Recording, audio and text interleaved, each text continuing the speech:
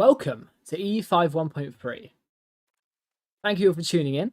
I hope you're enjoying the consistent content at the moment because my EU5 bug has returned. I'm certainly enjoying it. Now, the 1.3 beta has released, which I'm sure we're all aware about, and I haven't touched it at all yet. This will be my first time of checking out what we've got access to and how much it's changed. And I think, looking just based at the patch notes, we're inclined for a little bit of a tool meta. So, playing as Holland is potentially a good avenue to go down that route. A country that doesn't really have to expand far. They've got some routes of it that they can especially use their naval proximity for, such as England, the tip of France, up to Denmark, or even Scandinavia if you really wanted to. But ultimately, you can get a really good economy, and you can just chill in your own right in your own region. So I think we'll crack on and see what we can achieve. Now, I don't know if you guys have touched 1.3 much yet at all, but there's been a few complaints online. Now I know our community does like to make a bit of a fuss, doesn't it? As we all know, but we've got to trust the process a little bit and see what we can do our own merit. Now, I actually quite enjoy 1.2, so it'll be quite different to see what we've got going on in this patch. Now, for some reason, I'm still in 1.2, so let's change that quickly. I'm sure that won't take too long. Just thought I'd check that quickly before we start, and it's a good thing I did. Game versions, there we go. We can get this all done. 1.3 open beta, that won't take too long.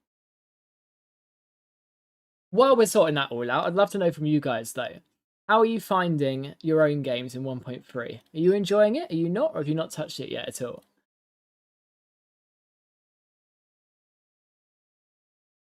Did they add content to Holland? I mean, not specifically, but obviously if the meta is a bit more inclined to be tool. I mean, if you've all had a look at the patch notes, I could get them up quickly. Let's have a look. Where are we? While we're updating. Let's equally move on to it. There we go. Right, so where are the patch notes? We've got update 1.3 open beta. I hope you guys can all see my incredible game library. Do let me know if you can't. But we have a particular focus in Italy, the Italian Renaissance, reworks the major Italian situations, Italian wars, and they've taken a lot of community feedback, got rid of a lot of bugs, and quite a bit has changed. But obviously, we have to be realistic that it is a beta, right? It's not going to be the finished deal by any means, and that's why they're asking for feedback. So when you see all these doom and gloom predictions about, oh, this beta's terrible and it's not achieving what it's looking forward to, have some faith. You've got to keep in mind that it is a beta for a reason. Now, the Games and Go-Betweens is improved. That's nice, and it was needed, to be fair. I think all the situations, the situations were meant to be their replacement for railroading, right? And if they can't even get them working, then why not just go back to a more simple solution like mission trees? And I know they're vehemently trying to stop doing that, so they need to make the existing mechanics work. And hopefully this goes quite a way to helping it out. They've got a major facelift for the Italian wars as well. Brilliant. The AI interaction not guaranteed. Yeah, I mean, I just played that Spain playthrough, if you guys saw the recent videos. And I did a little bit in the Italian wars. No one else did. So what's the point in the situation, right? And this paradox is agreeing with me here.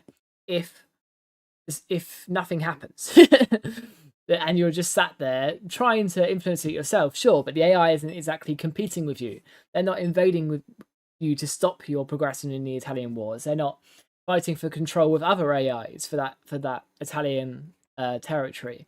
So making the AI lock into the situation it's evolved in is an absolutely good idea. The Great Power system's been completely reworked, and we'll check that out in a second. What's going on? Yeah, so the cabinet traits. I don't know if you realise, but each cabinet minister you get, after a few years, they get a cabinet trait, which means that they get a certain bonus, in addition, whatever that goes for your country. And it's another method to min-max, because you can get some really, really bad ones, like corrupt, which reduces your tax, like your entire tax intake by 10%. which is insane. Like, you can't keep that going. So you've got to evict him, cut his head off, do whatever you can to get him out of the cabinet. But you've got some really good ones as well, like architects, that reduces your building cost by 5%.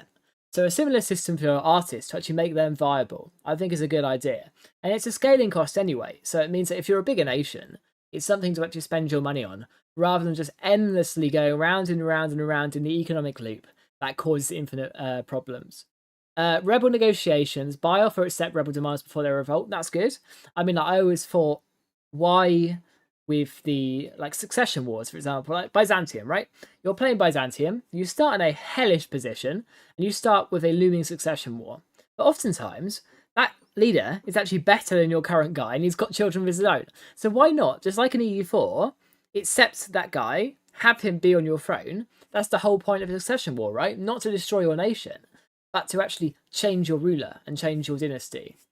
Credit worthiness, that's quite good. Different loan interest rates based on borrowing history, basically modern economics. You can lend units to allies, government bonds, that'll be an interesting system. And what I did look is there's quite a bit of stuff for tall nations.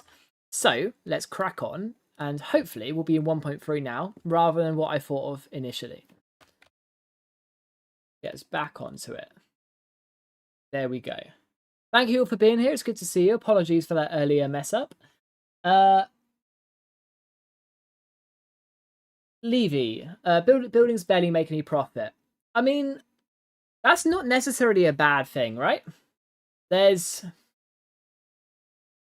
should be an incentive to have really high level buildings, right? And if you can get similar profits from level 2 buildings in like spaced out in your towns, in comparison to really high level buildings, then what's the point? Ultimately, I think a meta, and it seems like from what I've seen online that the meta is going to be quite one based on comparative advantage. And that's an economic theory that I'm going to be chatting about in my video that's coming out tomorrow. Essentially where economies and cities that can make a resource really, really efficiently themselves compete with the other economies that can make a different resource really efficiently. But because you've got those cumulative efficiencies, you can trade with each other. So, like historically, right? What did England and the Low Countries do? England had a gigantic surplus of wool. Amazing. Great. Brilliant. So, they got a really low wool price and exported it to the continent because they're like, okay, these guys don't have any wool, so we'll sell it to them. So what did the Low Countries do? They used that gigantic surplus of wool and made amazing fine cloth and then sold it themselves. That is comparative advantage working. And I know with the urban rights that are coming to the game, that's the type of economy that they're going for. And it's one that I really agree with, actually. I stay away from the betas. I want to play a game. Yeah, fair enough.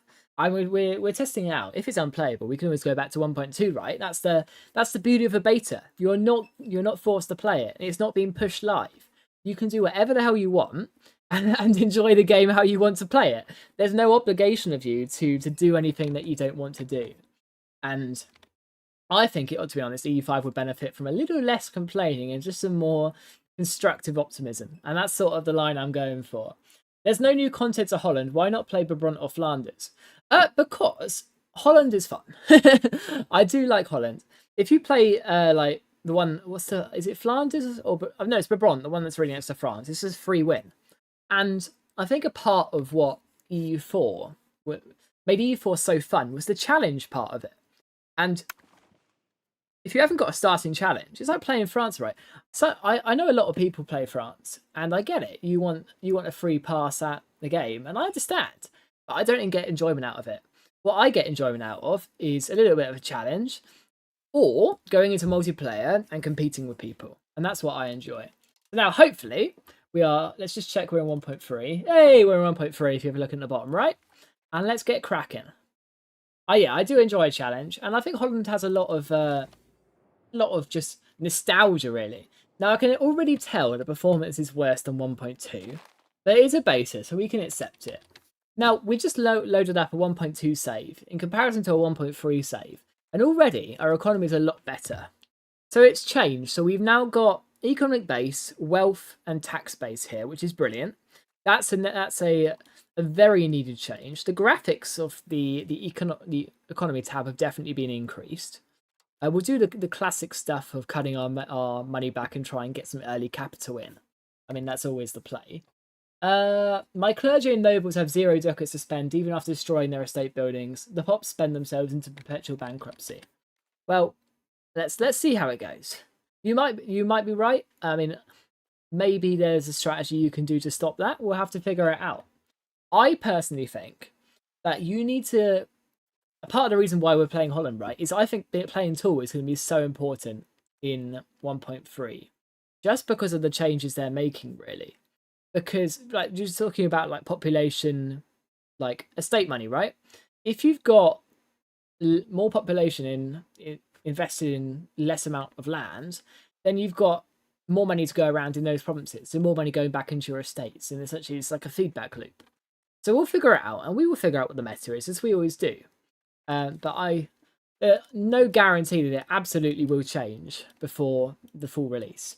Now, someone asked me in a comment recently, it's not something to do a full video on, but what technologies do you want to rush first? And it depends. The answer is it depends. So for our game here, we can benefit really from like the burger literacy early, as our entire country is quite urbanized. But then again, we could also benefit from rushing monthly diplomats, because we want to get as many allies as we can to try and survive against France, right? Because that is Holland's big problem at the start. So we're going to rush for those monthly diplomats. After that, we'll probably go for the diplomatic capacity, which includes the literacy for burghers, and then the institution growth, because we want to get these Age of Renaissance institutions as fast as possible. So for our government reforms, we start with a lot of crown power, which is beautiful. Oh, this is a nice little graphic change. I don't remember it being this nice, but I'm not complaining. We have quite a few options available to us. Now, obviously the one we do want is that harbour administration, but I imagine we're quite far off naval. Actually, no, we're quite close. To be fair, we can always change it down the line, right? Trade office network has changed. So construction efficiency for foreign buildings rather than cost. So, but it does, it's a new value that does now reduce ducat cost. That's interesting. We'll have to see if we can figure that out later on. Are we starting down aristocracy? No, we're plutocracy as well. I mean, to be fair, if we're going for some sort of merchant republic, that's a good idea. Diplomatic traditions could be good as well. I think we'll do that just to start with, because... Or do we want trade office network? Because that would push us to plutocracy, give us more trade advantage, help us do some foreign buildings. Whereas this one would probably help us get allies. So I think we'll go for diplomatic traditions. And we can always go onto the naval route when we want to. So we want to get our starting cabinet. Now you look insane. Let's get you in. How is our burger power? So we've got 19%. That's not too bad. We can probably make him our head of the cabinet. Let's get that done. Of course, it's a bit of legitimacy, but it's not the end of the world. And then what I want you to do is start pushing us towards naval. Never mind, he can't get there. So what values do we want to push? So we're currently down decentralized, traditionalist, so going innovative could be a good idea. Spiritualist, plutocracy, free subjects. Free subjects could be quite good because we're a very urban location rather than one with loads of RGOs that we want to exploit. I mean, if you have a look at Holland's RGOs, they're really not that good. Like, the salt's okay, right? And the dye is amazing, right? We'll make an economy out of that one. But other than that, livestock not great, fish not great. And then the other surrounding provinces that we're hoping to get, there's some good things, but there's not crazy amounts. And we've got this Flemish cloth tradition modifier in a few provinces as well. That's interesting. But I imagine we can make an economy really out of just importing stuff from England. But that's like we'll have to figure out. I think the AI is better, definitely less merc spam, but the economy is so cut. Snooze fest for years. But is that necessarily a bad thing? The second you have a infinitely scaling economy, it just goes, the game goes crazy, right? And you have nations you can't catch up to. So I don't necessarily think that's a bad idea. But it will, obviously, the game, it's a game, right? It has to be fun. We've got to see how it is in practice. And that's something we will definitely figure out. It is lagging, yes, I've already noticed that, and we haven't even started yet. Agreed, the EU5 form is a mess at the moment. Yeah, fair enough, it usually is. The head of the cabinet also doubles the cabinet trait that the character has. Well, that's interesting. So maybe I should have let him get a cabinet trait before I did head of the cabinet now. Yeah, you're right. Cabinet trait impacts plus 100%. That's really important to know. Thank you for that. It got disconnected for a second. Yeah, my bad. Hopefully the issues have sorted themselves now, but we'll figure it out. Good to see EU4 still hanging on. Yeah, I mean, look, it's a sequel, right? You're not forced to play EU5 if you don't enjoy it. Just go back and play something else if you don't enjoy it, ultimately. Right, so we're going to get you... I guess... I'm just conflicted. Okay, we're going to start by strengthening government, I guess, just to save us as much early game money as possible. And we will get you changing societal values. And we'll start pushing... That's a bad idea, actually. We'll start pushing free subjects if it lets us. I'm not sure because of our starting things it will let us. No. So what other values could we go? Communalism. That's a good idea. If we want to curtail our estates a bit more before we get going. Here we go. That's a good idea. Let's, of course... Where is our ruler? Why can I not put him as a general? Maybe I don't think he's in our country at the moment. So that's something we'll have to figure out. So for our starting location, obviously we're in a big problem with France at the moment. They are the big threat at the door, and we need to get some allies to fend them off. So who is amenable to be our friend? So we've got our local partners in Brabant. That's probably a good one. Albeit we obviously want to fight them down the line, right? But an alliance for now could be good. So let's do that. I mean, how much that take us? 3.1 diplo capacity. Well, that's not great. Let's offer alliance. How far away is England? Quite far. Upper Bavaria would do it. Now they're quite big. They are the Holy Roman Emperor, but it's obviously not enough really to fend off France. So what we're going to do is improve relations with England, I think. We will set some local rivals. I think we'll start with, I guess, Utrecht, because they're right on our border, which means we can get a CB on them quite early. Brilliant.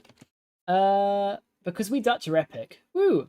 What's your computer specs? My computer specs are pretty good. I've got a 4070 and a Ryzen 7800 X3D. So there is no reason, other than bad game performance, that I should be struggling on EU5, let's be honest. But welcome to new games, right? They can be optimized as well as they want to be. Unprofitable buildings. Oh, I see what you mean. That's a lot of unprofitable buildings. Well, let's hope our market sorts itself out. We've also got to get the game progressing to do that. Now, a big problem for Holland at the moment is, I did a game on them quite recently. I was going to do a video out of it, but then I forgot to, if I'm honest. Was that they obviously don't start in control of their market. You've got Flanders being the overwhelming trade nation here. So that means our trades that we do with our trade optimization are going to be quite unprofitable until we take some of their land. Or, I mean, we might die, right? So let's hope we can take some of their land. Oh, the too many relations policy has changed as well. That's interesting. Reduces crown power, cabinet efficiency, antagonism. Cool. Right. So we need to get ourselves to the top trade advantage. Now, boosting our maritime presence could help with that, but I don't think it's going to be that major. What we just need to do is focus on the basics so that we're in a really good state for our economy when we get in control of our market, because there's no point in us starting a big key industry, right, if we don't have any control of it. So, and Jesus, our RGOs are really expensive. That's mental. But look at our lumber, right? This is what I mean. Our lumber price is mental. We've got a plus 20% on it. What about our masonry price? Our masonry price is 41 ducats. That's just because of our admin ability. So yeah, our masonry is about normal. But even then, I'm guessing that could change quite drastically pretty soon. So we'll start with the basics. We'll go for a... So what is our winery demand? So we've got burger importing, so no production, but pop needs. So we can do some wineries. Have we got any wheat or anything we could get a production efficiency modifier on with it? Doesn't look like it. So we'll just do a basic winery. We'll also do a tool guild if possible. We've got a surplus of iron. That's due to one province there. And we've got a deficit of tools. So this is how you check, right? You look at demand. So we've got our demand in our economy and supply. We are importing a lot from our burgers. So we'll go for a tool guild too. So just some basic buildings that should hopefully be really efficient for us. And because we're playing tool, it doesn't really matter about making buildings everywhere. We can focus on our key settlements. So, put leader and boat. That's what I was trying to do, right? But it won't let me. There is no leader there. I think because he's a count of multiple nations. We've got Hainaut, Zealand, Holland. He'll be back soon enough. It's just we've got to wait for him to decide where he wants to be, really. Let's get cracking. So I'm going to keep us on speed 6 for now. I don't want the game completely lagging into all hell. Oh, we haven't actually done our estates. Let's have a look at that. I'm going to stick the ships in the channel, of course, though. Our crown power is looking quite nice already. But obviously we don't have many privileges. So we do want to give a few out. So we've got to think quickly about the values that we actually want to push in this game. And the answer for me is, because we're going to be playing Tool, it's gonna be communalism, then probably capital economy, naval. That doesn't really matter, but probably defensive. Neither does that. Neither does that. 3 subjects. Then I guess we can try plutocracy out, as we're going to try like a trading nation. Then either humanist or spiritualist. We'll have to think of that later down the line, because there is a debate there now, which is different to what it was before. Before it was always, yeah, spiritualist is so much better, but that seems to have changed at the moment, so we'll get back onto that. And then obviously innovative and centralized as we get going. So to push those values, let's go for embellished great works of faith. That'll push us to centralized. Let's go for urban development grants. We're going to make our burgers extremely overpowered, and it might be a problem, but I'm going to ignore that. We'll go for allow individual apprenticeships. Oh, that's good. It's not a policy I've ever used, but it's good they actually show that in the tooltip now. I think a problem for the game so far has been that you sort of have to go and watch a certain YouTube channel called Jadamsan to find out how the game works, right? And that's not how the game should be. Like, I like that of the service that I can provide and that I can help people, but it doesn't make sense that a new AAA game in 2026 should be reliant on people to go into the game code and find out stuff. You should just tell them, right? So lands of commerce could be good for production efficiency as well. Let's do that. We want to stay above 50 legitimacy, of course, otherwise we can get some negatives. We'll go building rights to buff our production efficiency, but we don't want to kill off our estates too much. I think, however, free mobility for the common people is always a good idea. And our nobles are getting a little bit unhappy, so we'll leave it there for now and we'll come back to it later. We're still on 66 legitimacy. I'm going to pull back my cost of court now and just leave it stable so we have as much money coming into our early game economy as possible. Now, because we've gone a month forward, you can see that our trades are already doing some fancy stuff. So we've got a gigantic fine cloth trade and a normal cloth trade, which is good. Now, if I remember right, actually, Holland has some unique urban rights. Yes, it does. And it looks like there's a lot more options in 1.3 as well. So we now have market charter. I'm guessing that's only in a market centre. Get market access, building levels, and burger trade capacity. That's okay. These two they had before, but they're quite good. So Lubeck rights, buffing our harbour capacity and maritime presence. Obviously, marketplace building levels as well, which is really good. Magdeburg rights, less good, but trade capacity is really useful. So if you do spam your marketplace building levels and put trade capacity in there, that can be insane. And the good thing is, as you get further and further into the game, you can stack multiple of these urban rights on top of each other. And that's partly what I was saying about comparative advantage in playing Tool, is that if you can make, let's just envision Den Haag, right? So it's got dyes, so it's going to be really good for Tailors Guilds anyway, because it gets that base production efficiency. So if we can stack, let's say 30 Tailors Guilds here, let's be a bit ambitious, right? I don't know if we'll get anywhere near that, but let's just say 30. And then we can stack marketplaces on there as well. And then we can stack trade capacity. All of these buffs are just getting condensed in one city, and the amount of wealth that we'll be making out of it will be astronomical. At least that's the hope. Let's get cracking. So we want to have a look at our styling proximity and control so we can know where to make buildings. And Amsterdam is on 89. So Amsterdam is going to be a really good location for it as well. Now, our employment system we want to push onto most profitable first as early as possible, because we really need to get down capital economy. And we're starting to push down that way, actually. So I'm going to start pushing us towards capital economy now. There we go. That's 0.24. And we can always give ourselves some more privileges out when we get closer. Put the count on a boat. See, I wish I could, right? But he's just somewhere. He is currently in the county of Hainaut, or however you pronounce it. I don't know why, but hopefully he'll come back soon enough. They start in our PU, if you didn't know about Holland. Tool is you invest in towns rather than expanding proximity and control. Oh, sorry, I missed that. Can you explain the concept of playing Tool? So, it's a basic game theory, right? It's not an EU5 thing. It's not a Paradox thing. It's every single strategy game you can think of. You either play Tool, wide, or you do whatever the hell you want and play both, right? Tool is you stick in your area, you invest in your area, and you don't necessarily want to go out and conquer the world. Wide is you want to go and conquer the world and use the resources that you get from conquering the world to conquer more stuff. That's so, and they're the two sort of strategies. So in EU4, an example of playing Tool would be playing Florence, because you're just going to sit there and you're going to develop your own provinces and you're going to see how much value you can get in Italy. And then obviously EU4 was quite tempered for Tool, because you have the dev cost system. So you could spam military points into dev and get manpower through that. Whereas playing wide would be, okay, if I want manpower, I'm going to go and take more provinces. I'm going to play France. I'm going to go and take England so I can get their provinces. I'm going to go up to the Rhine and get loads of vassals and get their money and their infrastructure and port it straight back into Paris and start investing in France. That's wide.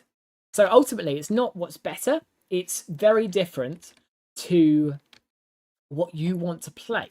And a good strategy game is where it's viable to play either.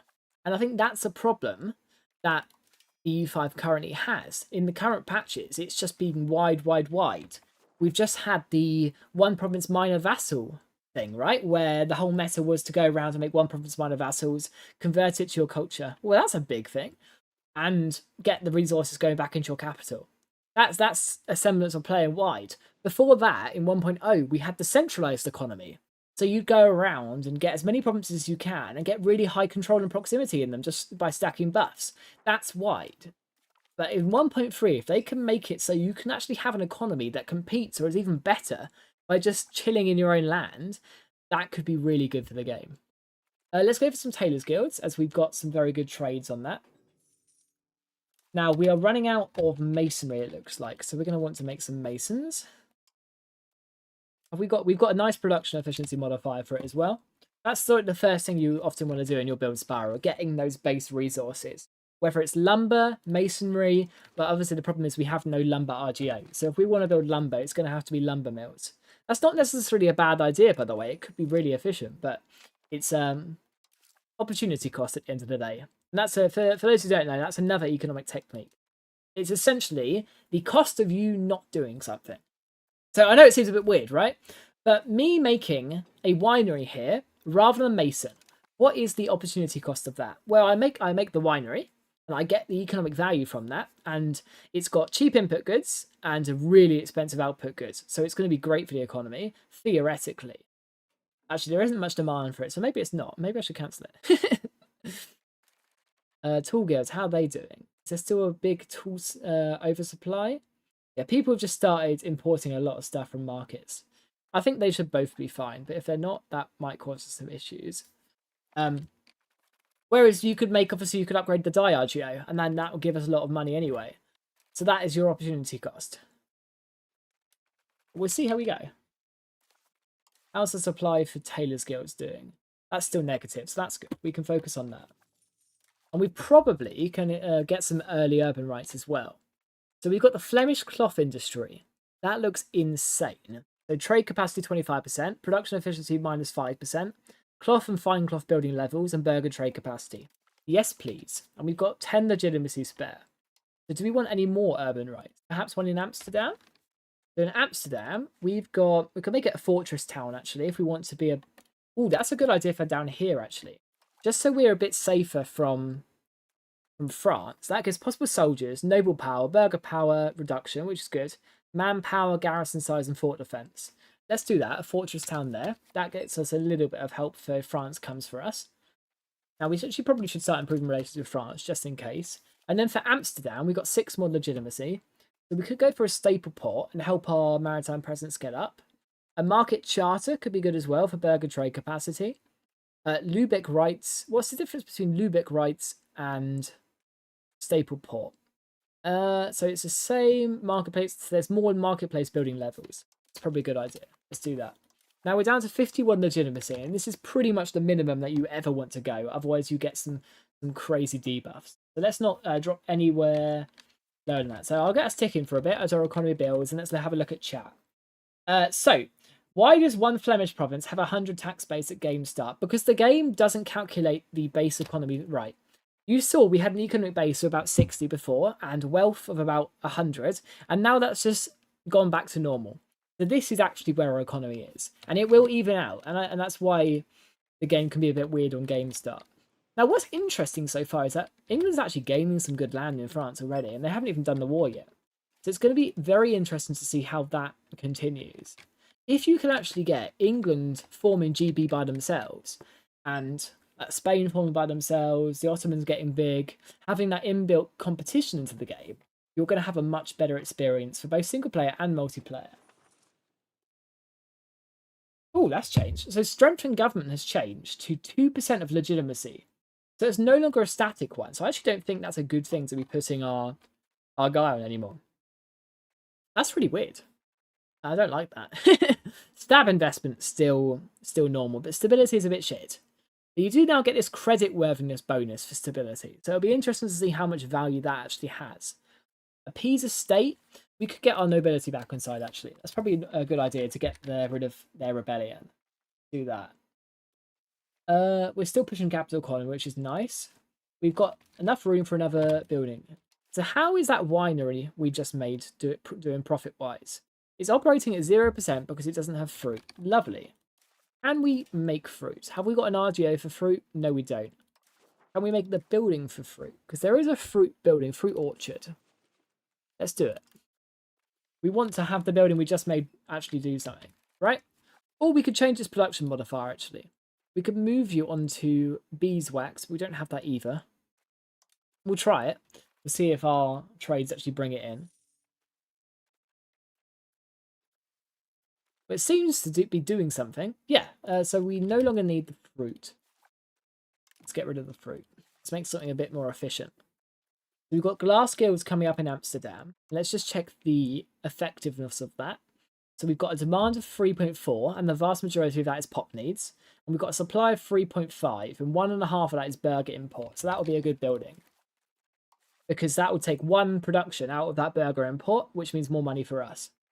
Tailor's guilds are going down in profitability, so we don't want to invest in that. Distiller's guilds look quite good.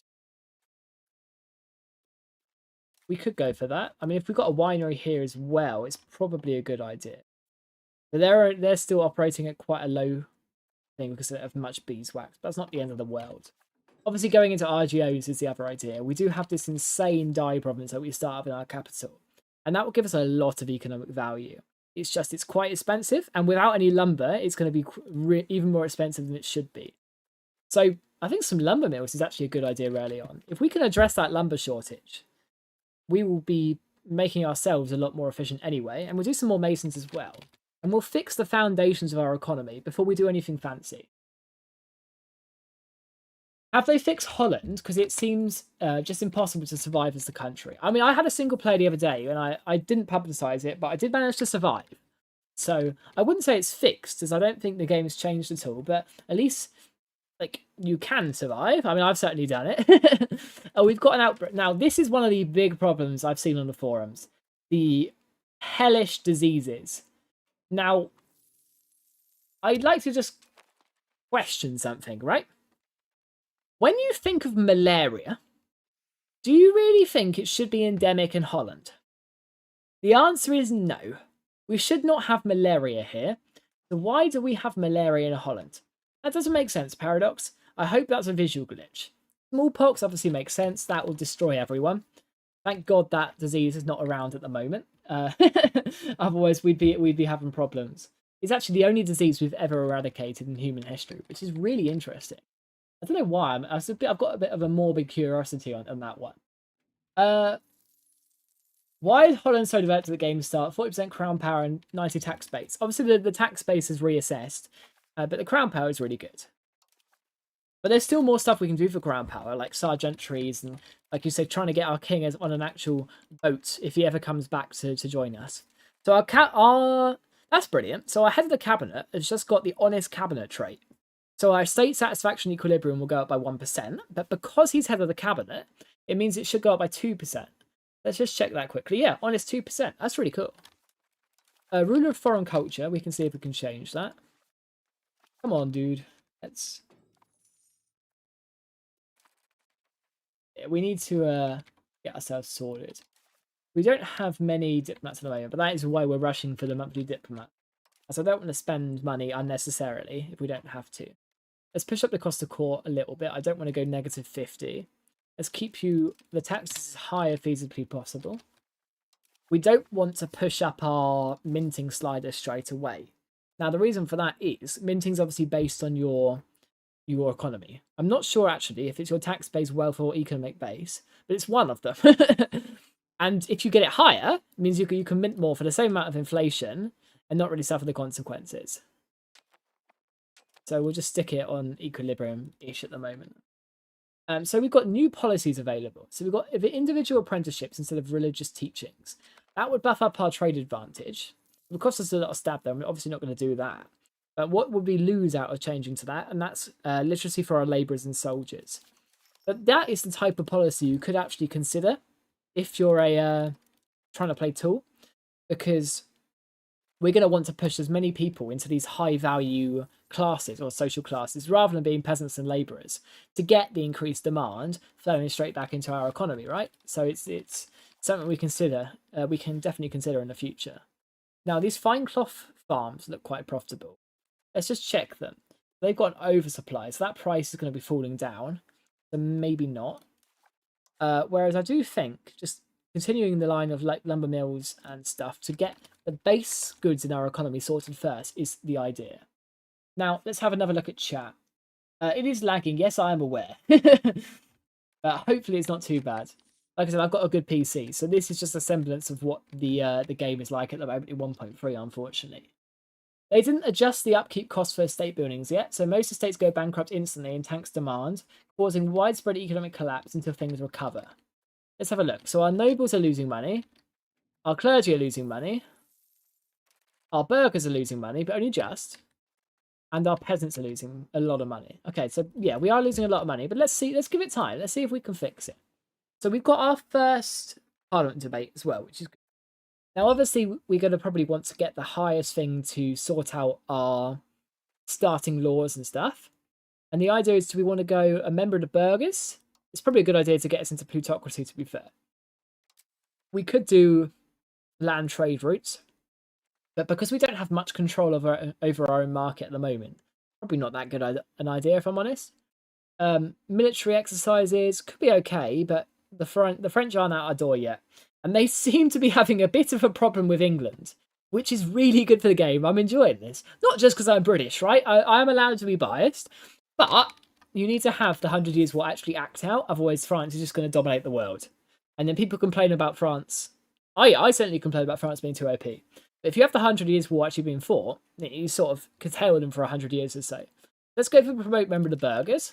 And let's see what we can actually change. So if we give a burgher tax exemption, and we're not getting much money from them at the moment, we could get a law done.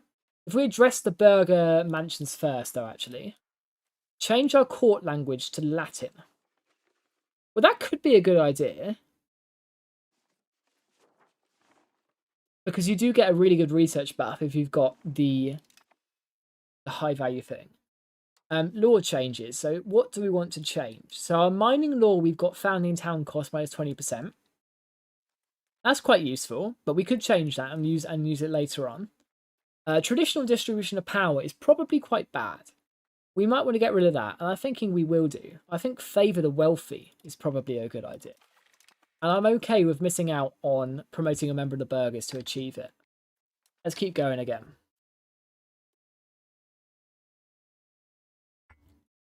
Meow, hi chat, hi Lapit, it's good to see you, thank you for being here. If any of you guys are new, thank you for joining as well. It's good to see all new faces. Please consider subscribing if you haven't. I'm doing a challenge at the moment, and this is day 5 of trying to do at least one bit of content every day for June because I fully caught that EU5 bug again. So check back every day because there should be something new, and it's good to see all of the support, and I appreciate all of you. You need to push quality first. At 10 quality, you can spawn professional army. Now that is what I call a very good idea. You're a genius, my friend. Let's do it. It might be too late, but we'll try. Albeit, we are already 10. Let's just check that. We are already past 10. We are. Okay, so we can spawn it theoretically. Cool. Let's just check that. Age of Renaissance, professional army. There's a 1% chance the age hasn't happened yet. That is quite a small thing that's stopping us. Nothing major. So for an E5 description of tool, it's like you're focusing really hard on your urbanization, your towns, your cities. You're getting really big industries in these small amounts of cities, and you're seeing where you go from there. So I'm going to change our court language to Latin, actually. I think that will help us, not just because they're asking for it, because it will give us a good modifier. I believe, right, we get a modifier for research when that comes. But we'll figure it out later on. The court language Latin. Yeah, liturgical language is court language. We get clergy estate satisfaction and institution growth, and that's pretty good. 10% support, that's lovely. We could build them a new monastery. Let's do that, which gives us 50% again. Now, I'm really not convinced that we need this member of the burghers, right? So, we could do something else. So, do we want a CB, perhaps on Utrecht? They're 920. We'd be able to get some good land. Or Frisia, or Gelders. Now, Gelders would call in this guy as well, who's behind them. And they would be co-belligerent. What's the RGOs like in this territory? Not great, but it could be useful. Let's give it a go. Gelders, why not? That might be a mistake, but you only live once, right? Let's give it a go. Oh, we need a diplomat, my bad. Let's put up our diplomatic spending for a little bit. Because I do think it's worth us having these improved relations with England and France. Because if we have a look at the AI attitude quickly, France wants to kill us. And England wants to kill us. So we need to try and stop that. Oh, the language of pleading we've just unlocked. So we can push towards common language, which gives us peasant satisfaction, cultural tradition, essentially slowing down how fast people integrate your land, and free subjects, or cultural influence, which is much better, would help us integrate, but it would push us to serfdom. But it would help our nobles out. Now, in terms of our current base equilibrium, we are sort of stuck in free subjects. So it would be useful to go towards free subjects. So we'll do that, even though it's not necessarily the best one. Now, how is our economy doing? It's sort of stagnant at the moment. We've got a lot of buildings queued. We need to sort of sort that out before we do anything else. Sky. No longer need to appease the estate as the insurgents are sorted. We're going to encourage migration to our capital and just get as many people in here as possible. Let's speed up. I want to start this war quickly, and we've got the money for it. So let's do it. Do you think? Oh, where are you? Do you think communalism is only worth the early game to revoke the bad estate privileges, or is it good to keep the whole game over individualism? Well, that's a good question. Let's have a look at the stats quickly. So communalism gives revoke privilege costs, which is obviously why it's so useful in the early game. Estate satisfaction equilibrium, really good. Pop join rebel threshold, situationally good because you can just destroy them with a army anyway. But I really like it, and does reduce pop migration speed, which isn't amazing. But you've got to think the way I see it is that migration gets there anyway, right? It's good as long, you might have to use your own person to do it once in a while, like we're having to do at the moment in Den Haag, but it will get there in the end. Whereas individualism, it reduces your estate satisfaction, very bad. It gives you an army and navy morale, sure, but wars in EU5 at the moment seem to be a battle of attrition or just stack wiping them straight away. It doesn't seem to be having the big morale battles that were happening in EU4, so you don't really need it. And then migration speeds, the people will go there anyway. As long as you've got free migration of the common people, where are we? There we are. They're going to get there anyway. So what's the point is my question. Communal lands we could get rid of just to start pushing centralised. But we're so far in it at the moment, it's really not going to make a difference. So let's not destroy our peasant satisfaction right before a war. We're quite close. Let's reduce our diplomatic spending. I don't want to waste any more money on it than I have to.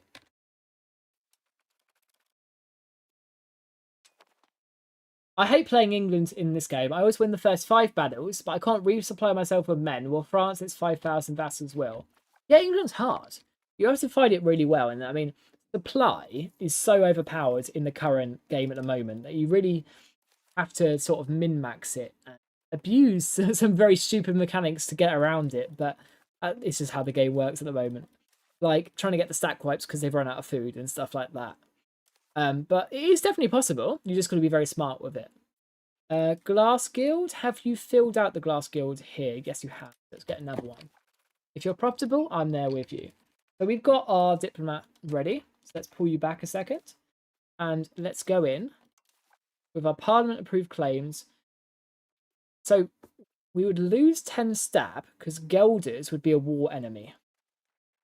Do we want to save 10 stab? Yes. So what we're going to do is do an insult first. So we can reduce that stability cost for going to war. That's not too bad. We just got to wait a few more months. If you go colonial, you use Society of the Pop strat. I know we're going to try and play tool this game. So I'm not entirely convinced of whether that includes colonization yet. But that's something we can discuss down the line. One of the new common agendas gives 0.2 prosperity for the parliament duration and 0.3 for the next 10 years. That's really useful. If you have a look at the buffs of prosperity, they are so strong. Migration attraction, development growth, population growth, incredible. And that's why Holland is really strong, because we push up this equilibrium just from our government. That's really useful. We are over our fort capacity. Now, we should probably get rid of that if we're over our fort capacity. Which one do we want to get rid of, though? Probably Amsterdam, because it's nowhere near France. Might regret that, but it should save us some money. Let's pull back our diplomatic spending. We'll just make our clergy hate us a little bit. We're not taxing them, though, so they should be happy with us. And then we'll go to war. Individualism sucks. Yeah, you're welcome to your own opinion, but I do agree. Game is in rough shape, it seems. Performance-wise, is the only bad change I've seen so far. But that's why we're sort of working it out, right? We've got to figure it out for ourselves. And we shall head to war. So Parliament-approved claims on province. We are slightly weaker than them.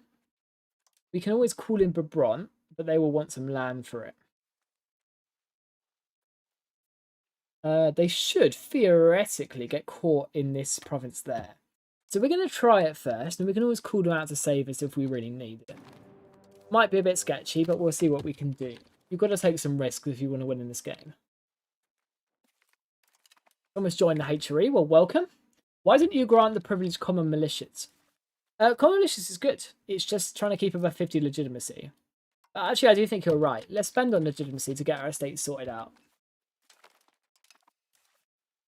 For our general, we haven't really got anyone good. Right, it's time we will get a general. A higher courtier. Okay. Didn't give me a general option. That's really sad. I guess we'll take the shitty guy. Right, we need to get our vassal to come and stay with us. So, please be supportive. Do not get yourself stack wiped straight away. That would be horrific. Now, they're just sitting on our fortress town at the moment. As you can see, our max garrison's gone up because of it.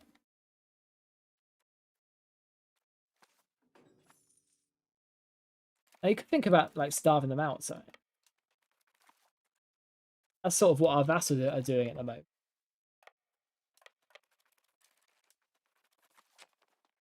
I hope we don't get caught doing this. Oh, we got caught. We're the defender, so it might not be as horrible as it looks. We could also just do a full retreat as well. Have we got a balanced army? Yes, we do. Can we get a better general? Please? See, our leader not being in our country is a problem. It should sort itself out, hopefully. Let's see if we can roll another general. There we go. Brilliant. He looks good. Come on. Oh, no, we got cooked. We're running away.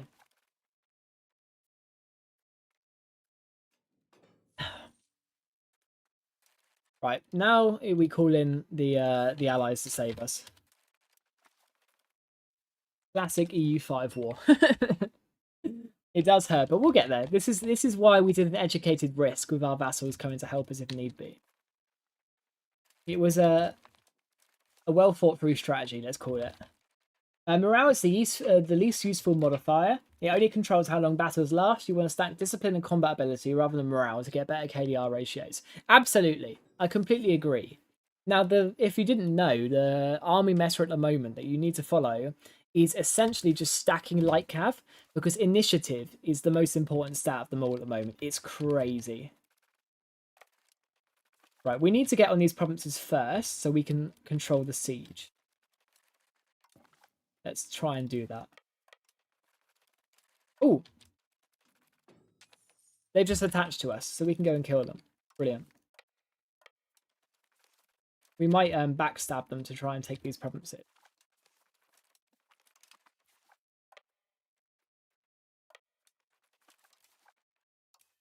Spread out and just siege as much as we can and push them back to their capital. I do want to keep this alliance though, as they are only friends. We don't want to give up on them. But if they abandon us, that's a different question. And we are at war with someone else. Zukan. Are these guys. That's who we're sieging at the moment. Well, I do want to take them both if possible. We've got this really good guy who's head of the cabinet and high military, so he'll be able to integrate really fast.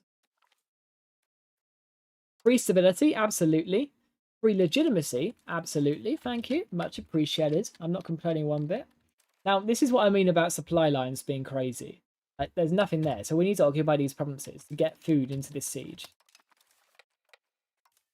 Otherwise, we're just going to kill off our allies' levies, and that is not worth it. I might even unattach him just so he doesn't have to be here.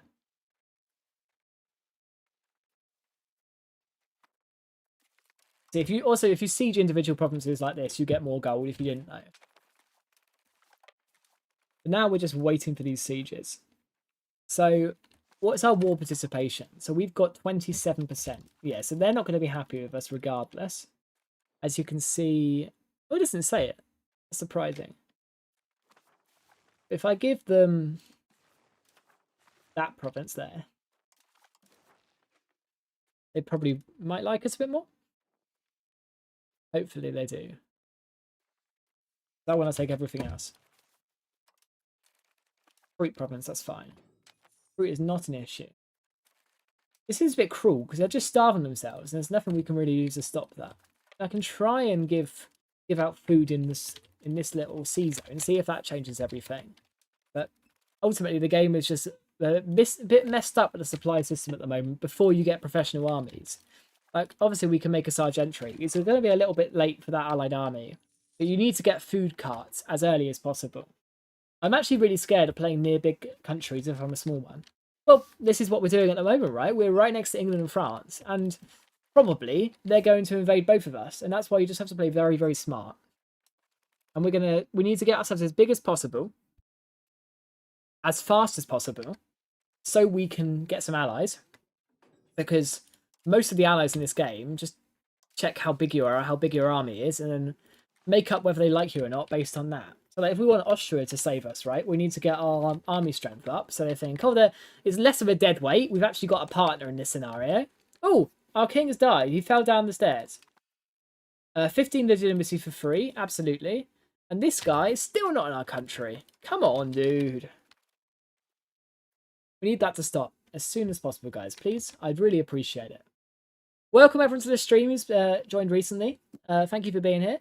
I appreciate all of you. If you haven't subscribed yet, please do. It would be much appreciated. We're currently beating up our divisional rivals here in Gelders and going for their subject as well. And we're playing Holland, trying to form the Netherlands and play Tool in 1.3, as it seems the meta seems to be that way. Oh, but obviously it's a new patch, so anything can change. We've got to figure out on our own terms. So how is our starting economy doing? We've done some buildings, obviously, recently. Now, the glass guilds are looking really profitable in Amsterdam. They've done well. But Den Haag is struggling. Now, that could be because we gave the urban rights out, so they're struggling with their production efficiency. But I don't regret that because it was really good for our cloth industry. Let's speed up a bit because I want this war done. 10 legitimacy or stability. Take the stab. He's not even in our country at the moment, so why is he causing us issues? Oh, they've unconditionally surrendered to us. But you won't let me take your fort. Well, that's an interesting glitch. Oh no, it was the original guy. Well, Babaron doesn't seem to be annoyed that we're not giving them land, even though I promised them land. But I do want to give them at least one province.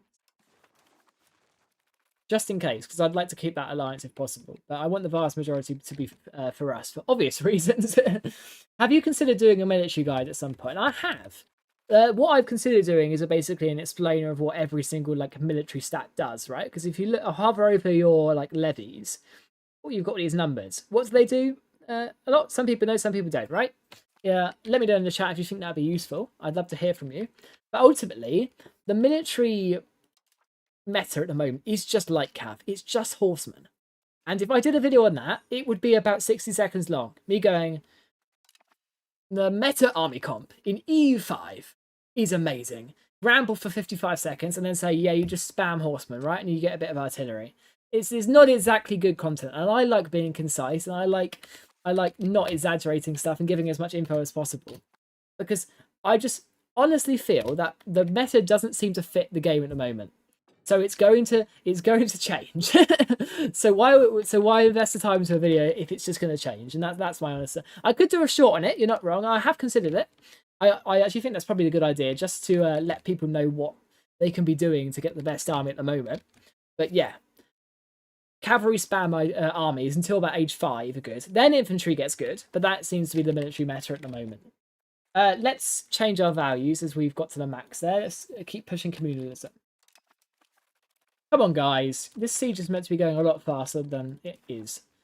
The diseases seem to be fizzling out at the moment, which is good. Can we separate peace them? Yes, we can if we want to. But we probably want to just annex them all in one anyway. Haven't initiative in 1.3. I'm actually not sure. I haven't seen that. If you want to go and check that and feedback, I'd love to know. Because if it has changed from being an all-cav army, then that's going to be some good research I'll have to do. We're going to go for admin focus just because of how good the Merc buffs are. That is the standard, especially if you're playing tool. Oh, are we still spending on Diplo? We are. Let's get rid of that. So we want to improve with Bohemia and get some new allies. Come on, guys. Can we just peace out by now? So are you even good? You're war, so you are good. You're steady, great. So you can have one province, guys. I'm willing to give you one province, just as long as the war frickin' ends. Please. Oh my god. It's never going to end, is it? I saw a game yesterday where France lost 2 million people to the Black Death and went to 80 tax base. That's insane. Obviously, we're only 5 years away from the Black Death, right? So it's only around the corner. So we'll have to see how it hits us. I'm not really looking forward to it. But the Black Death being devastating isn't necessarily a bad thing. I hate to be the bearer or the quirky one who disagrees in the room, right? Diseases being strong aren't necessarily bad because they were historically, and it's a historical game. I think if you do make diseases overpowered, which is one of the big complaints about this patch, is you have to make it that the population can actually recover. And at the moment, the population isn't recovering. We've already lost 23,000 people, and we haven't even had the Black Death yet to disease. So there's a lot going on, but it doesn't seem to be rebounding. So I don't know what they can do to change that. Make it a bit more simple for people to understand easier. But there's always progress to go. So we will separate piece you guys first. Because I would like your money. They're co-belligerented anyway, so it won't be anything stupid. Ooh, banking. Professional armies. That's sad, we didn't get it. And we'll give Brabant that one province. Just to try and stop them being annoyed at us. They might anyway, but we can't change that. There we go. We are now big Holland. So what we're going to do is put ourselves on integration, of course. And Gelderland. That's a big old province. And then you stay on communalism for now, I guess. Let's put the levies down. Thank you, Brabant, for saving us. There's this one province minor here as well. Could we perhaps get a vassalization on you? Perhaps request a... Oh no, negative 400. Okay, they don't like us. What I should have done, by the way, is put ourselves on Diplo focus before I did that peace deal. That is a mistake from me. But it's, yeah, that's a mistake. I'm just going to ignore it. I did nothing wrong. You guys saw nothing. It definitely isn't recorded. So we've got some... We could make a saltpeter guild, but I don't think it would give any... Yeah, zero demand, right? This is what I mean in my economic mistakes video. Why? Oh, I should have done the diplomacy thing. I'm an idiot. Okay, we can fix this. How big is this coalition? Oh no. 92 antagonists. Oh god, I might have killed us. Oops. Yeah, if I had done that Diplo rep thing, that would have been a lot better. Okay. Let's go max Diplo spending. We're going to have to fix this. Joe was stupid. let's see what we can do to improve relations, because improving relations does directly reduce antagonism. France still hate us, as does England, but that's mostly because we're a likely target of a coalition. So we're going to pull back on our improved relations. We'll start saving up for some mercenaries if we do get coalitions. I might even go max minting for a little bit, just for a war chest.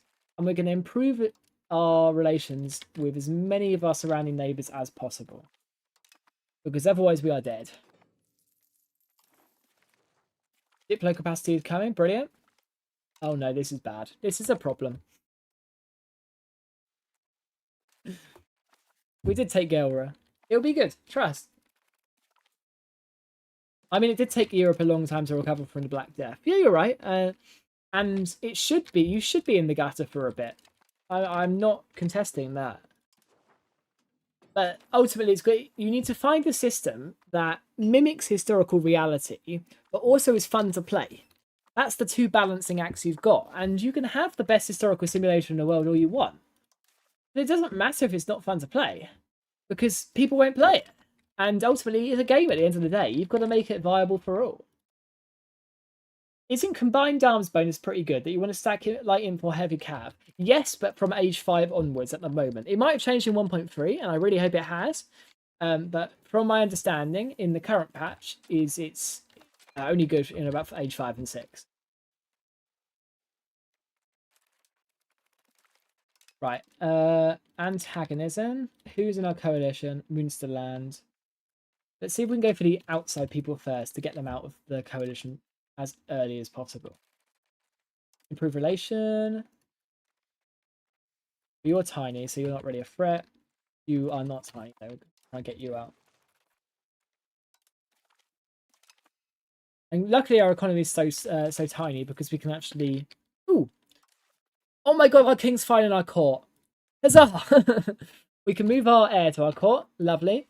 We can adapt our guy to our local culture. Make our nobles like us more. Lovely. And we just turbo buggered our prestige, but it's not the end of the world. And we'll join a foreign order. Now, oh, it finally shows you the foreign order bonuses by just hovering over it, which is lovely. The best stat is obviously admin. And there's some new bonuses as well. That's really interesting. So admin ability, monthly prestige, estate satisfaction. That's Diplo rep, military, and prestige. I think because of our current predicament, we'll go for the Diplo rep one. We want to get out of our coalition as fast as possible. And now I'm going to go diplomatic endeavours as well after the fact, because I want to speed up this relation reduction as fast as possible. Now, did I just see France has joined the coalition? Because that is game over if they have. I really hope not. No, good. Frisia. It was Frisia. Okay, we are in Schitt's Creek at the moment. But we're going to try and survive. We got this. I believe, guys. Have faith. Finally, it's in the tooltip. Absolutely. Do you have Muscovy planned? No, last time I played Muscovy was pretty much near the start of the game, actually, if I'm honest. It might be overdue another run through, because they are very fun. I do actually really enjoy Novgorod as well, though. Novgorod is good fun. Now, I'm not going to use this CB, obviously, but I want to just... Oh, there we go. We're in trouble. But Brunt joined us, though. Okay, that's our only hope. So what we want to do here is just get out and lose as little as possible. I should have checked the AE before I did that piece still. That is a complete rookie error. I'm going to blame streaming on that. But ultimately, that is a massive fuck up from me. Yeah, we're in trouble. That's all I can say is that we are in trouble. We are against a lot of troops. The good thing is we have forts. Oh, well, there go our initial levies. Let's see if we can get Brabant to join us, because that would be brilliant. If they attach to us, we are going to just be able to run around and stack wipe all of our enemies, right? And we might actually be able to gain land in this, this coalition war. Oh no. Actually, that's okay. There we go. Stack wipe. That's the first one. Right, we're going to put the speed down, and we're going to fight this with our ally. Come on, dude. Please join me. Okay, Hainaut is coming to us as well. That's our PU. Brilliant. I love you. I've never said anything bad about you ever. But if you don't join, line up with me and join my armies, I will start saying bad things about you. Right, we're going to try and siege them down. We're right next to our friends, so hopefully they'll join us when the inevitable battle happens. Have you considered EU5 disaster saves? I have considered it, and I actually had to do a video on it. If I'm just totally honest with everyone here, I like to be quite upfront. It didn't do very well. I enjoyed doing it, and I actually learnt a lot from it. So if you do want to send in some more disaster saves, it's something I'm very open to doing again. But yeah, I haven't really reconsidered it because two things. No one sent in any disaster saves recently, and the first video I did, it did quite poorly. And also at the end of the day, I play E5 because I love it, but I also make content because people watch it. And if people aren't watching, then they're not liking it. So it's like, why would you invest time into it? Every save of mine is a disaster when it comes to EU5. I'm sure you're not that bad. You'll be fine. Now, I want to know the graphics here. Why do I just seem to not be in this province? That's an interesting choice from whatever graphic thing is going on. Yeah, I just don't seem to be there. Oh well. Not the end of the world, but that could really mislead you in the middle of a war, and that's sort of what I'm worried about. So we've got a sortie from siege here. Now, the troops you sortie are actually, they're regulars. They're really strong. So that's something that's really underestimated in combat. Let's try and start a battle here. It's all about winning as many battles as we can. I'm going to push over here. This is a bit of a risk, but we'll try it. Come on. Brilliant. Now, if we can port through and get this siege... Oh, that's... See, look. This army allocation of movement is very... It seems to have changed in 1.3. And it seems quite weird. Like, can you tell me for sure what province this army is going into? And some of you might say yes, but you're wrong. There's no way you can tell which this province this army is going into. I think it's probably going here. It's probably coming from here, but it could be coming from there. Like, is this one in this province or is it in this province? Why is it so disjointed? I'm not a fan of whatever this angular system is for placeholding armies. I'm sure it's probably a setting you can change, but it wasn't this bad before this patch, what I'm saying. Let's push to this fort up here. Maybe not. Go to Cleef. We'll try and siege this down. Oh no, we can get to the fort. Lovely. We'll just walk straight through. And hopefully we'll just stack wipe them. To be honest, I'm going to be quite happy if we can get a white piece out of this. Luckily, we got our fortress city, so we can just like... So this is our sortie from siege, right? We just wiped out that army, and they just go straight back into the fort. Another successful battle. Brilliant. We're going to stick with our allies as much as possible.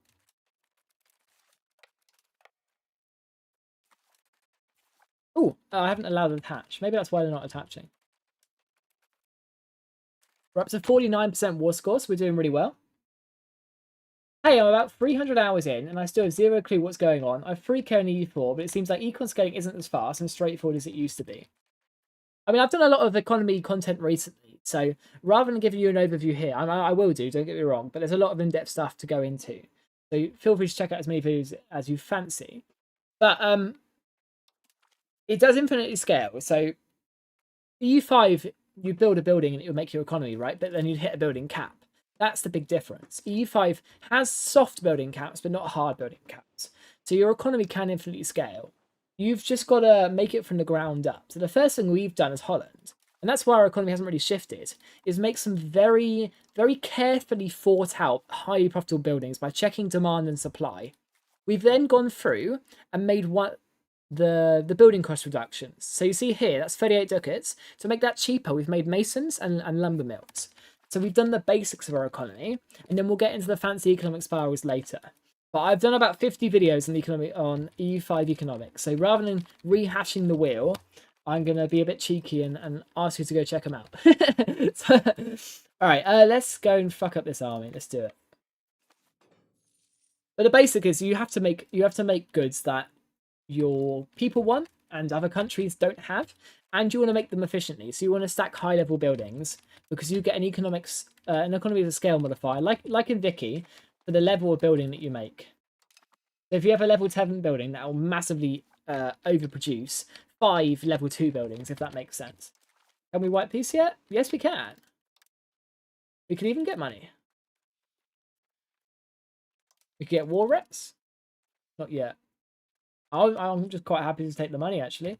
Or do we just want to use this opportunity to allow our ally to wipe out the enemy armies and to wipe out their own army, in fact, to be honest. Right, we're going to start up improving relations with France and England again while we're in this peace. The 100 Years' War seems actually being having some flavour for once, which is interesting. Brittany, Aquitaine, all of these French stuff that I'm going to be absolutely impossible to pronounce for my British tongue. I'm not even going to bother, otherwise I might get a hate crime on my record. What does dissolve coalition do?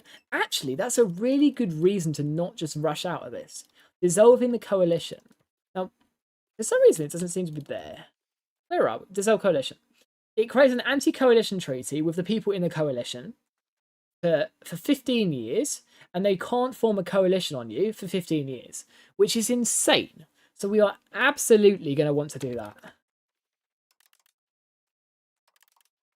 So we're going to keep going on this coalition war for now and fight it. Just purely because I want to destroy their armies. It's a bit selfish, but it's true. Now the coalition CB here, it gives you a 150% cost increase for conquering and subjugating and reduces their costs. But it doesn't actually fundamentally change the AE you're taking. So what you can actually do in a coalition war is take land, even though you're not usually meant to. You'd at the same AE as before, you've just got to think that it's costing you an arm and a leg in terms of this war cost.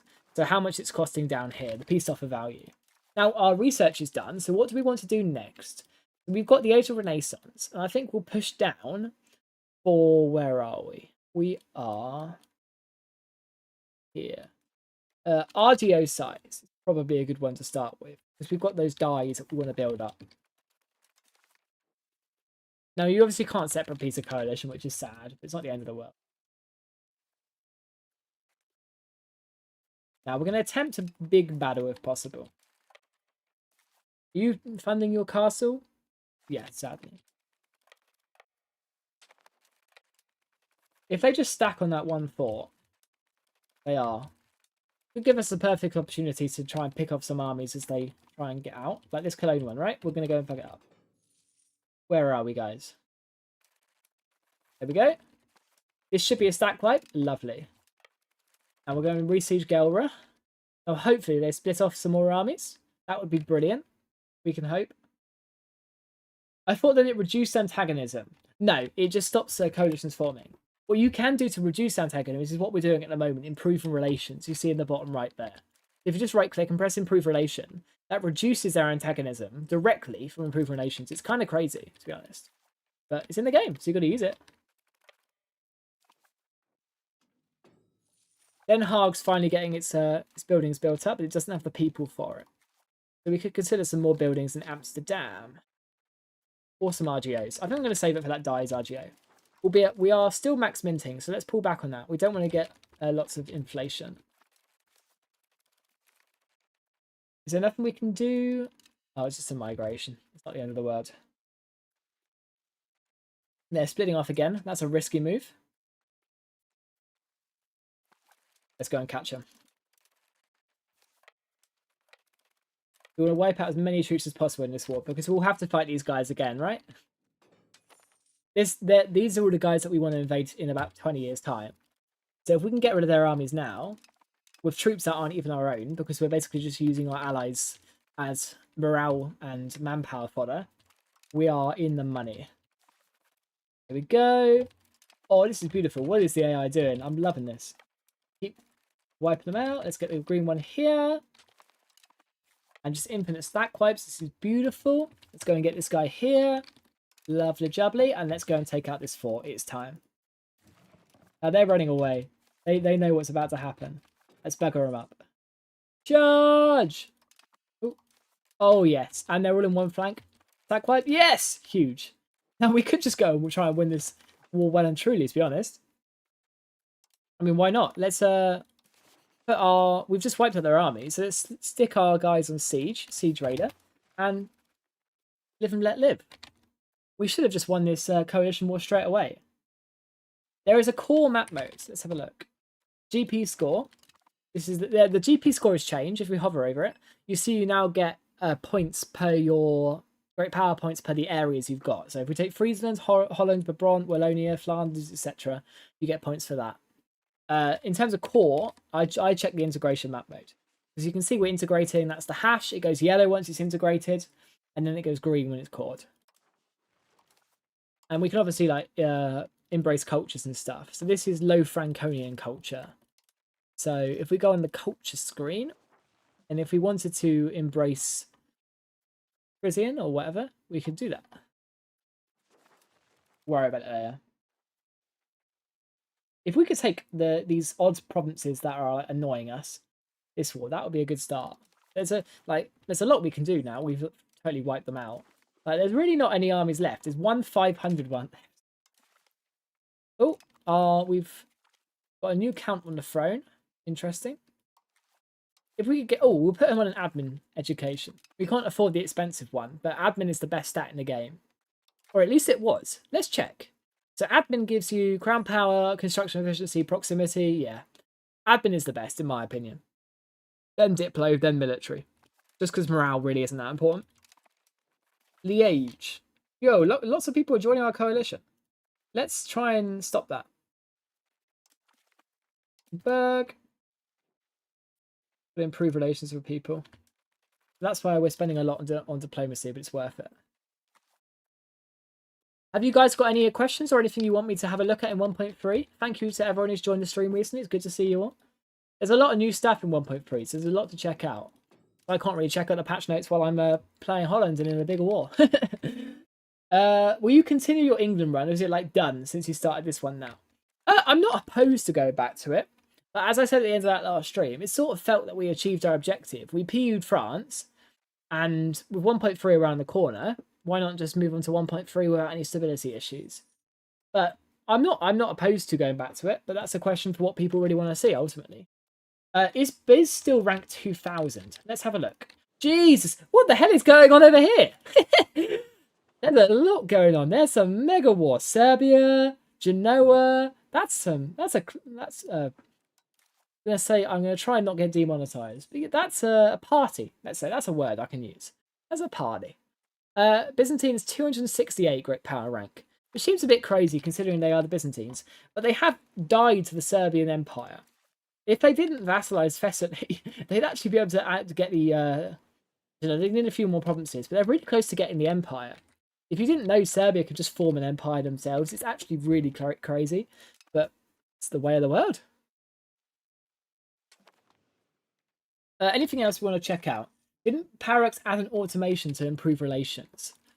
I did see it. You're right. I did see it in the patch notes. Let's have a look. So we've got... These are all the automation options we see on the right. So you can do anything from like buildings, trade, credit management, balance. We don't want to do anything like that. Production methods is on by default. Subsidized buildings. Destroy state buildings, RGOs. None of that we want to do. But diplomacy interactions, here we go. Improve relations, send gifts, nope. Curry favours, royal marriages, nope. Alliances, nope. Manage subjects. Sure. IOs, nope. Curry favours, sure. We'll try it. We'll see what they do.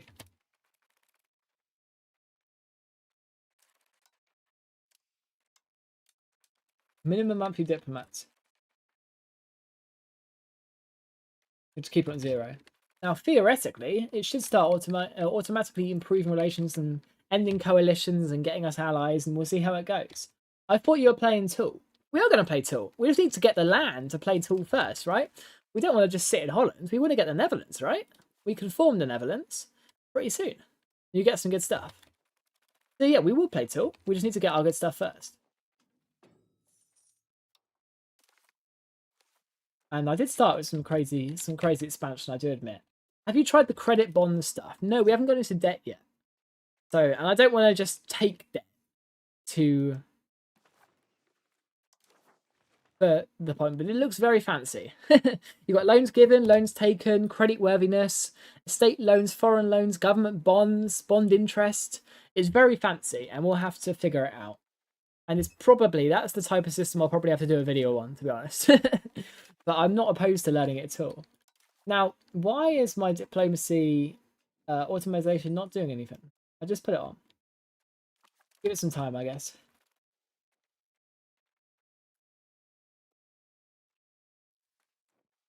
I wish you guys wouldn't just tag team onto my siege and actually siege other people ourselves. It'd be a lot easier. Oh, it did end that improved relations. That's quite good. And we got our parliament as well, which is beautiful. We're doing Den Haag to push centralization. And we'll go for increased naval infrastructure. That gives us development, which is really important for playing tool. And we'll obviously address some local markets complaints to get it to above 50%. Ooh. Why am I getting my game paused to see that a new count has arisen over here? That doesn't really make sense. But okay, that doesn't really bother me. The new credit thing seems a lot interesting. I hope it's useful. I completely agree. Difference between integrated land and unintegrated land. I'll show you. It's just some simple maths. So integration. Ooh. If it's integrated, it can become a core. If you've got above 50% of a culture. So this is integrated and core land. You see core gets 20% control, monthly control, vision. Integrated, I'll see if I can find an example. Maybe France has got some integrated land. It does. Integrated, it's got max control 5%, and then some separatism and assimilation speed reductions. So you want everything to be core as possible, but you've got to culture convert and embrace cultures to get cores. They've got to be above 50% of your primary culture if you want it to be. Now, all of this should become cores. This is all low Franconian. So this is brilliant land for us to integrate, as it should just go straight into our nation as a fully fledged state, really. Now, is there anything else we want to take in this war? We've already taken quite a lot. Any really good RGOs near it? No, not really. Albeit that state, that one solitary province, sorry, quite good. We'll see where we are. It's going to be quite expensive anyway to take those three, just because of how, well, I'll show you, that gigantic coalition debuff. Now, our diplomacy automation is getting rid of our diplomats quite well, but it's not sending them out. So we're going to let it hit our maximum and see if they actually send it to do something.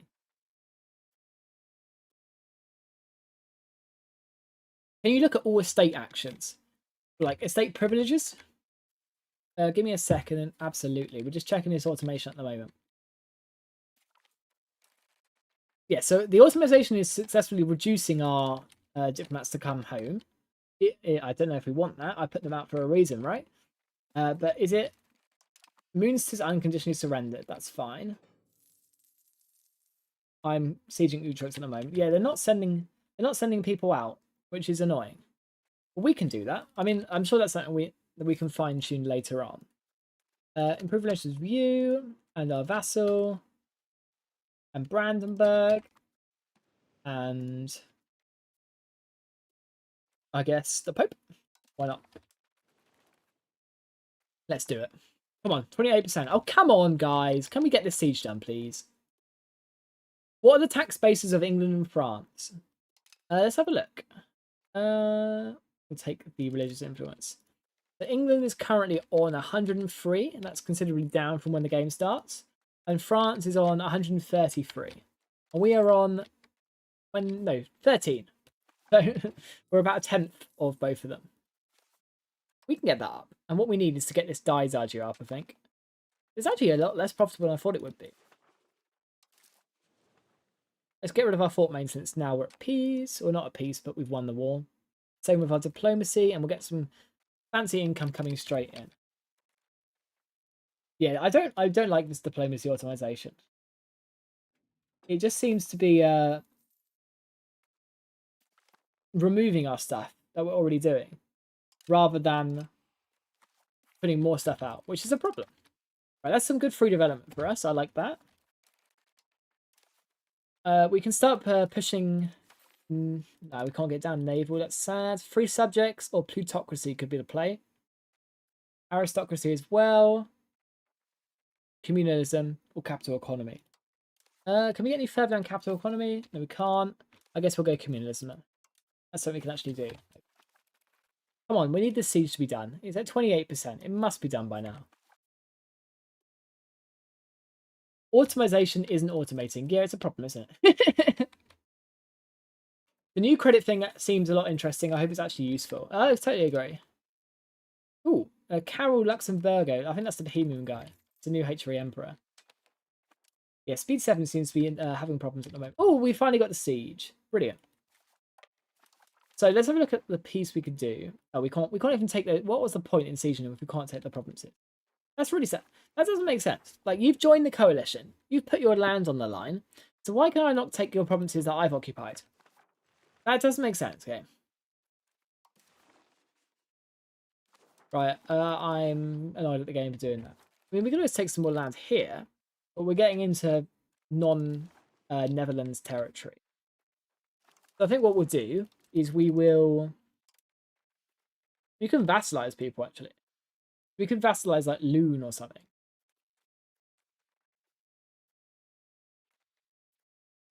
Loon becomes a fiefdom. We could try that.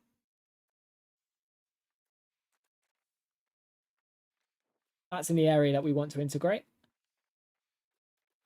That is a lot of war score, though. Dissolve coalition, but we want to use it, to be fair.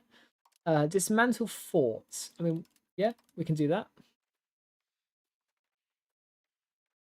But we want to tactfully do it where we're considering invading in the future. Makes sense. Holland, Aachen, Münster, sure. And can we get anything else? No, I think we're good. Some more money. There we go. Perfect. We got a new vassal out of that. Lovely. We got an anti-coalition treaty from everyone. Disbanded the coalition. We can now improve relations with that vassal once we get a diplomat. And we're in a very good place. Are you still paying for legitimacy? At the moment we are, because we're so tiny that it's not really an issue. It's just like a ducat a month. It's not really going to change anything, especially with how low the economy is at the moment. Yeah, we've got a lot of AE at the moment, but good thing is we just got rid of our coalition. I'm going to keep improving relations with people just to get that AE down as fast as possible. Our coinage law, we could do bullion coins if we wanted, but we're on gold and silver, it doesn't really make an issue. I do think we want to chill out for a little bit. So I'm going to try something, performance-wise, is to get rid of maximize tick speed, and then try speed 7 and see what that accomplishes. It might still be hell like it has been so far. Yeah, it's not good. Let's go back to the previous settings. That's much faster. Okay. But Bron want food access? Absolutely. And we've got even more people in the coalition. If we have a second coalition, not the end of the world. We've just beaten the first one. People are not our fans at the moment. But look, we've got a lot of land for the start of the game. I'm not complaining at all. We just need to get our economy going.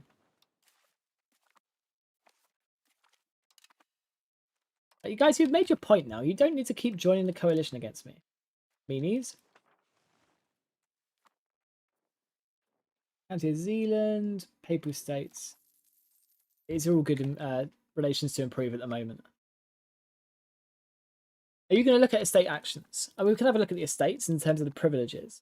In terms of the actions. Oh, that's what you meant. Sorry, I thought you meant privileges. I forgot this system was new. This is really cool. So this is what you can do to get your estates inside now. Now, I don't really like the UI, if I'm honest. I think they could make this a lot cleaner and a lot fancier.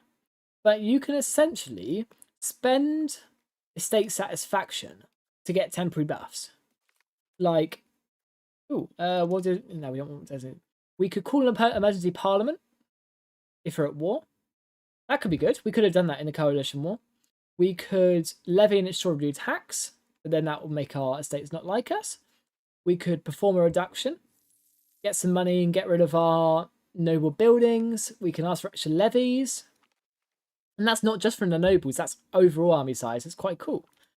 And our nobles are loving us at the moment.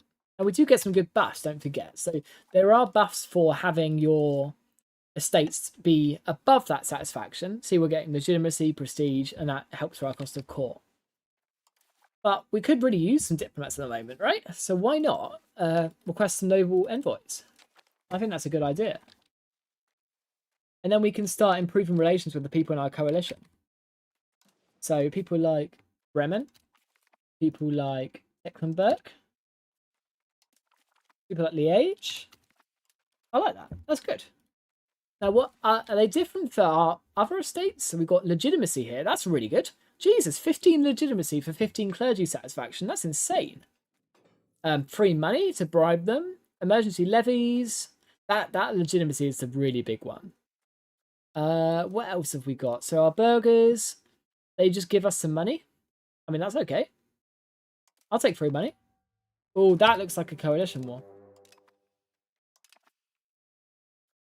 Okay, so now is the time, I guess, for an emergency parliament.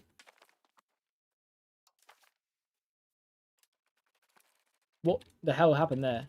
I didn't seem to do anything. Well, that's bugged. That is a feature that doesn't work. The emergency parliament. And we just wasted legitimacy on that. Yeah, I just got a message in the chat from Sharon. Emergency parliament doesn't work at the moment from what I've been told. Well, I wish you said that 5 seconds earlier. That's really annoying. But oh well. We can survive. We can get some legitimacy from our clergy. We will give out a urban right. If we can. No, we can't. So we'll just get rid of some... Or get some extra courtiers through the door. Now we can, get some legitimacy. Lovely. And we shall summon our levies again, and we will win another coalition war. This is the benefit of playing Tool. You don't have to fight these constant coalitions. My bad. I got a bit greedy. My bad. On me, guys. We'll be fine. We got this, I believe. We've got our allies again and our PUs again, so we're just going to be the same thing as our last personal union war. Do you think that Johan is prioritizing vision over fun? Now, I'm going to give you a bit of a controversial answer here. Yes, but I don't think that's a bad thing. So I'll give you the question, and I want everyone in chat to post your answer to this. Would you rather have a new game, a new 2026 game? I keep thinking that's the Korean flag, by the way, and that's doing me a disservice. Would you rather have a new game that's 100% flavour and 0% mechanics, or 100% mechanics and 0% flavour? So chuck me 1 for mechanics and 2 for flavour in the chat quickly. I want to hear what you guys think. So what do you want a game? If you've got to pick like 100 to 0, 100% flavour or 100% mechanics, what are you choosing? Right, let's start this battle while we wait for people to make their minds heard. This is going to be a big one. Nice, and push through.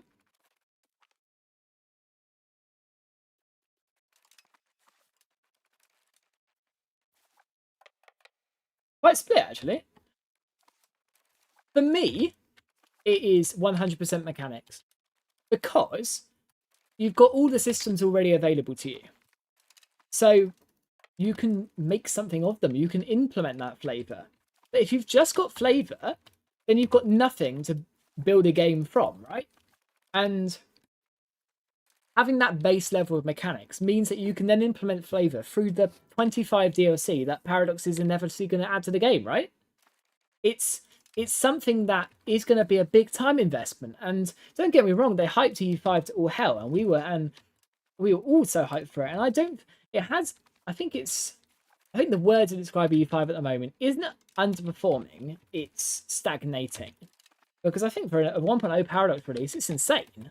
Like, considering how bad Hoi 4 was on release, considering how bad Imperator Rome was on release, considering how bad Vicky was on release, we're doing quite well for an early stage Paradox game, right? And I don't think that's said enough. But there's obviously problems. It has this big lack of flavour. But it's got the features that you can do something with it. It's like if you go back to early stage EU4, and you go back to it before the DLCs, there were no mission trees, there was nothing like that. That was a late stage edition. It was literally just a sandbox simulator. And I know we all think of EU4 in rosy glasses. because it had like a little mission system that directed your game. But ultimately, all the things were to do were I have army, I invade someone.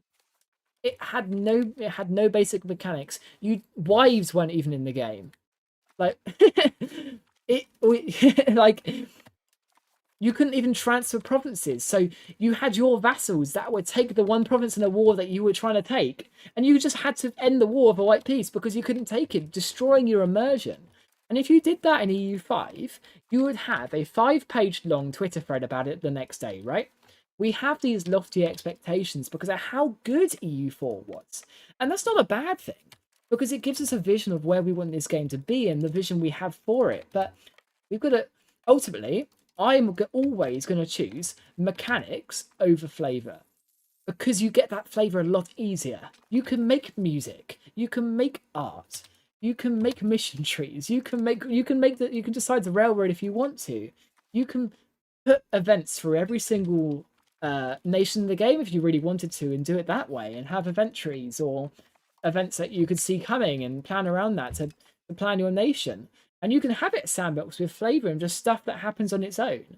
But that rests on having good mechanics. The reason why Imperator Rome failed wasn't just because it had no flavor. It's because it had no flavor and no mechanics. And this was their like last AAA big release, right? It was, and I just saw someone said the game needs 1 more year of development. Well, maybe it should have had an early access build. That's a different question entirely. And I would not entirely disagree with you if you're making that argument. But what you can say is EU5 has mechanics. Often they're overly complex. Often they're badly optimized. Often the performance is honking, right? But they are there. And we can build off them. We can change them. We can rebuild them if we need to. Stellaris is the best not E5, best EU5 game. Stellaris is the best Paradox game because I'm not joking. It's been rebuilt 6 times. It genuinely, from the ground up, rebuilt 6 times. And every time it changed, people were like, oh, I like the old system. And then in 6 months' time, they're like, oh, yeah, this is really good. I'm enjoying this. And they're really playing Stellaris. And that's why it's their best. I think Stellaris is unironically Paradox's best game. Not because I play it loads. I don't have many hours in it. If I'm honest, I'm a multiplayer-oriented guy. So if I don't have a group of friends willing to play Stellaris, I'm not going to play Stellaris. Because I like playing single player to get better for when I go and destroy people in multiplayer, right? That's what I get enjoyment out of single player for. And that's why I think flavor isn't that big an issue for me, because I get flavor out of doing multiplayer and beating my friends in multiplayer and hopefully beating you guys if we do a multiplayer in the Discord sometime soon, right? That's where I get my enjoyment from. Now, yeah, I really think Stellaris is their best game, just because the depth of features it's got, because they've made those mistakes, and in anything in life, right? Whether you've fucked up a relationship, you've messed about a family member, you've lost a job, the best things you learn from in life, in gaming, and whatever is mistakes. You learn yourself by making mistakes, and Paradox will learn EU5 by making mistakes. That's how you learn. That's how you get better. There's only so much you can pre-see, and I know a lot of people are shitting on EU5 at the moment, and ultimately, if I just think you need to keep the faith a bit. Like, it's got mechanics. It might not have the flavor, and I know a lot of people like playing single player a lot more than me, and I get it because you need flavor if you want it to be a single player game. You want your achievement to feel like it's viable. You want, like in EU4, you'd go and form the Roman Empire and you'd spend 20 hours doing it because you wanted the achievement and it felt like it had value. Ultimately, that's just not what it is like at the moment, and that's a problem. But I'd much rather have the base mechanics than that base flavor. Can you look at the peasants' estate actions? Absolutely. Let's give it a go. So we've got appeal to the commoners, free stability. Now that's really good. Emergency taxation, levy size, and bribing the estate. Well, why don't we just take some stability? I'll do that. That's really useful. Levy extraordinary taxes. We got in the clergy. Got anything else we want? No, we wasted on the emergency parliament because it doesn't work at the moment, but it's not the end of the world. We could bribe them, get more tax. Yeah, we're fine. We've done enough. Right, we need to chill out for a bit now. We've done a lot of conquesting. EU4's mission system is the perfect mix of giving you goals and rewarding you, whilst not forcing you into it, at least with most trees. Yeah, I do agree. I'm a big proponent of mission trees. But I know not everyone are, and that's not a bad thing. That's not a problem. You've the good thing about a AAA game is you've got loads of people in it that want different things, and that's not a bad thing at all. You just got to find that compromise, and EU5 will be rebuilt from the ground up, as every Paradox game is. Just keep the faith. It's got the mechanics. As someone who has over 2K hours on Stellaris, you'd say that it's okay. You wouldn't call it good. You wouldn't call it great. You wouldn't call it amazing. What is the best Paradox game to you guys then? And I don't mean March the Eagles. Let's not go there, or Empire to Rome. Genuinely, what would you guys say is the best Paradox game? Put it in chat. Not just because of your personal experience, how it makes you feel. The judge of a good game isn't how it really frustrates you or how much hours you've got into it. It is how it makes you feel. And I think for me, my favourite game ever isn't Minecraft. That's probably a close second because I played about 10,000 hours of that as a kid, right? I think we all did. It's a game called FTL Faster Than Light. It's not EU4, it's not EU5. And I've only got about 300 hours in it. But it's the perfect nostalgic childhood game. Roguelike, you can do whatever the hell you want. And it is brilliant. And that is my favourite game of all time. Hoi4, CK2. CK2 is a big shout. CK3, second EU4, modded Stellaris, CK3, shout. I'm surprised I didn't see more EU4 there, actually, to be honest. EU4 is a masterpiece. I've only got a solid 4,000 hours in it. Nothing crazy, you know? We've got a Utrecht Exile, lovely. More free legitimacy or prestige. We'll take the prestige. We're at 40% integrated in this province at the moment, so it should become cores pretty soon, which is good. We're getting down communalism. Now, how our state power is suffering. We're down to 19% crown power, which is down from 40%, which is sad, because that's what we started as. But we did give a lot of privileges away, and I'm not annoyed about that. We probably should have got rid of the burger land rights before we made them overpowered. That's going to bite us in the bum later on. But oh well. Communal lands. We could get rid of that soon enough. We might have to start working our crown power, to be fair. But we need more people in our crown estate. That's the issue. Have we got any siblings? Yeah, but they're all over Europe. Sad. Pilgrimage. Let's do a pilgrimage. Oh, this has changed. This UI is a lot better. So here, that's the length of your pilgrimage. That's the cost. That's the religious influence you get. So we could go to Canterbury, but it's probably not worth the money. We need to build our economy out, to be fair. Lumber mills are very profitable, so we're going to keep going on the lumber mills. If we can fix our lumber deficit as well, or make our RGOs a hell of a lot cheaper, and that's always going to be a good thing. Yeah, our dye RGO is already down a lot in price, so these lumber mills are going well. Can you put him in the Navy now? He's already there, mate. I beat you to it.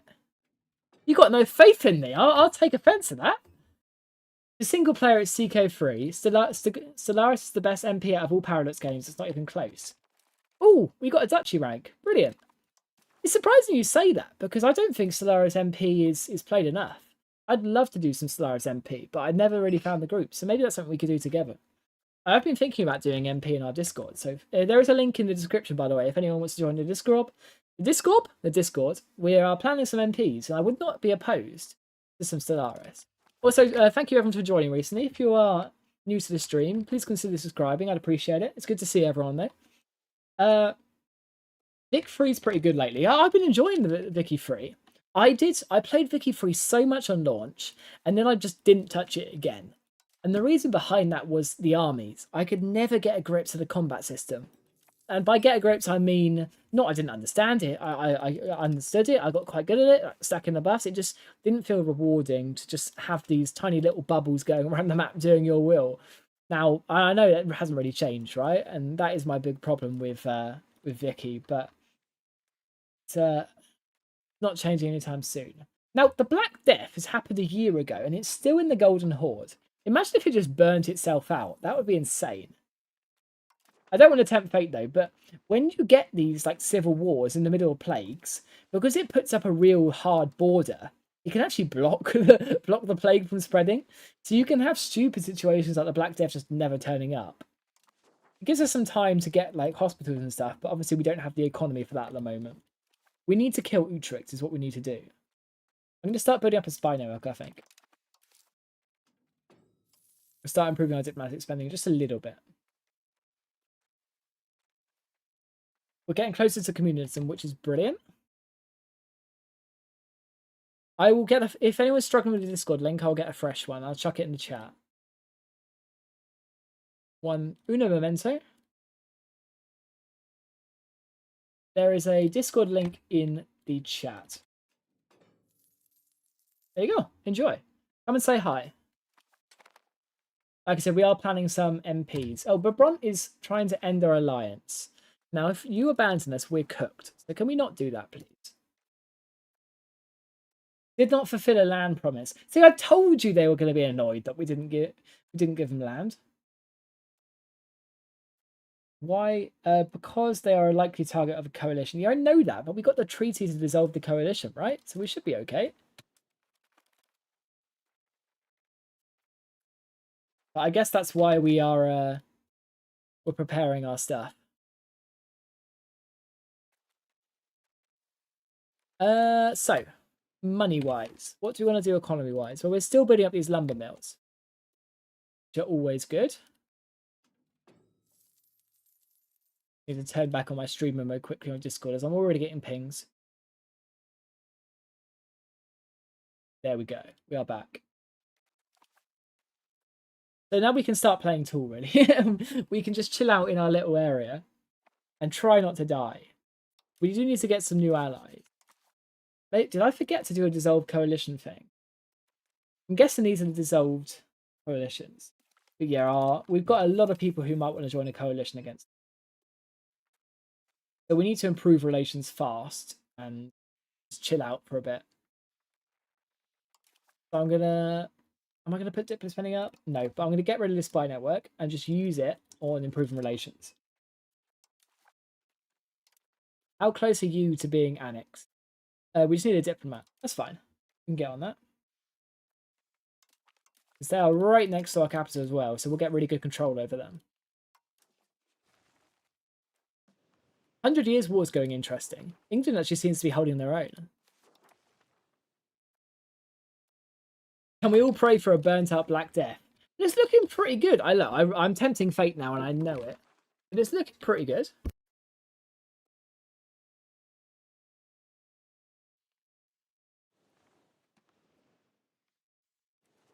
We've got a chance. We've got to pray.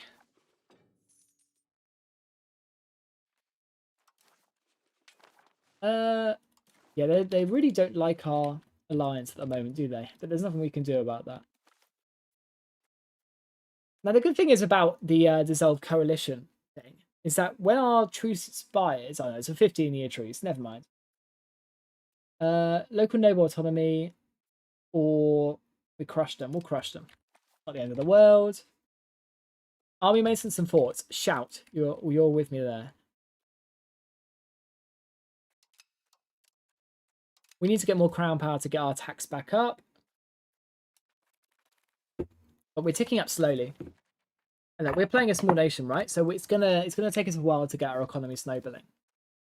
But doing these base foundational industries like lumber mills is just guaranteed income. But yeah, you don't want to invest more into like glass guilds when they can't be profitable or anything fancy like that. We could do marketplaces, to be fair, because our trade advantage is a problem. But we're going to get all of this land cored soon enough, and that will give us a bit of a boost too. What games do you guys organise on this Discord? We've done an EU5 MP. It wasn't very successful, but it was the first one. I wasn't there. We're hoping to do a second one. It's just Paradox games at the moment, to be fair. I have all the Paradox games, so I'm open to anything really. I do play way too many of them, as I think we all do. Right. Then. Oh no, we need to improve relations, don't we? Let's not get anything crazy. Antagonism. It will obviously go down over time, but we don't want a coalition problem. Let's improve relations with you. We've taken just a little bit of land. Nothing crazy, guys. I personally think they're over-egging it. Come on, Plague. Oh no, it's coming. Once it gets to the port, it's all over for us. And we can't afford a hospital. Woo! Feudal nobility. Do you want anything else? There's a lot of options now, to be fair. But we'll leave it like that for now. What else have we got available to us? Have you ever tried Flanders to form the Netherlands? The Flemish cloth tech is insane. It's like playing Italian nation if it's urbanization. I have. I just like Holland more. I know it's a lot more overpowered to do it as Flanders because you're under France's protection anyway. So it's just like a free game, right? Holland's more of a challenge, and as I said at the start of the stream, I enjoy a challenge. That's what I like out of this. I love it. And apparently it's cultural, so Holland gets a tech as well. But we'll figure it out. I mean, you can always do a cultural shift if it isn't as well, right? And that's something they need to bring back into EU5. The whole like culture modifier stacking type thing. I did enjoy that. Westphalian culture is currently discriminated. Do we want to accept it? We could do. It's not that big in our provinces anyway, but if we took this state up here, it'd be a lot more of a bigger deal. But we can worry about that later on. Smallpox is hitting us again. Yeah, these diseases definitely seem to be going around a lot more in this patch than they were previously.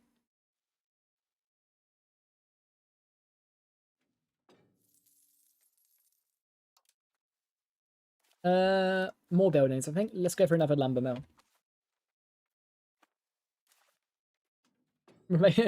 A proper basic economy going on at the moment, but nothing else seems to be that profitable. Our winery is the only big investment that we did, and it's the only thing that's making us some money. Let's go through our production methods and see if we find anything a bit more profitable. Yes, we've got a big Spinners Guild surplus, but they're all pretty unprofitable. Same with you. Yeah, they're not really achieving anything. I'm surprised all of these goods are so unprofitable, but I guess we are in a bit of a shitty market, if I'm honest. The Bruges market is not the best, and I think we can all say that quite honestly. Even our weaponsmiths aren't profitable. But look, we can get more efficiencies down the line. That's less of a problem.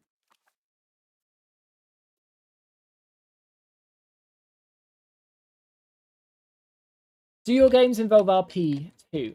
Not at the moment, but it's definitely something we could look at if there's interest. Have you got any fun finds in this patch? Have they introduced shotguns at GameStart yet? Not yet.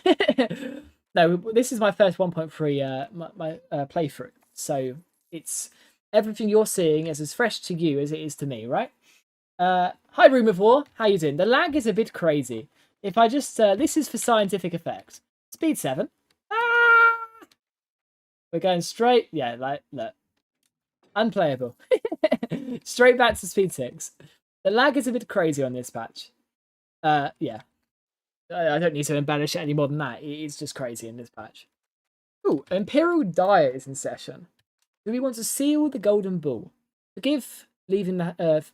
We can leave the Holy Empire and forbid unjustified wars against other members. I guess sure. Why not? We want to make friends with the Emperor, which is Bohemia, right? Let's do that. Let's get back on improving relations. So we've improved quite a lot at the front. Hang on, why does the Papal States cover our land? Are you mad? You guys need help. Seek a therapist. There is no way they want our land. No way, I refuse to believe it. Is Brabant our ally? Because they have been dithering and delaying about abandoning us. No, they're still with us. That's good. Means we can just chill and build ourselves up, which is nice.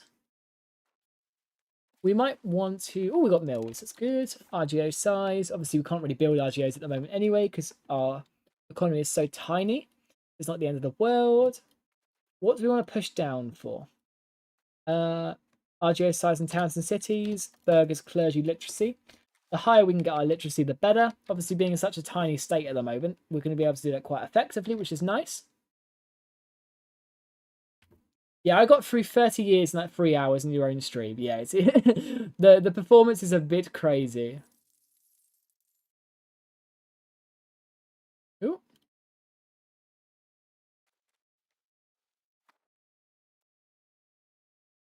Are we having any audio issues? Can you guys still hear me? I've got some weird pop-ups on my OBS at the moment, so apologies if we are. We should be getting through. That's why I play on GeForce now. I don't know, but the performance and higher speed is smooth as. Well, I'm theoretically on that, right?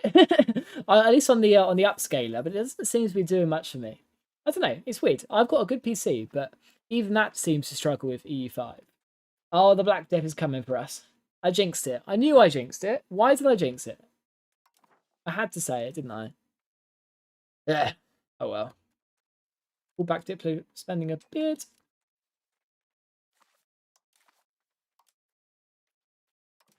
How is the antagonism going? People still hate us? Yes, very much so. But it goes down 3 yearly. So we've got time until the coalition can form again. And let it get back to normal service. And I'm going to take a risk. Am I going to do that? Do we want to delete this fort? No, but we can... Oh, you can't close a fort. Never mind, you can't do that. So it's flatland, so it's a bit of a useless fort anyway, but it's in a good location, obviously, to protect our centre.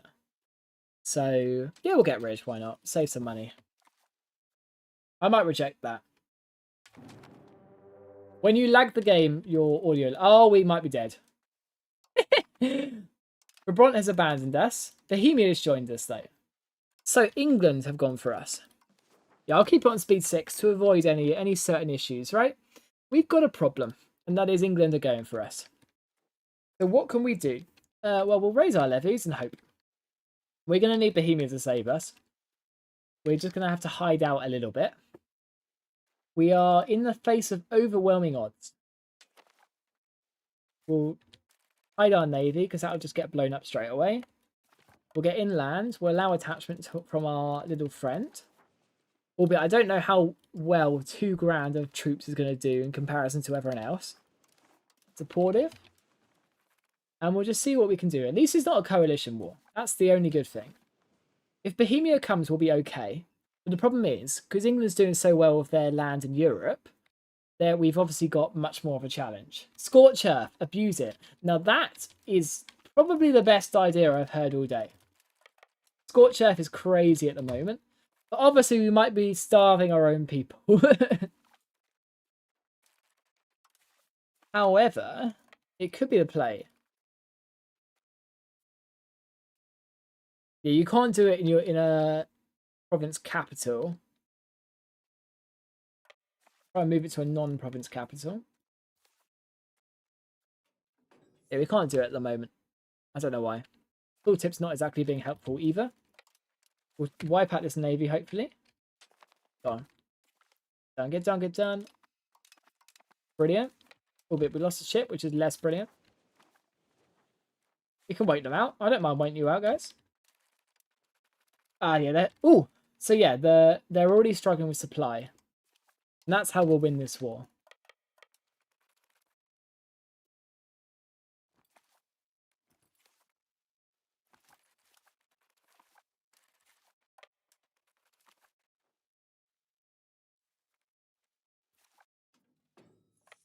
Yeah, this war generally might just be a case of waiting for Bohemia to save us. Why did Bohemia join the war? Because we're in the Holy Roman Empire.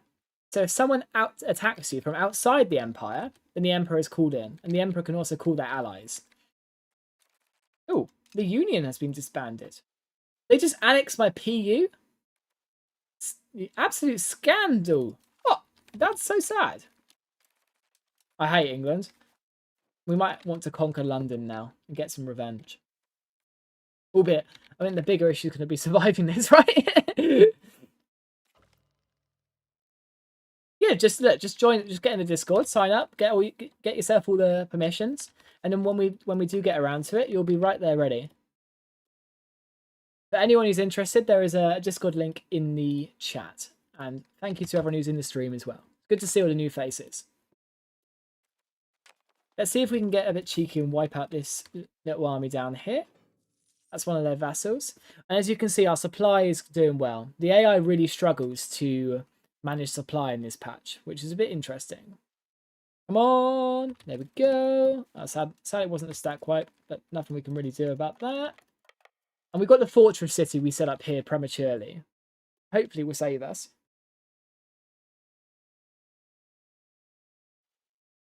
There's a lot of people coming for us. We just have to hope Bohemia saves us. We're going to hide up in the north. They shall sit on our fortress city for a bit. Now, they shouldn't have supply, hopefully. The fingers crossed, they just bugger off. Hey, Dabsource, thank you for the $5. I appreciate it. Love your content. What are your thoughts on good stockpiles affecting demand and income? My poor Scottish economy is in shambles. I think it's a good idea. I just don't think it gets optimized very well. Like, if we have a look, well, we'll just hide away from the war for a second. I mean, we are just waiting for Bohemia, right? So we'll keep it going and hide away from it. If we look at the goods prices, our price for lumber is 1.22. And it changes depending on effective supply and demand as it fills your stockpiles. And I think it makes sense. And it definitely does economically, right? It's a system that will probably work better in Vicky if you're being honest. But it's definitely not optimized right. And it means that these early game economies, including our own, right? Our tax base is 11 and we're 14 years into the game, 15 years into the game already. It's a struggle.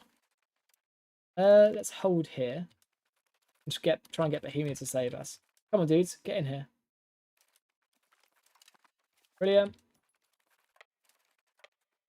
Yeah, I think it's a good idea. I just don't think it's optimized properly yet. But if I'm honest, I haven't really played enough to figure it out yet. So and that's the whole point of this save. We will get it figured out. So we're surviving against the English at the moment, which is good.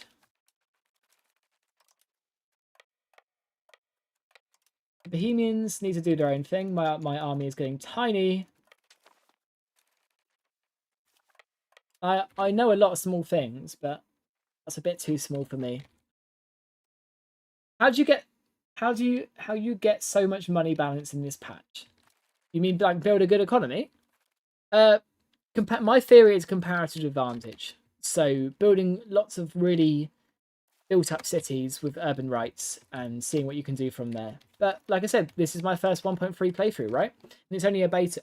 So it's going to take us a while to get through and figure it out. And that's why we've got to learn. Check England casualties to see how many have died from attrition. It's going to be a lot. They're already down 21,000. And I'm going to guess quite a few of those. Oh, only 5,000 to attrition so far.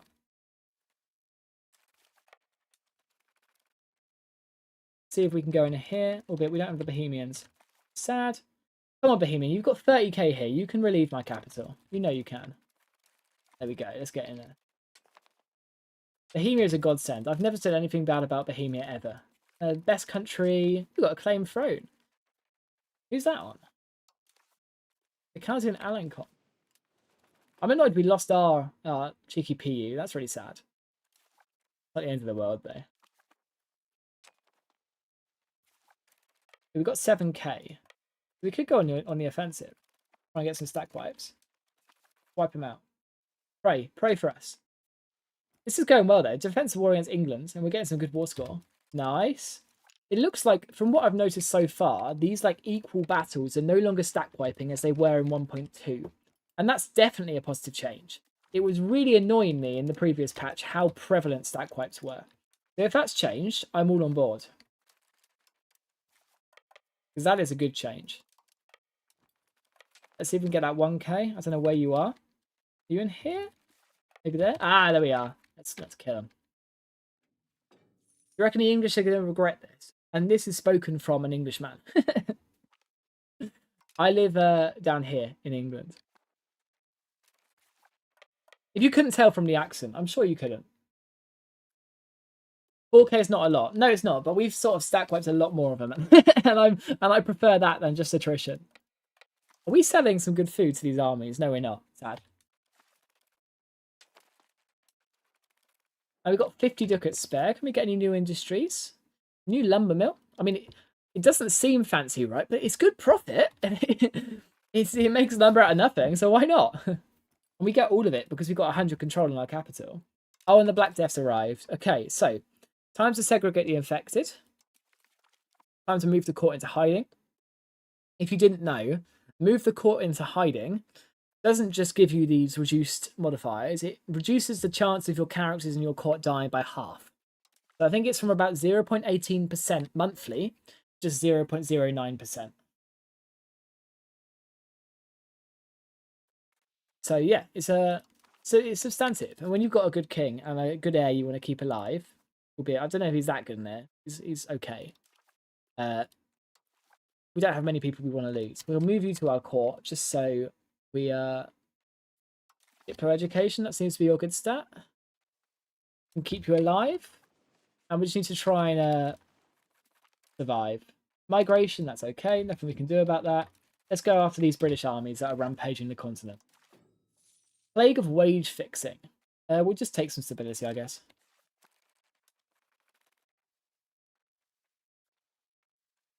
The Brits are absolutely getting buggered here. I don't know why they did this. Idiots.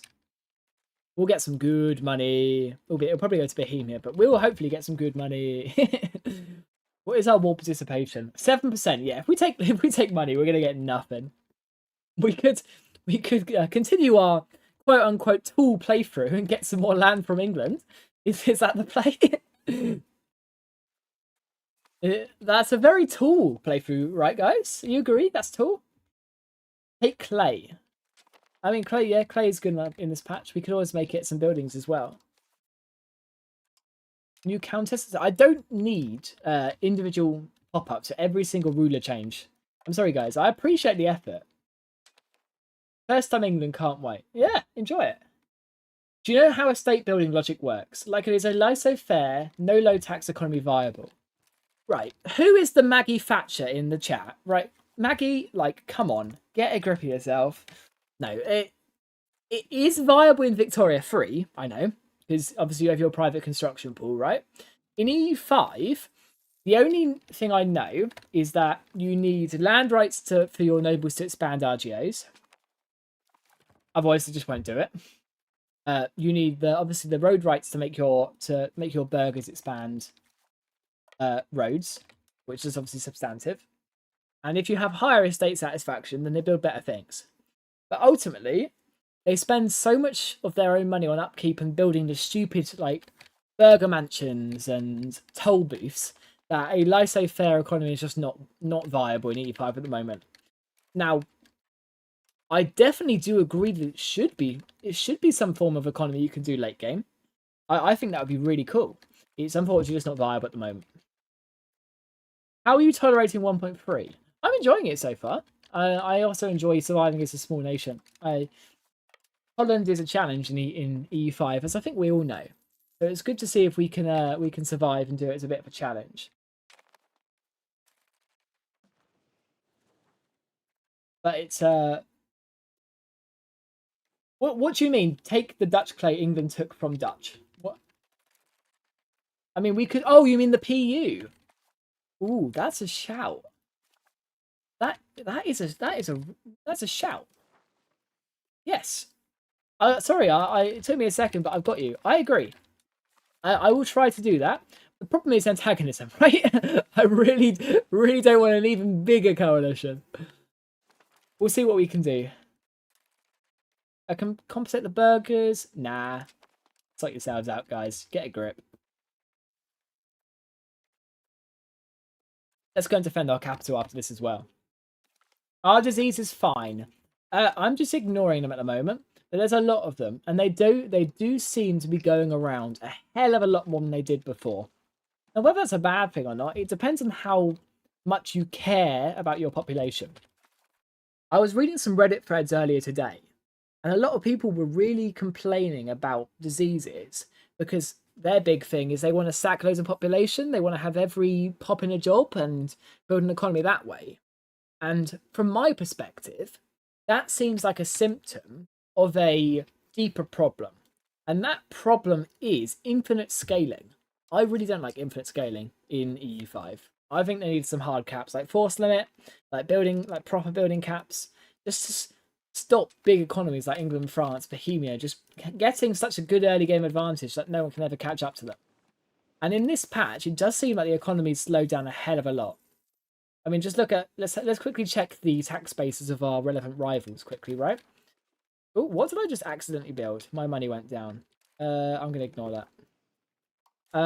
So England is 80. France is 111. Hungary is 51. Bohemia is 73. look at how far these tax bases have fallen.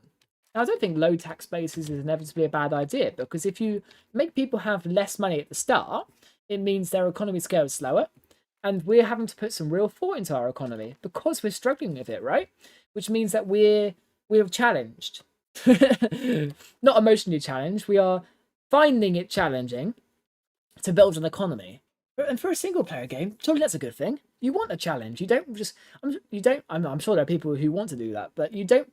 From my opinion, you don't want to just win straight away. Otherwise, what's the point in playing the game if you're just going to play France and then take over the world because you're the biggest country and suffer no consequences?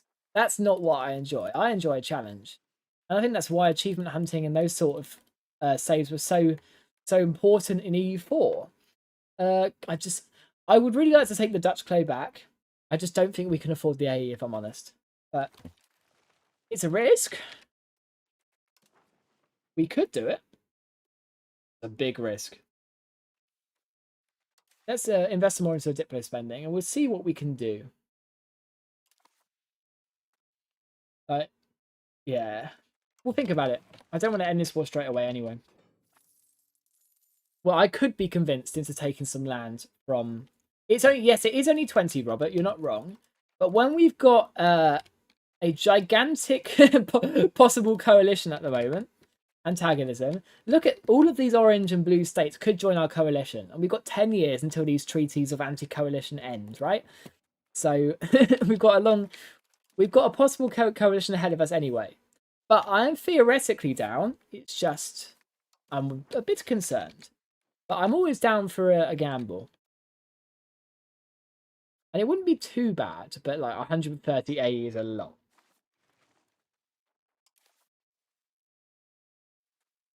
So we should annex our vassal, but I don't think we can do that at war. Plague unrest. I don't really care about rebels at the moment. We've got no rebel issues. 70% with England.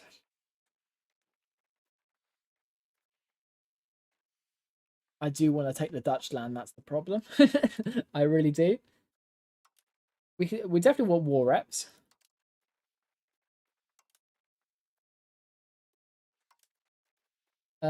We could get them to release some country. We could get them to return cores to France. That would make France like us. We could take like a few ports for ourselves. I don't know. I'm just quite happy chilling at the moment, to be honest. I'll put our levies down just to save face, because it's the Black Death. We want to get as many people into our economy as possible because we're going to have some manpower shortages. And we'll just chill. We're still getting ticking war score. We got the max war score from battles. So what have we got to lose by extending this war? The only thing that England's got to lose is war exhaustion.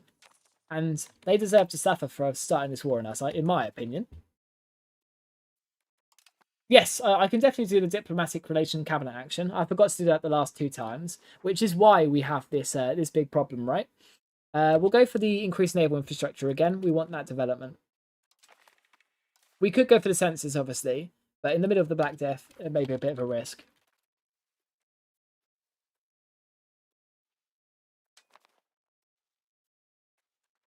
Right, if we're going to plan to take this land from England, we need to improve relations with big people who we want to keep out of the future coalition.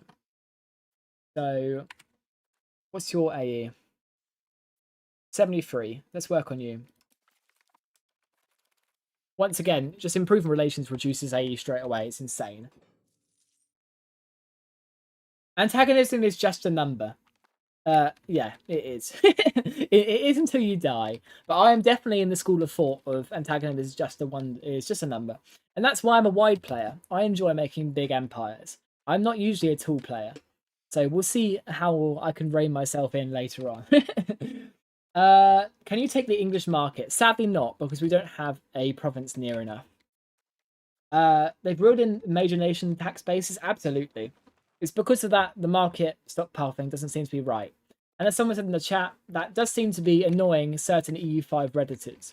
But it's a big tent, right? People have got to join the game in the right, and I like a slow down economy. I like a challenge, and I'm going to be a bit harsh and say skill issue. Like, our economy hasn't really grown, but I think it will in the future. Maybe they're just not building the right things. Like we're really focusing on the ground bits of our economy. So we're starting with lumber mills. We're starting with masons. We're getting our building cost reductions, and then we're going to move into RGOs and get the base of our economy sorted before we try and stack the fancy high-level buildings. I mean, look how unprofitable our burger buildings are at the moment. But a lot of people just go straight into burger buildings, and they'll wonder, why is it not working?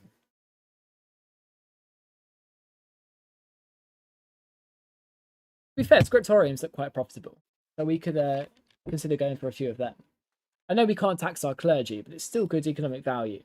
And it pushes demand for our economy as well, which is always nice. What I do want to do, though, is get in control of our market as soon as possible. Obviously, that's just a bad event, but we're still really far down on trade advantage in our market, which means we're getting the worst trades, and I think we need to fix that. How is we doing war-wise? Well, we could take whatever we want, really. Humiliate England, well, that would be cool. It would be cool to take some random provinces, but I'm trying to play Tool. Let me play Tool. Get rid of the fort in London. That would be funny. That means if they go for us again, that's not worth it. It just isn't. We want to try and make them not a threat to us. We could try and give stuff back to France in the hope France decides to like us. It's a bit of a risk, but because France could decide, yeah, they don't like us anymore and invade us. But I'm not opposed to that. But we're obviously going to wait them out even longer. Because there's no reason to piece them out straight away if they're not giving us everything we want. I mean, look how many people they've lost in this war already. And we're just sitting here recovering from the Black Death anyway, so it's not really the end of the world. Amsterdam's still got people, surprisingly. Have they died to the Black Death yet? I'm not sure they have. Our parliament should be done soon, though, which is always good. Take Jersey. We could take Jersey, actually. That's a good idea. Just like stamp our authority. Yeah, I'm not opposed to that. We'll stick it in the list.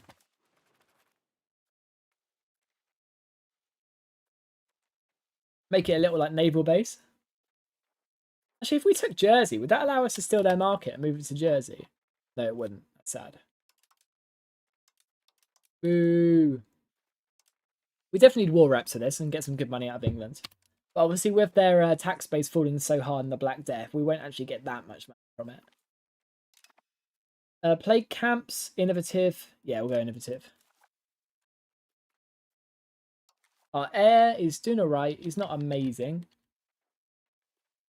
But there's nothing we can really just change that. The big thing is obviously we're about to get these provinces integrated. We'll get cores over all of them, which will be huge for us. France, Western Flanders, you mean? Rightful Dutch clay. Yeah, but if we make an enemy of France at the same time as an enemy of England, we are cooked. That's all I'm saying on the matter. So we want to make France like us until England's no longer a problem. And for that, we need to rush professional armies. Speaking of, let's see what we can do on that mode. Actually, we don't have diplomats ready at the moment. What you can do to increase the spread of institution is get naval rights. So, like, what are they called? Port rights, that's it. If you get port rights, you can really improve your institution embracement. Can you explain the new credit system? I haven't used it yet, so I'll put you on a bit of a hold for that one. We'll figure it out when we need it. We're still not in any debt, which is really good for us. Take the other island in the English Channel. We've got Jersey at the moment. That's on the list. It's all one state.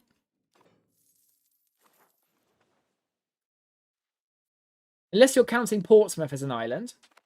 Because Portsmouth is technically, I mean this seriously, this state here is the, oh, you mean the Isle of Wight? I think that would be a bit of a step too far. It's got 0 harbour capacity. Portsmouth is the biggest island in Britain, which is kind of a crazy stat for you. Oh no, France has occupied some of the territory we want to take. That's bad. We might not get the rightful Dutch clay. It's fine. I'm still waiting out England. I mean, if Bohemia peace out, that could be good too, because we could just get all the money for ourselves. Bit cheeky, I know, but I'm not opposed to it. Let me get rid of all of these. I'm just done with the pop-ups. The pop-ups are too much. Unraised levies, yeah, it's the Black Death. I don't really care about unraised levies at the moment, guys. Get a grip. We'll make a scriptorium. That should hopefully push the demand for dyes as well, which would be good for us.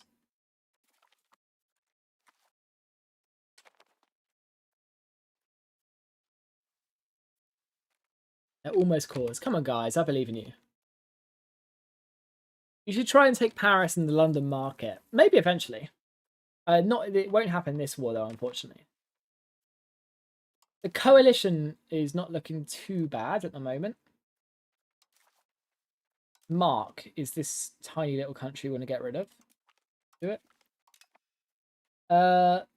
We'll take the free stability. Why not? It's always nice. Oh, excommunication in Denmark. We don't have a cardinal, sadly. There's a HRE vote, which is Emperor comfort policies. Sure, why not? We'll make the Emperor like us. Not really a problem for me. You never know. We could become the Emperor one day. Do you prefer aristocratic or free subjects? The pop promotion speed for free subjects make it so much easier to get the most out of buildings sooner. I think it depends on who you're playing. So if you're playing a country with really good RGOs, like Hungary or Bohemia, Spain, something like that. Oh, look at the hell is what happening in Byzantium. Jesus. Serbia is a really good example. You absolutely want to go traditional economy, serfdom, aristocratic, etc. Just because they all go for that noble economy. But if you're playing someone highly urbanized or tall, like, say, Holland, I think free subjects is the move for us. Because that pop promotion speed is going to be really important to get people into our burger buildings. And when our economy gets going, it's going to be a burger economy for us. And that's why we'll go plutocracy. That's why we'll go capital economy. That's why we'll go naval. The good thing about a lot of the values nowadays is that they are situational. You can really follow the path that you want to. It's not like when it was 1.0 that you had to follow the set path of values that was best. You would go centralization, blah, blah, blah, blah, blah, and you'd follow the certain route. There's multiple types of economies that are good. And sure, they change as the game goes on, right? There's a lot of going more centralized as you get later in and going more free subjects as you get later in. But at the start, at least, noble economies are viable and they are really strong if you've got really good RGOs. You've just got to think about what is best for your country. And for a single player first, multiplayer second game, that's absolutely a really good thing. I didn't know that thing with ports. Yeah, harbour capacity is really important as well. There's so much to learn in this game. It's like EU4. I was still, when I got to 4,000 hours, I was still learning stuff in EU4. It's crazy. Now, is the Black Death over, or is it still here? Look, we've just got a measles epidemic now. Jesus, the outbreaks are kind of constant at the moment. I do see what the complaining Redditors were saying. Don't hate it though. I see their point. For this transgression, don't give France their cause. Yes, you're right. They've ruined it. Ooh. We'll start a protest. To be fair, we could just wait them out. I'm not even joking, right? I'm quite happy to wait them out. Our war exhaustion's going down, if anything. And if Bohemia abandons us... Wait, they have. Bohemia's left us. That's huge. We'll get loads of money. I'm happy now. So that means if we go and take loads of money from England, like max ducats, like 280, the vast majority of that should be going to us. That's beautiful. Brilliant. Happy with that. Fuck you, Bohemia, for abandoning us, though. Evil buggers. No law change in the previous parliament. Yes, because I wanted that development. Development is the strongest stat in the game, by far. Like, just look at those buffs it gives you. So if you've got the option for getting early game development, take it. Same with like a census. It's like you're going to take that population. Obviously, you get the population regardless for a census, but you know what I mean.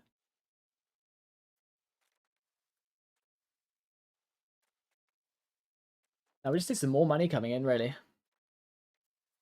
Let's pull back on our diplomatic spending just a little bit. We've got some good diplomats out at the moment.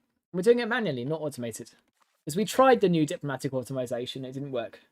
Yeah, naval parliament infrastructure action is very good. Yes, it is. It gives you like so much development for your really good provinces, especially when you've only got a few really good provinces, right? All of our economy is going to be in this one state, so it's so important. Literacy source. Yes, we will be working on our literacy this game a lot. That is the benefit of playing Tool, right? You have limited provinces, you really work on them, and then you can get really high research progress. And that's a big change actually for why Tool, or at least why I think that playing Tool in 1.3 is going to be really important. It's that average control in country. The higher control you have, the more research speed you get, and obviously research is insane in this game. If you're the first ones to professional armies, you've got a gigantic advantage. If you're the first ones to pike and shot, you've got a gigantic advantage, etc., etc. So important. Now, we did put our army down, which might be a slight problem if these guys are going to come over, but they're not sieging down anything. They don't have enough troops, so we can just wait them out at the moment. We can always piece them out if we need to, but I'm really sort of hoping France pieces England out, but I know it won't happen for a while. Yeah, France is England's tax base down to 52. That's only 4 times above us. Really low. They are struggling, and I can see what people were saying about the AI not necessarily getting as far as they want at the moment. Are you able to push Navy? We'll give it a go. Let's see. Yeah, we can do. That's good. We want to get down to that 50 Navy as soon as possible. Good shout, mate. Thank you for that. Free subjects is also great with Diefmarschen, as it's peasant republic and it's always starting at 100 free subjects, mean that the nation is really good at stacking production efficiency to the moon. Yeah. I need to do a Diefmarschen game. I've heard it's really fun. Come on, guys. Can you fight them for me? Otherwise, I'm going to have to peace out and I don't want to peace out.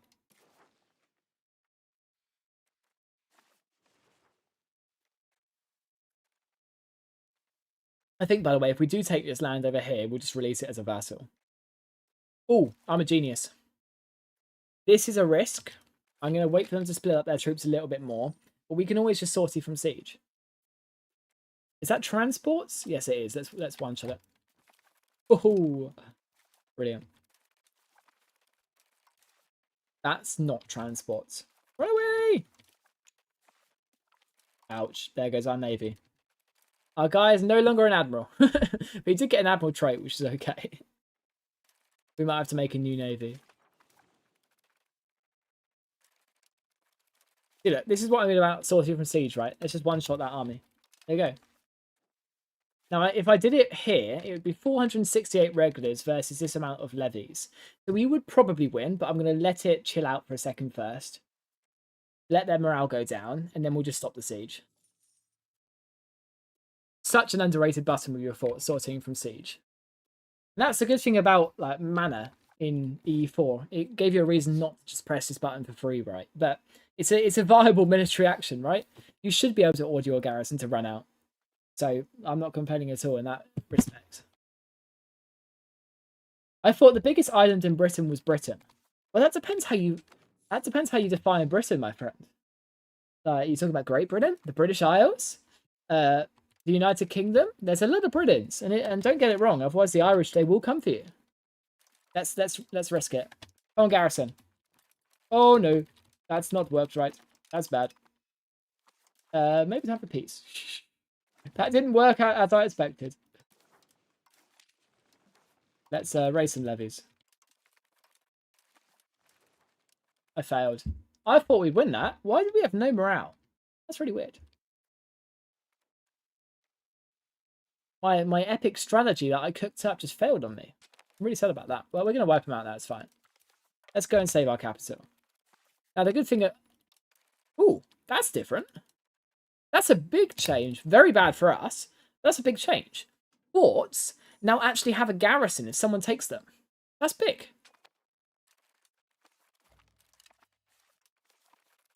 Like previously, they would just sit on 10 troops, right? And then you could just attack them. Now, if they've got an actual garrison, it gives some thought process behind what siege you do, what siege you don't, and you've got to be very careful of making the right decisions.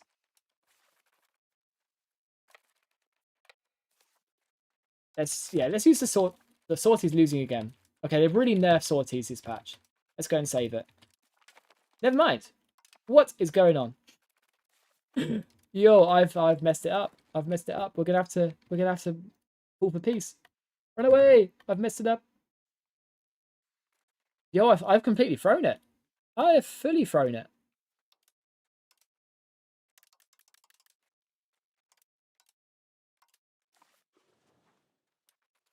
Okay, we need to find a way to get my allies here.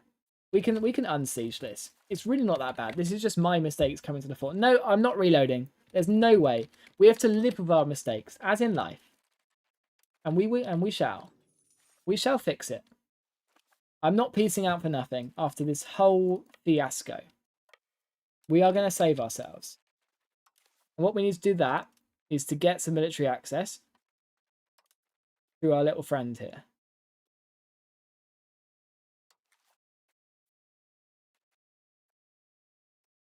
They don't like us. Why do you not like? We were just allies. Broke alliance. You broke the alliance. I'm so confused. But okay.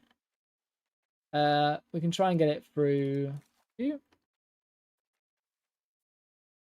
Okay, we've got to improve relations. Right.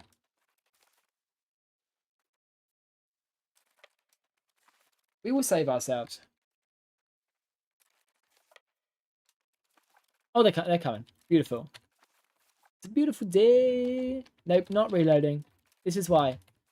You don't get any gratification out of your triumphs if you just spam reload. Cheating. The only person you're cheating when you cheat is yourself. So we're gonna save ourselves. And we're gonna do it the proper way. You make mistakes. You've got to bail yourself out, and we're gonna do that.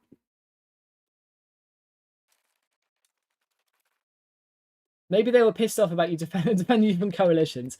Maybe just a little bit. Let's just blame them and not talk about the coalitions. Oh, if that 5k lands, we're cooked.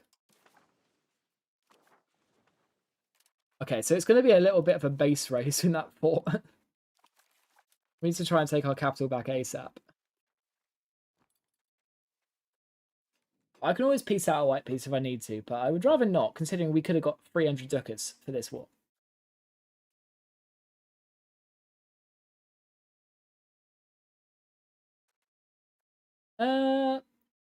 Unless you make it work. We will make it work. You can refill garrison though.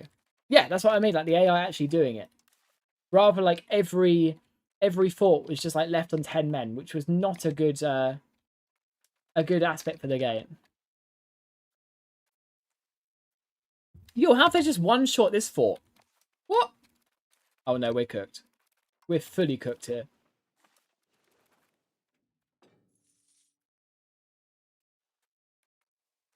And it's entirely my fault.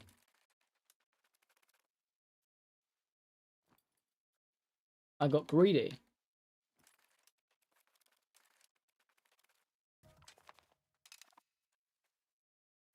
We could white piece if we wanted to, I think. Nope, we couldn't. Is this the point where we have to go and get some mercenaries? I'm just going to pray they don't see the siege and just let us get away with it. Because at the moment, we're under the cosh. And that's why we reload kids. No, we're surviving. And we're going to live with our mistakes if we fuck it up. We want satisfaction out of this save. So we shall get it. Right, we're going to start focusing on our eastern land if England are going to perhaps take our proper land. You've got a very good trait. Yes, please. Oh no, they're coming for us.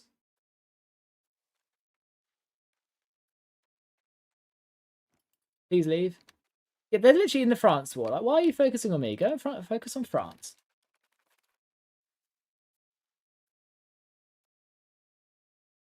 That's the problem with a fortress town. If you mess it up and try and sort it from siege and you think you're going to win and you don't, and then instantly lose your castles, you're in a bit of a problem if they take that castle from you.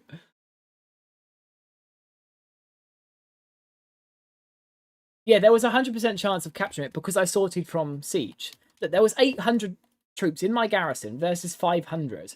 That's a change in 1.3 for sure. Sorties used to be really strong in the last patch, and I actually really enjoyed it. But they've definitely nerfed that this patch. Give that fort an urban right. Yeah, that's what we have done, and it's backfired. So we just need to siege this one down ASAP. This is our only hope. We take back our capital and get some momentum going again. We should be fine to win this war and get some money for it. I think considering our current strength, taking money rather than land is now the idea.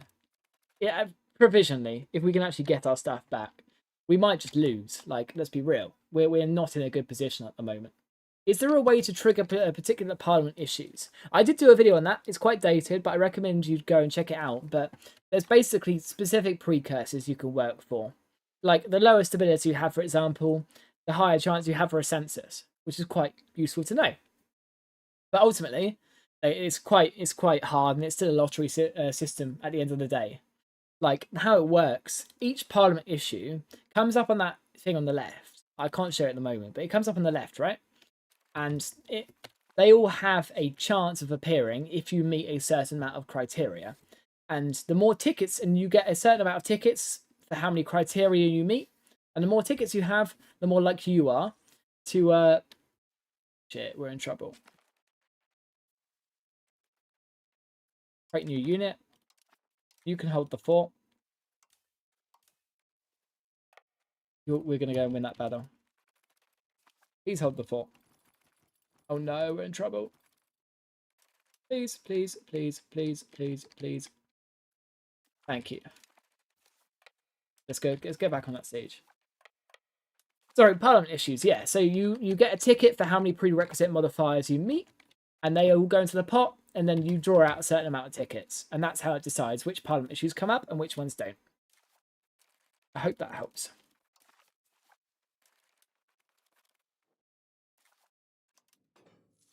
But yeah, I did do a video on it. It'll be because obviously there's new parliamentary issues now, so it's a little bit outdated, but the generic thoughts and feelings are there, of at least the good ones. Oh yeah, Middlesbrough. I don't know why it got taken straight away. That's why I was really annoyed, because it had a full garrison. That one was really surprising. You're absolutely right there. Yeah, I was really confused with that one. So we just need to take these forts back, or at least take our capital back. We've got the battle war score. It's just obviously because they've taken the war goal now. They've got taking war score on us, which is a problem. And that's why it was so annoying that we lost that fort for no reason. But I think we'll have to go straight to Middlesbrough after this one. And they haven't refilled the garrison, actually. So we'll be able to go straight in there and just attack the fort, get our war score back, and then we can peace out England. But we need this bloody capital fort to get siege. So pray for me. Candles. Candles, candles, candles. Siege. Finish up, please. We need it to be done.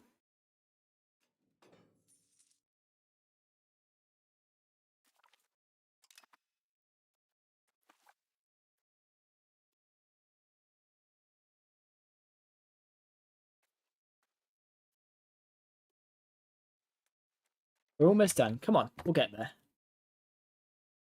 The castle has no soldier employed because they died out due to the Black Death. No, that's not true. It's just because they got taken and no one refilled the garrison. Because these ones, I think we sallied. So I wonder if that makes the garrison just come out straight away because you're guaranteed to lose it. Or the AI pressed the button to refill the garrison. It's one or the other.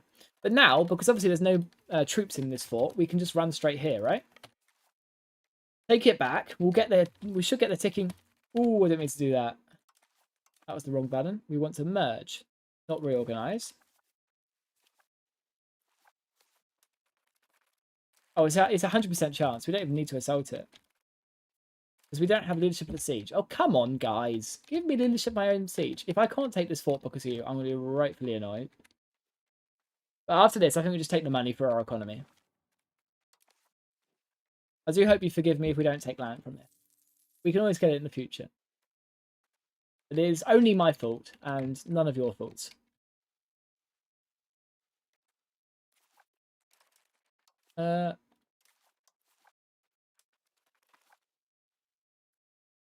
Phew. We've got the war goal back. We've got our defender ticking war score. And now let's try and peace out. So we can take full money. We can take war reps. We can take a bit more. Now, let's be cheeky. Let's be really cheeky. Diplomatic endeavours.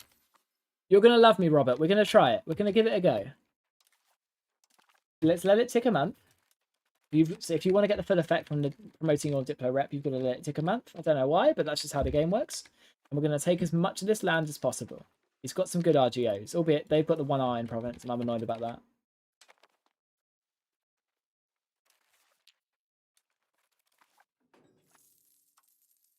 Now, the coalition's only 6 years away, so we've got to be careful about what we take. But all of this is in the Low Countries, right? So that would take us to 110. Now, we've got 6 years left of our coalition peace deal. Now, that would theoretically lose 20 more. So if we want to think about who's over 50, still quite a lot. So I don't know how much we can take. Obviously, we're just going to release it as a vassal anyway. If we went for something like that, I still think it's a bit too much. Yeah, I've got to trust my gut here. I might regret it. But I think we're going to play the long game. What can we get instead? We could liberate it. Why not? Yeah, we can try that. I mean, that was what it was before. Maybe we get someone from our PU back in it. That would be nice. We'll get fleet basing rights from them, because then that will give us their embracement speed, which would be lovely.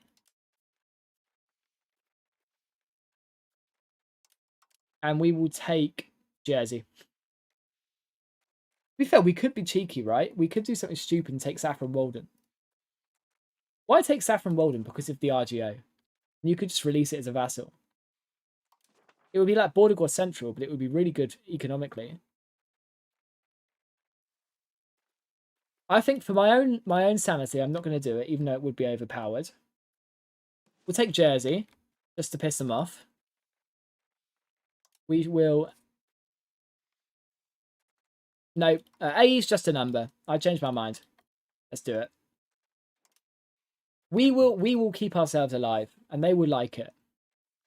We'll make them. No, we won't. That actually helps them because they'll get rid of the Stannery courts. Do we want them to release Artois? That could be good. It'll be expensive. I would rather have the money. So if we go... Oh, nope. Reffel. They release Reffel? Yes, they could. And if we get them to get rid of the fort in Kent, say... Where are we? Where are we? Over. Here we go. Anything else? Are we happy with that? Everyone happy? Yes, I think we're happy. Let's send the peace deal. Oh, we're rich. We're very rich. Valenciennes has been liberated from the countries of England and restored to the HRE. And we got full rights over it. Lovely. If we go to our integration... Yeah, so that one province, we got 3. Brilliant. Now, people are not going to be happy with us. So we're going to need to focus quite hard on improving these relations. Let's see if we can get some more allies first. Nope, no one wants to be our friend. That's really sad. In Austria? Nope. Formed your defensive league? Who's that? Leinster in Ireland. Yeah, I think I'm good, bros. Thank you, though. It is appreciated. We're just going to focus really hard, go full diplomatic spending, and we need to reduce our antagonism as fast as physically possible. And with the big guys. If we only do it with the small guys, we're going to get cooked. Like, Berg is 73.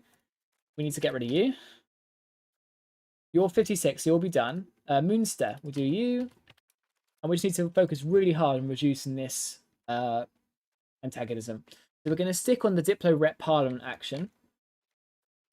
Diplo Rep does give you AE, but it's a different type of AE, so it goes down easier. So don't worry about it. They count up separately. So that dismantle 4AE will be gone in about a year. So don't worry about that. It's actually really interesting how they count it up, but it's yeah, it's a bit weird. Obviously, the big question though is, what do we want to spend our money on? Do you guys have any suggestions? I did take Jersey. Don't forget, I did take Jersey just because you asked, but I will be cheeky and release Jersey. Historical subjects. Jersey fiefdom. There we go. And we could also release Hainaut as our vassal. I think that's probably a good idea, just because we haven't got Brabant yet. And we'll also do it as a fiefdom. Brilliant. We've got some nice vassals going now. And they should just pay us money straight into our coffers anyway. And because they're historic subjects, rather than just normal subjects, it means they actually get cores in their provinces straight away. As you can see here, they get a core town. So they'll get the full economic value out of their provinces, and it should go straight to us, which is obviously brilliant. Woo! Royal Garden. Now that's a good idea. But it would be expensive. 107. Is more masons. We've got we do have a lot of masons already. We've done a lot of investment into that. So I don't think we do need more masons. Let's just check our building price though. Yeah, our building price is low. You see 35 there? That means we don't need any more masons. I think you should make your own market. Let's have a look. Where are we? Markets, create market. No valid locations available. I am surprised at why it's not available. But when I did my previous Holland playthrough, it was the same, so I'm not that surprised. The bubonic plague has killed 91 million people. Damn, that's not a lot. Any other suggestions? Organs. We could buy some organs. Maybe not. I think I'm good on that one. Dyes. Now, dyes is a good idea. More lumber mills is also a good idea. How much would dyes give us? Quite a bit of tax base, to be fair. They're expensive. And we don't really have the lumber.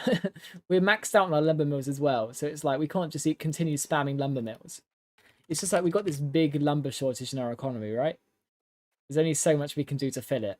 Yeah, we're only producing producing 5 lumber, and we're demanding 21 lumber. And a lot of that is just freaking galley construction from someone.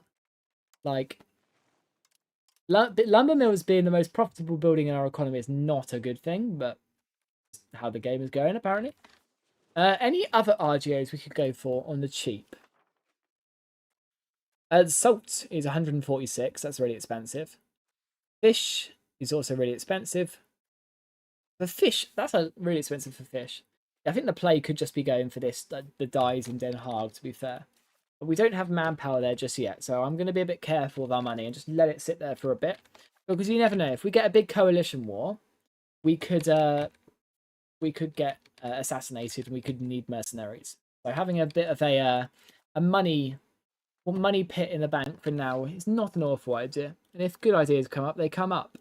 More wineries could be, to be fair. Scriptoriums is what it's saying is really profitable.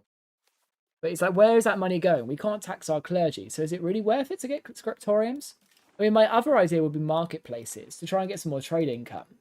Because that's at least guaranteed income. Right, I wish this unsupported merchants modifier would go away. I know I took a bad event. Come on, just go away, please. Flanders, look how much they've got. Trade focus plus 50. Yeah. We ain't getting anywhere near them anytime soon.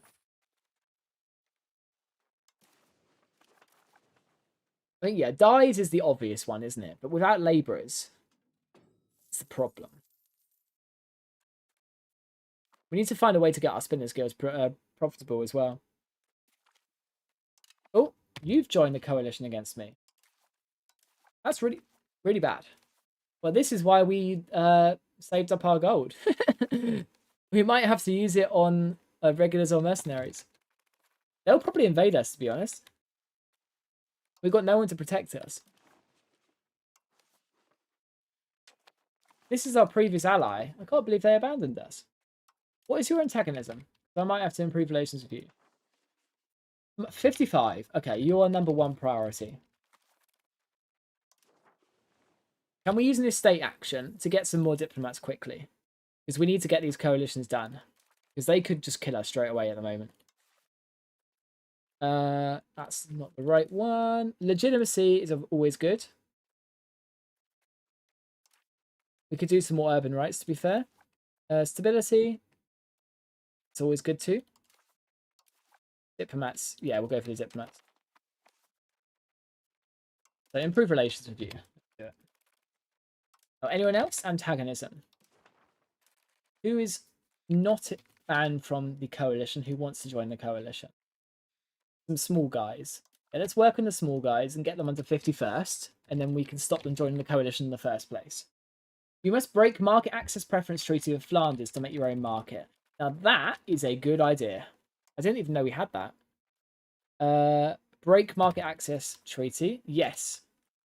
Which means that we can then make our own market. See, that's why it wasn't letting us. It's annoying that the tooltip didn't show us. But see, you're just a genius. That's expensive though. That would take all of our money for our own market, but it's probably worth it, to be honest.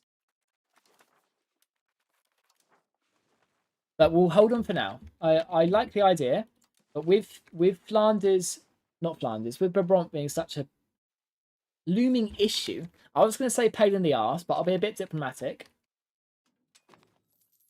You got it, Vanya. I understood you. Well done. Market, bridges. Bridge is an idea, but we shouldn't focus on our proximity at the moment. Because when you're thinking about bridges and proximity, right, you've got to think about, what am I getting to this proximity? There's nothing there. There's nothing there. There's nothing there. There's nothing there. There's nothing there. If we just improve our proximity, we're just pretty much improving our levy size.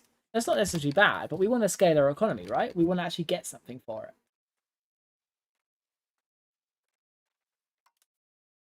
Everything has opportunity cost. That's the overarching economic theory of EU5. When you make a decision, when you spend money, you could be spending money elsewhere. So you've got to think of, is this the most effective way for me to spend my money? And bridges in this scenario just isn't at the moment, but that doesn't mean it's a bad idea for the future. How much is the demand for iron? Let's have a look. Because we obviously bog iron smelters is an idea you could go. People are joining our coalition now, and that's why we were improving relations with people. Let's get rid of the Brandenburg one. I think we've done enough with Brandenburg. Mainz, what's your antagonism with us? Let's be a bit smart and just check. We want to... Mainz have no antagonism. Okay, so we can get rid of you. County of Mark. Just check. 11, so we can get rid of you. And this is how you stop your coalitions. You need to get the antagonism off people. So you can be a bit smart with the relations you're improving or not. Luxembourg. In fact, you could be an ally in the future. They'll be fine, and that means we've got more monthly diplomats, and we can then use them to improve relations. And that's why we're sticking on improving diplomatic relations at the moment, because it really speeds up that improved relations. Get 20 stab from the peasants. Great idea. Let's do that. Brilliant. Yeah. Our states being annoyed at us at the moment really isn't a problem, so we can just sort of steal as much stuff from them as possible. I really wouldn't be opposed to doing the emergency levies, but we've got nothing to levy, really. More max tax could be good, actually. Let's do that. Brilliant. I would do that with the nobles, but they hate us. I don't want to risk that at the moment. And legitimacy from the clergy will be good as well. It's just, what are we using that legitimacy on? Oh. Our estates have become Westphalian, and they're discriminated. Well, that sounds bad. See, yeah, discriminated culture. There, so our nobles aren't happy with that. So let's sort that out. So let's undiscriminate Westphalia and accept it. There we go. Now our nobles should love us, please. The estates are angry but bankrupt. Yeah, they've got no money. I think this is what people have been saying about the economy in this patch. It's fine. It'll be fine. Improve relations with you. You're just talking about coalition. Look, the game's going all right. We've survived 2 major wars. We survived 2 major mess ups from me. And good things come in threes, right? Your market wouldn't be a bit too small. Maybe. But it would have our own provinces in it, which means we can decide our own destiny. At the moment, we can't make any good trades because the other nations get them before us. We've got to see what a slight minus 35 trade advantage in our node at the moment. So everyone else gets first pick of the trades. You get our own market, you can balance your own goods, you can make your own goods profitable with your own demand. We are subject to the ebbs and flows of the Bruges market at the moment, rather than being subject to our own market, and that's actually quite an important thing. So actually, how bad is 1.3? Seeing a lot of posts that it is close to unplayable. I'm enjoying it at the moment. It's definitely slow. The performance is much worse. The diseases are a bit crazy. I mean, look at our population, how far it's dropped. But it's slower. And a lot of people, they want a sandbox, they want to just rush through the game, and they want to just speed through it and have a fun time like that. And maybe 1.3 isn't the patch for you at that point, right? I'm someone who actually likes the game slower. I like carving out our own economy. I like competing with the other major economies and growing and trying to outscale them. And if it's slower, you've got more chance of doing that. And I'm enjoying how slow it is at the moment. Slow, and I want to clarify, slow not in terms of game speed. I am suffering with that at the moment. I wish the performance were better. Slow in terms of the passage of time or passage of economy and scaling in the game. I'm slowly coming around to building our own market as being the most important thing we need to do, but I'm worried to spend our money if we've got this coalition brewing. So let's just check antagonism.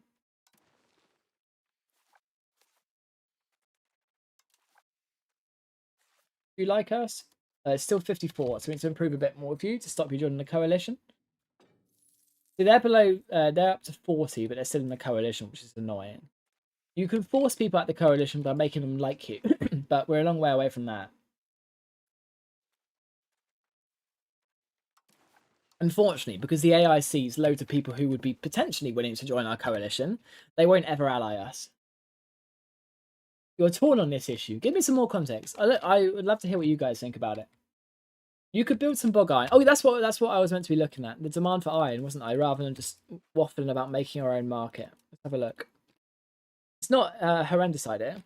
Tool guilds seem to be in supply. We've got a supply of iron at the moment. So maybe tool guilds are the play. How profitable are our tool guilds in Den Haag at the moment?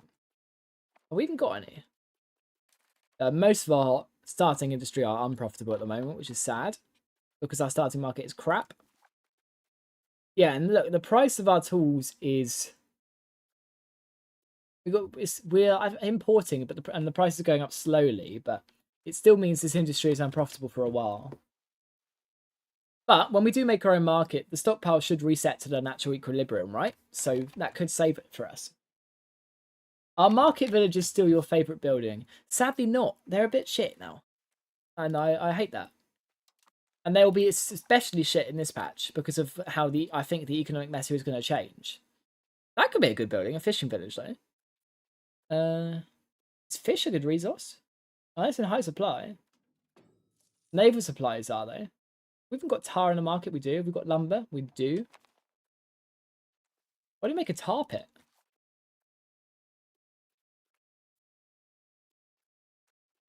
They just keep importing stuff and then changing their minds. We're going to save it for a cardinal. These guys are about to be cored, which is lovely.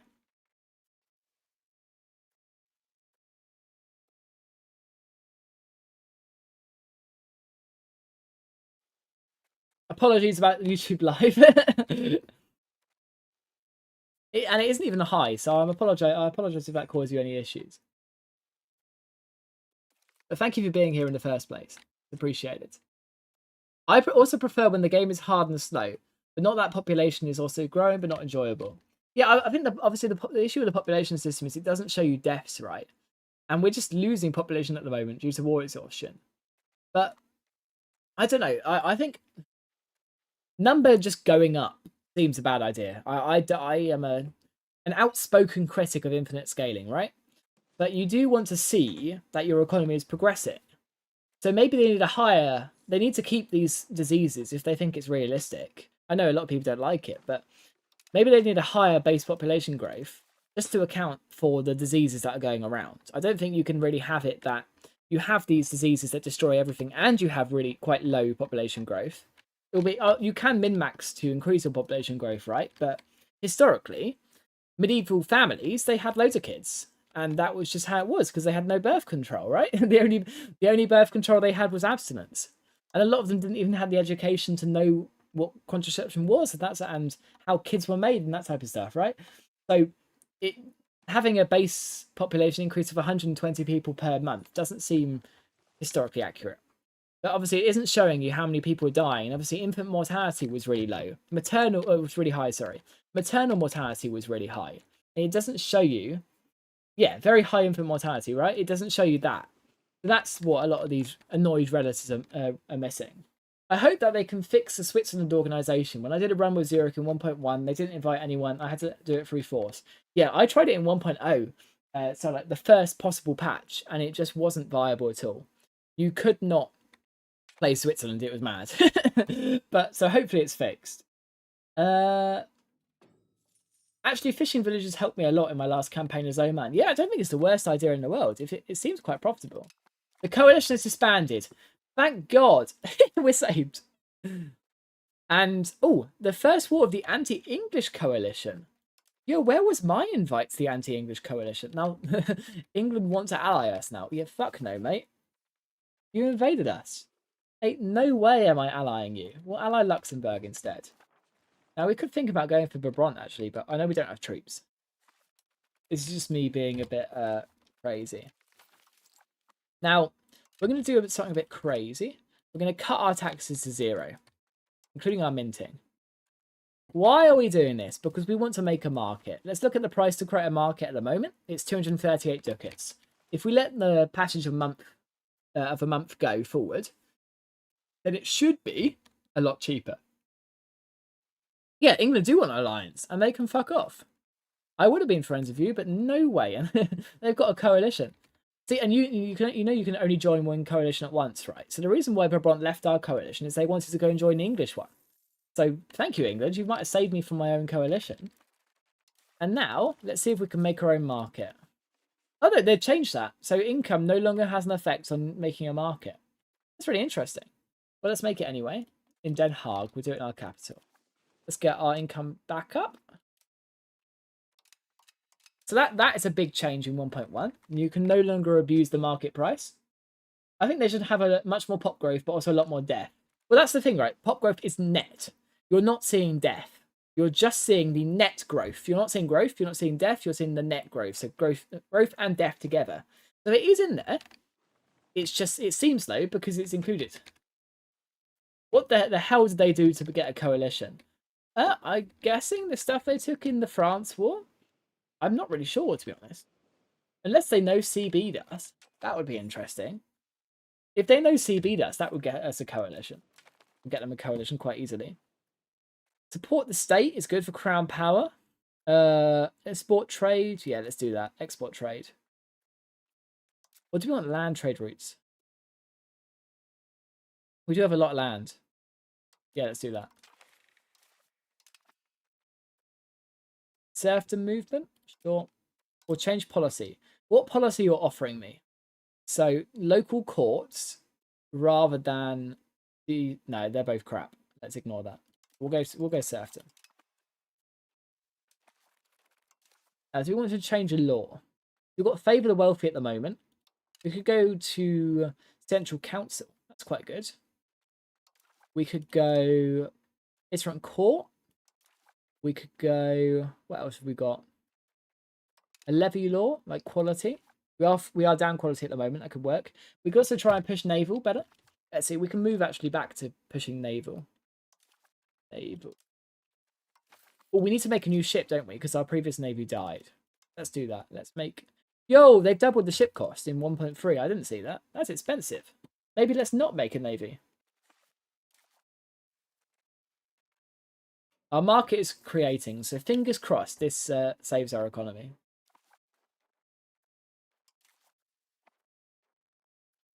We'll get there and we'll check it out. Oh, by the way, I was surprised by the flavour that Oman has. They even have 2 unique buildings for pop growth in the desert and another one for coastal migration attraction. That's really cool. How it feels playing 1.3 right now with the diseases. I tried yesterday with a friend and it's impossible. Yeah, it's just quite historically accurate, right? There's a lot of diseases, but you gain your resistances as you go through. But like I was saying before you got here, I'm really not phased by the loss of population in the early game. Like, that's just how history was. Like, people died. Like, it happened a load. It's not the end of the world. As long as the population growth surpasses it eventually, it's not an issue. They've got to angle it right. Now, we could try and ally with England. They've just been absolutely decked by France. I think that's probably a bad idea. I think going after Brabant is a good idea.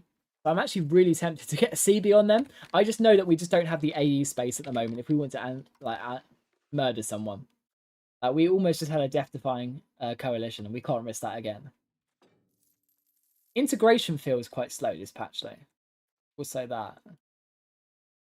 And performance is honking. Like, we can see that. You can see how much I'm lagging. You're seeing the same screen as me, right? 1.3 performance is bad. I don't know what's going on with it. Oh, it's moved my renderer back to DX12. That's why it's bad. Unironically, that is worth a quick restart. That's gonna save the performance. Bear with me 1 second. We're gonna save that. I don't know why the going to 1.3 has moved me back to DX12, but Vulkan, for my system at least, I don't know if it's the same as yours, is much, much better. So give that 1 second. Thank you all for being here, though. I do appreciate all of you. Why are we not loading up again? Come on, guys. 1.3. Whilst we're waiting for the EU5 to reload, let's have a chat about what EU5 1.3 seems like so far. How are you finding it? Because so obviously the population is the big difference. Diseases are crazy. We've noticed that. I don't know if performance is crazy because it's moved me to the wrong renderer. So we'll see if we can figure that out in a second. It might be a lot better when we move back to Vulkan. What else? The economy is really slow. The AI economy is struggling as well. Our market was quite buggered because of the stockpiles. But I don't necessarily hate the stockpile system. It doesn't seem too bad. I mean, it would be funny if this whole outcry about bad performance is just because people didn't realize it reset their performance settings, right? Like we've just found out I was on the wrong renderer, even though I moved to Vulkan yesterday for a video, because it was slow again. So we'll figure it out. But hopefully, it gets a lot better. But I'm enjoying it so far. I do like that how the change in pace in the game. I like a bit of a slower game. I know it's not for everyone, right? And we've got to find the game to ourselves and what we like about it. But I'm enjoying it. Ooh, now that's hopefully not a problem. Go on, fix yourself, game, please.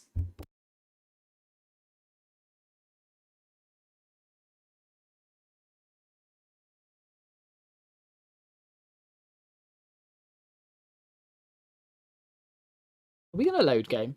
Come on. The double price RGO's improvement. Yeah, what's going on? EU5 1. Maybe this is the performance they were chatting about. Third time lucky? It's just crashed on me, so we'll have to try it again. Come on, third time lucky, I believe. The only major thing I noticed about some countries didn't fix their economy and Reformation is broken. Yeah, I haven't obviously got to the Reformation bit yet, so we'll have to see how that goes. Come on, load. Can you please load the game resources this time, please? That would be great. Yeah, no, performance is an issue, seemingly, but that could just be because of the wrong renderer. I still wonder what my settings would have to be. I mean, I did an optimization video about 3 months ago. Go check it out. There's chapters that goes through that shows you what systems are best, what things you can use, and it doubled my game speed without using any mods. Obviously, the game has progressed a lot past that, so it's very different, but I would recommend it. It's still viable, and the settings still work. Right, we're getting back into it. Thank you for being here, Myth. It's good to see you. Have a good night. And look, thank you all for being here as well, just generally. If you are new to the channel, please consider subscribing. It'd be much appreciated. It's good to see you all. I'm yeah, I'm enjoying 1.3 at the moment, just purely because of the pacing. Definitely has its issues, right? And it is a beta, and it needs to be treated as such. But you can't ignore the issues, right? They've pushed it to us to check out for a reason. The big price changes. They're definitely trying to slow the economy down, and I really like that. Now, let's hope. Ooh, let's hope the performance is a bit better because my renderer is now on the correct. Yo, it didn't change. It didn't even change the renderer. Are you serious? We're still on DX12. I've just restarted the game twice, and you didn't even change the renderer. What is 1.3 doing? That's got to be a bug. I will report that to Johan. Should we try it again? Right, last try. Otherwise, I'm giving up. Right, exit to desktop. We're going to try it once more. And if it doesn't fix it this time, we'll just continue. Because this is my hope to save the performance.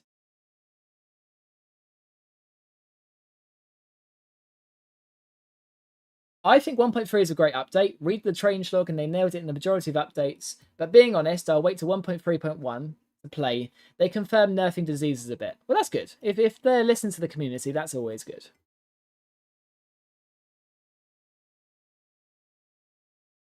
Can't complain with that one. Have you guys got any good 1.3 saves going on at the moment? I'm enjoying the Holland one, obviously. It's I just wish it would go a bit faster. Well, that is what we're trying to do with the setting change, though. Theoretically, that will make it go a hell of a lot faster.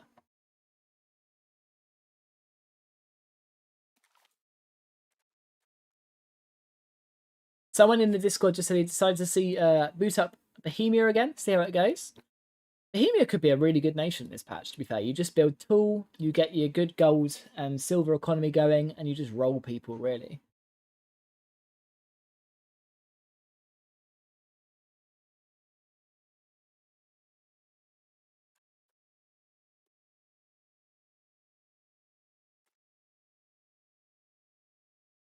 The double, yeah, a lot of prices have changed as well. Like we saw the price for galleys went up 4 or 5 times, right?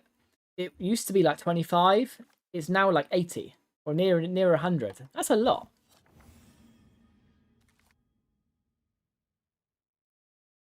Yeah, apologies for these constant restarts. Hopefully it sorts itself out. You've got PoE2 right now. Go to play E5 again. I don't know what. Probably one of the Italian reps. Thank you for joining as a member too, Captain Joshi. It's good to see you. I appreciate you. I don't know why it didn't pop up as at the top, but thank you for doing it. I appreciate you. Now, hopefully, the game sorts itself out. Come on, EU5. I believe in you. Now, hopefully, please have survived. It's changed, and there we go. We are feeling a lot better performance. Yeah, the renderer was part of the issue. We're going again. Have you seen the good price issue due to stockpiles? Yeah, that's the reason why a lot of the economies are bugging at the moment. Now, our new market is here. And how is it done for our economic base? It sort of stayed stagnant. But at least we're in control of our own destiny now. So let's have a look at the goods in our market. So we've got a big surplus of jewelry. Where have we got a big surplus of jewelry? We are importing, I'm not even joking, 29 jewelry. Why are we doing that?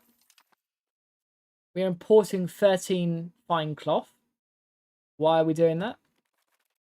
I guess they're sorting out the base good prices with mass imports. Willy smugglers. I don't want a Willy, please. Thank you. I appreciate the offer. Let's get some good buildings going, because we should be able to have a bit more of a competitive economy now. But it's taking a while to ramp up, it seems, obviously, because we've just changed markets. Naval Supplies Guild. We can get one. Why not? I mean, our surplus has already gone up to 3.8, which is progress. How close are we to getting our heir in the cabinet? 1 year. Let's wait for him. I know he's not great, but we need the crown power. And I don't want to waste the money on it, if I'm honest. Even though they do have some good traits available. Hey, I appreciate it, Joshy. Thank you for being here. I'm thinking about playing France again. They improved England AI in this update. They definitely have. They've done way more in this like on the continent than they usually do. Even if it did include invading us, right? But I'll forgive them for that. In the hope of good AI.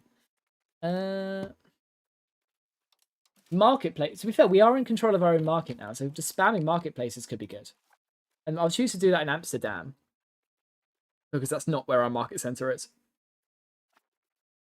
Saltpeter Guild as well, as we've got no saltpeter in our market.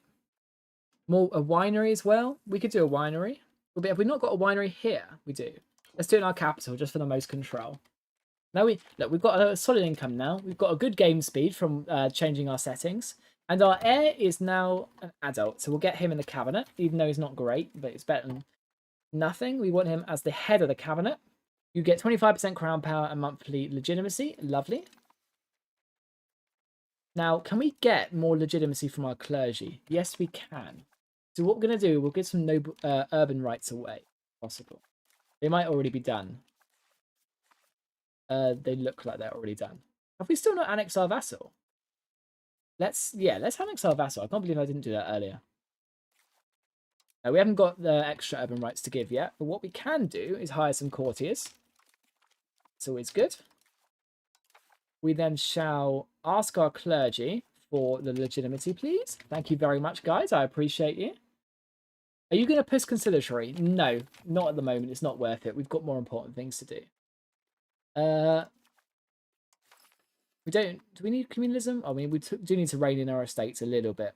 I gave too much power away to our burghers. Integrate province again. Yeah, we'll go for you.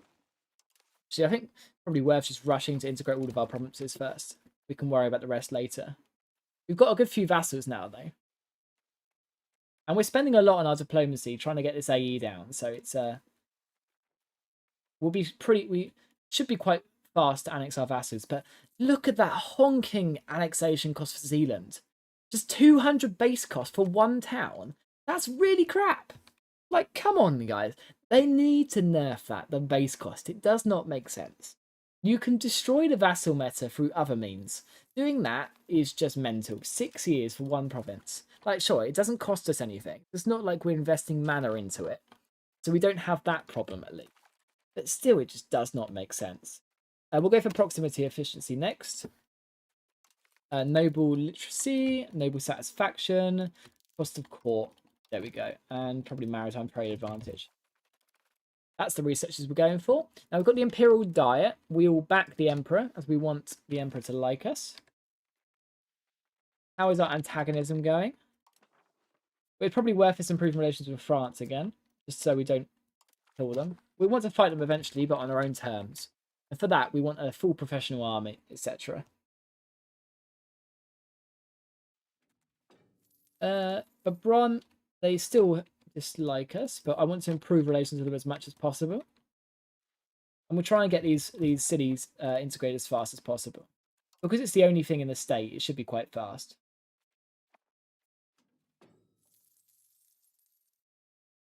Ooh, we should get our heir married, actually. That will be what I'll be as our next diplomat on. The County of Heisenberg. They cooking meth or something. Oh, Heinsberg. Yeah, if it was Heisenberg, I'd play them right now. They like us enough. We can stop improving with them. Heir can join a foreign order. Absolutely. You're perfectly right. I just don't want to risk his fertility. That is the big risk with joining a foreign order. You reduce your fertility. Yeah, I need to get him married first. Then we can worry about that. What did you do to kickstart your Eco 1.3? I had the problem every burger building was unprofitable from the beginning. Yeah, like all of our buildings were unprofitable until we made our own market, and a lot still are. I don't know why they are, but they just are crap. What we did was focus on the basics. So lumber mills. Our lumber mills are really profitable. Masons, they're quite good. It seems I need to subsidize them. But yeah, just focusing on the basics, like literally lumber mills was what I did, and it seemingly worked. So I'm not complaining one bit. There we go. Finished integrating Gelra. Now, what's your decent stat? Diplo. So let's go to societal values, and we're maxed out on capital at the moment. We can go further into Navy a little bit. Into, we don't have a ship at the moment, so we can't really get what we want. 3 subjects? Yeah, let's do 3 subjects. We need that promotion speed to survive the Black Death. How is our scriptorium doing? Our scriptorium is very profitable. So that we probably want to focus upgrading our scriptoriums in the short term. Because that will push more demand into our dies, and then we can get a more profitable RGO. But to be fair, now we've got our own market, we could just focus on getting this RGO up to scratch. But all of our estates are bankrupt. So they're not giving us anything into our economy at the moment, which is a problem. Right, let's get our heir married. So you could be good. You've got bad stats there, and I would like good stats. It doesn't really have an impact stats, right? There's no like eugenics program like there was in CK, but it does guarantee you a better ruler if you do have a regency, right? We'll just go for the Hungarian guy. We'll try and make it. If we can get an ally of Hungary, that would be insane for us. Our economy is doing very well. I'm enjoying this. And we can always cut our diplomatic spending in a second anyway. We're managing to get rid of this antagonism. And when we get this antagonism back to 0, we should be able to go after Brabant. We do still have a few oddballs to get rid of, though. Not the end of the world. Are there any states with iron and lumber naturally? Not. It doesn't seem like in our market. I mean, there's lumber down here. There's iron there, but not really in the Netherlands.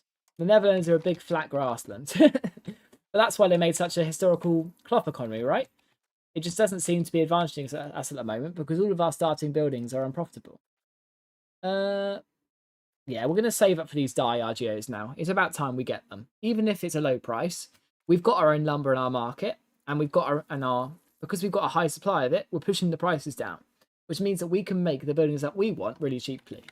So I can't remember who the guy was that suggested our own market, but it was a brilliant idea, and I respect you. My first 1.3 game was an Ireland run. Unified the Emerald Isle, but the big red meanie curb stopped me in the 15th century. Well, we survived the big red meanie so far. So you can do it. I believe in you. Why is fish our most profitable RGA that we can make? I refuse to believe that. We're going to get the dies. Or are we? We could get the livestock, to be fair. Let's give it a go. It says it'll be profitable, so why not? Probably lying to me, but why? Yeah, demand. Yeah, there's no demand for it. We're not doing that. That's a bad idea. Yeah, I forgot we took Jersey. We've got some random old vassals. But this one's good. We get some money from them. Yeah, we are. We're getting... oh, no, that's mostly the war reps from England, to be fair. Right, do we have anything else to integrate? No, we don't. So, let's get you developing our capital. And we can start playing a bit tall. I guess the maintenance increase breaks the bog chop coal thing totally. Potentially. We'll see how it goes. I mean, I'm still a bit scared the good old iron death spiral will come back, but we'll have to see where it goes. Like I said, this is my first playthrough of 1.3, and I'm doing it live with you guys, so we're figuring out as we go together. Really didn't know that. Yeah, theoretically, it does reduce fertility. I just don't know if they've removed that or not. But it used to back in the day. At the start of the game, it certainly reduced your fertility. They might have changed it. It might just be an urban myth now. I'm not sure if I'm honest, but it's one I totally believe in. I'm convinced of it. Because otherwise, what's the drawback of joining a noble order? You just get free stats. But if it is there, it's something they should make a bit more explicit. Right, we're getting further into free subjects, which is beautiful. We could start pushing other values. I mean, our values are not great at the moment. End of the Black Death. Brilliant. I mean, not brilliant. We lost so many pops, but survived. What's our integration map mode like? Lots of cores, which is amazing. No wonder our economy is starting to go up. Line go up. Woo!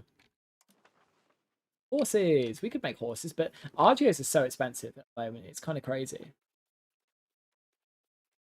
Can we make any more of our industries a bit more profitable? Yeah, why are our tools not profitable? I guess we don't have the iron for it. No, we do. They're just on a bad production method. Let's check all of our production methods while we're here. We have fruit in our market, so why are you not on fruit, right? These are simple things. Weaponsmiths. And that just seems like crap, to be honest. Yeah, tanneries looking alright. Tailor's guilds. Cloth. Is there just no demand for it? Yeah, there's just no demand for it. Problem with being tiny, you don't have the demand for the stuff you need. Opportunity cost. You're absolutely right. Opportunity cost is the big one. But we've got a lot of money now, and it's starting to tick in on a monthly basis. So I think the first thing we're going to do is get these dyes up in Den Haag. It's just free money. Let's do it. How are you going to expand market territory? Well, it's part of like building roads, getting the provinces in our own country. Like the reason why a lot of this stuff is in the Bruges market, not ours, is because it's not our own stuff. So once we sort that out, we'll be in a lot better state. So let's get a few. We've got 15 free legitimacy here. So let's get a few bits of stuff we want. So religious administration, sure. Oh. What else do we want? Powerful dioceses, absolutely. That's really good for our economy. Now, our nobles aren't happy. Let's get common militias. That's a new one we need. And then chuck in the legitimacy. Brilliant.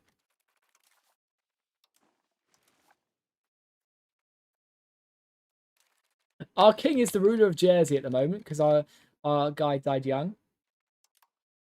But we've got one. Yeah, this is the crap guy, but we've got a young son at least. He's got decent stats for a 0-year-old. A new outbreak. Another disease. Oh my god, look at how many diseases are going on at the moment. That's crazy. No wonder people were moaning about it. Now, that makes me want to check. Have we actually got free mobility of the common people? We don't. I'm an idiot. Oh, we do. That's good. Have we got anyone good we can get in the cabinet?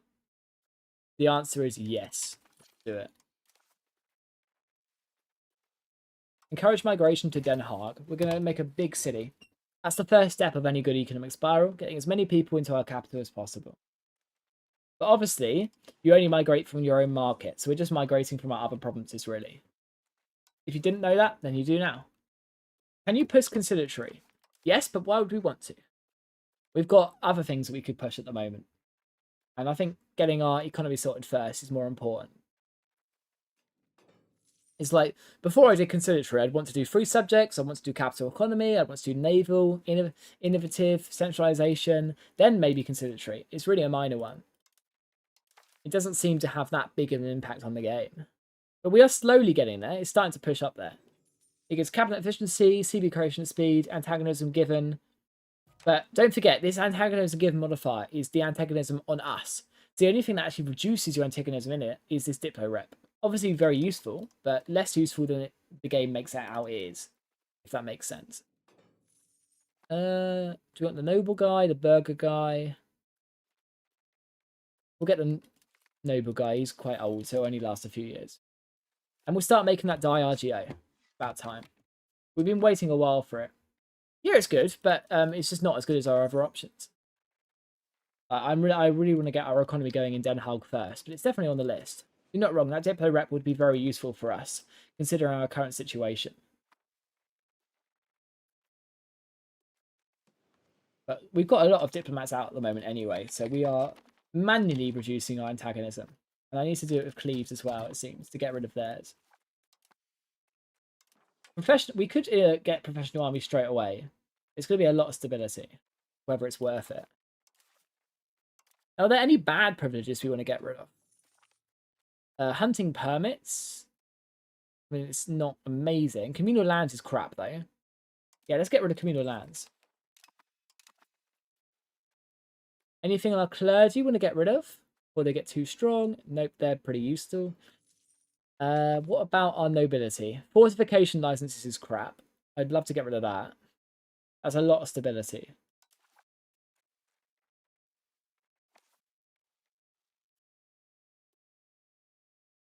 Thank you for the updated Castile video. I'm glad you enjoyed it. I put part 2 out, and it didn't do very well. So if you haven't seen it yet, go and check it out. It's all about colonization.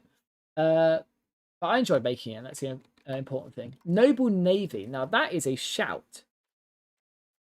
But I don't want to get our crown power too low. It's on the list. I'm not going to go for it straight away. Our next parliament should be soon as well, which is brilliant. Winery. They really like wine in the Netherlands, don't they? Let's get... If you want winery, you can have a winery, guys. I'm not stopping you.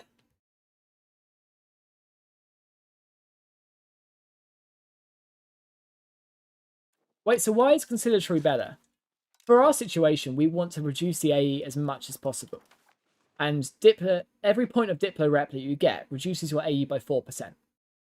So if you stack your Diplo rep, it's sort of... there you go. There's your answer, right?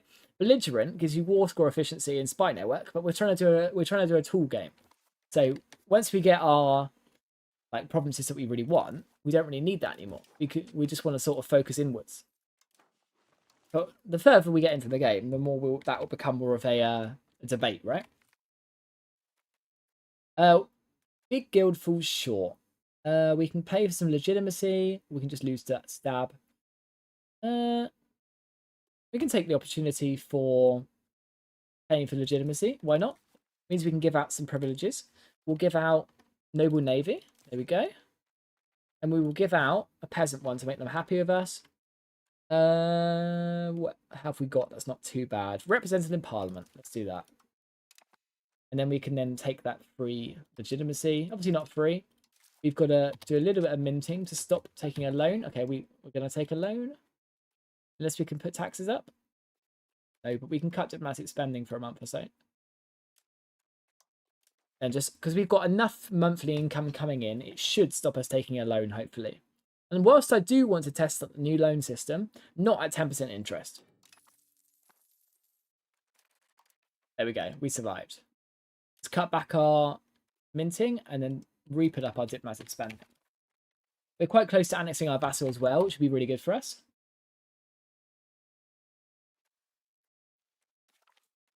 And Frisia have joined our coalition. Well, you can bugger off. No one likes you. You have 0 friends. Okay, so we're maxed out on our opinion with France. And we can put that into Frisia when our diplomat comes back.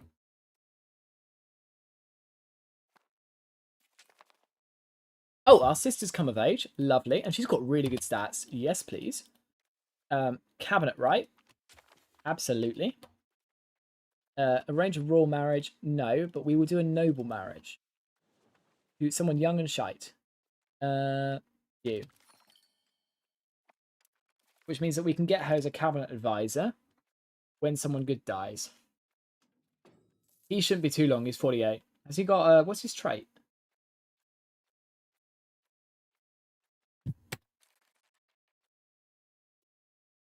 It is abrasive. Great. Oh, yeah. Well, I'll wait. We'll get her next. When we need her. Okay, let's pull back our improved relations. We need to focus on the guys in the actual coalition. The Western Schism. Declare our support for, obviously, the Pope. And show unity of faith. We could do that to reduce unrest, but it's a bit of a waste of money, to be honest. I thought the AE reduction from belligerent was on the player. From my understanding, it's just on the other side. So you're not actually... It's AE that other countries are doing in relation to you. I might be wrong, though. These things change so much. Yeah, antagonism given. How much antagonism we feel towards a country when they take land from another. So yeah, it's in relation to us, so it really isn't that good. Oh, so we've now got 2 really insane parliament debates that we can decide what we want to go for. Balance the budget, obviously the standard really good one, or promote urbanization, giving us a free town. And urbanization is how you make money in this game, so we're obviously going to go for the urbanization. Because that's worth 500 to make a town, right? So we need that to happen. We want censorship?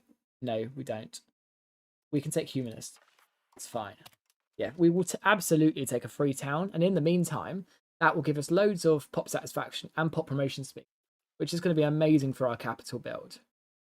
Because we can start building up some industries here. We've got our own market. We can canonize a saint, actually. Do that. Get our legitimacy back quick. Religious art sponsorship. Yes, please. I don't mind losing religious influence. It's not the end of the world.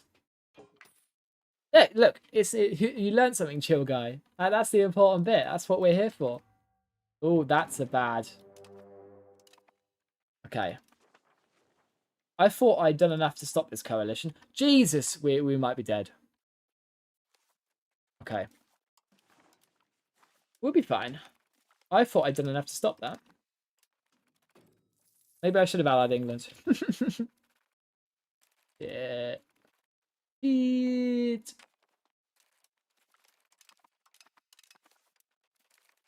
Oh no.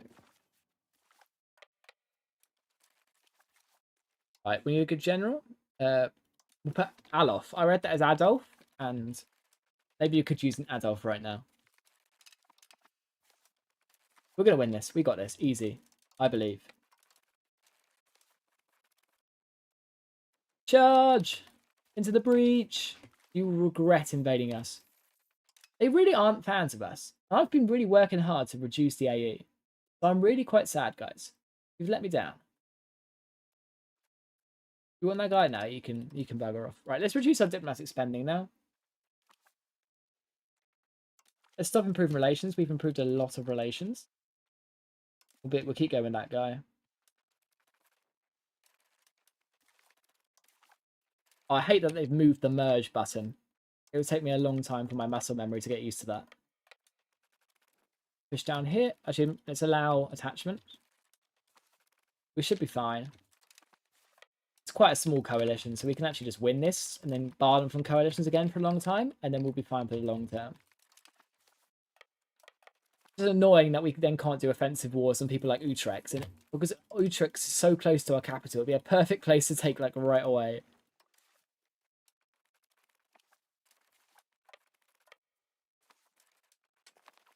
Yeah, we don't even need to rely on a fancy ally for this one. We can just wipe them out ourselves.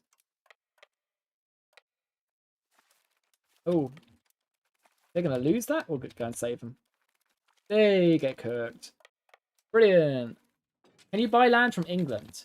I think I'd rather invade them, to be honest. We could, but there's really no point in trying to do it for Hainaut.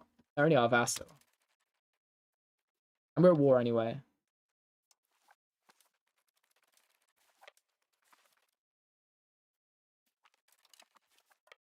Got a long old way to go. We are absolutely smashing this coalition, so let's turn off that and get people to siege stuff down. This is the good thing about having a lot of vassals. They just do stuff for us. Siege Raider, Siege Raider, Siege Raider, and Siege Raider, please. Thank you very much. Do we want to give our cabinet member extra stats for parliamentary support? Or get parliamentary support for losing stats? Well, we'll give them stats. Why not? Be nice. We want the free town anyway. And it's going to be in Horn, which is our salt province up here. It's a little bit annoying that we lose the salt, but we don't have the money for that anyway. So a town will give us demand and will be really good for our own market.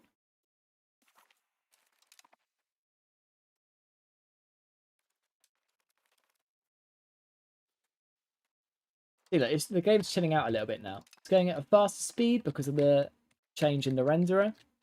We are stomping the coalition war, and we are absolutely doing that well and truly.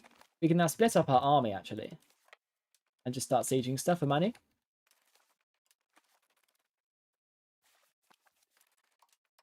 We'll be a little bit careful, as it's not fully won yet, but we've got so many troops, we can just spread out. It's annoying that, obviously, you still can't take land when you've been attacked in a coalition war, but I do think they should change that. Like, if someone's consenting to join the coalition, they shouldn't just be immune from us taking land from them. Like, I wish I could just take land from Utrecht now, right? But what I can do is get rid of castles and stuff like that to make it easier for the next war when we have our own CB. Will you take one of them as a subject? We could do, but subjects are so hard to annex. Like, look at Zealand, right? It's one tiny town. It's really terrible. But it's got a base cost of 200, so it's taken so long to annex them, which is not very fun at the moment. But it's not a bad idea. We could take some subjects. We've got quite a lot of subjects at the moment. And every time you annex a subject, it reduces their relationship with you. Brilliant. They got wiped. Let's push down here and get some more sieges done. And the more province capitals we siege, the more money we get for free. And I'm not complaining at that at all. Obviously, levies are so cheap. So it's like we're not exactly losing money from this. We might lose a bit of population, but our rivals are losing even more. And gaining more exhaustion. So we are just definitely winning from this comparatively. Oh, we got a lot of money from that one. And you still do work of arts as well, which is always nice. Next time, they should think twice before coalitioning us, ultimately. Therefore, more works of art. Can you make a guide about building subjects and trade companies and stuff? Yeah, it could be an idea. I have to see how it lies in 1.3, because obviously the debate at the moment is what version of the game do you start looking at? Do we look at 1.3 straight away? Do we still stay on 1.2 because it's stable? My current plans are 1.2 oriented, if I'm honest, just because I've got ideas of things information I want to dispel. But we'll have to see how it fits into both ways, really. You got a garrison? I hope not. Let's go and wipe out this army. I'm not letting you save your own town for nothing. We've got 100% war score, but that doesn't mean I have to piece you out straight away. Albeit the war does want me to.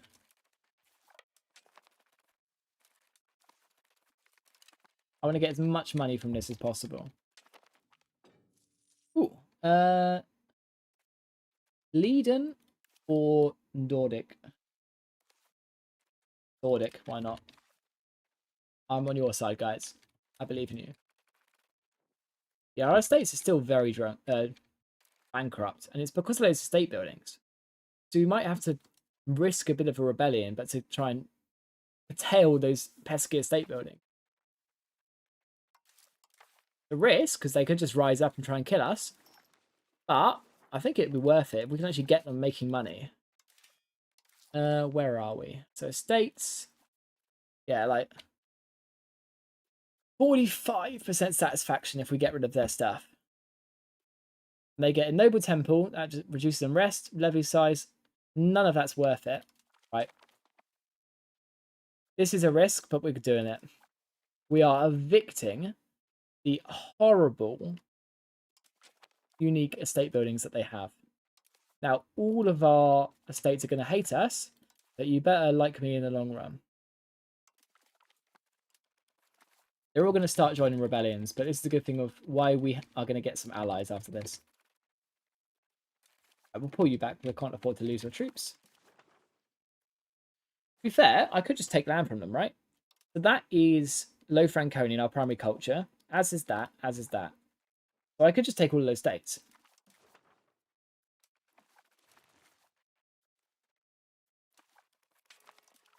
Zealand's have asked us for gold. Sure, you can have half a ducat. That's not really a problem. Yeah, you've got 2 states I can take. I mean, why not? 30 AE. Slight coalition, but yeah, I better get something from this war. I've just fought an entire coalition for it. So, let's do it. Let us go on to Diplo Endeavours quickly, if I can press the right button. Diplo Endeavours. Let it tick for a month, and we can finally piece out this coalition.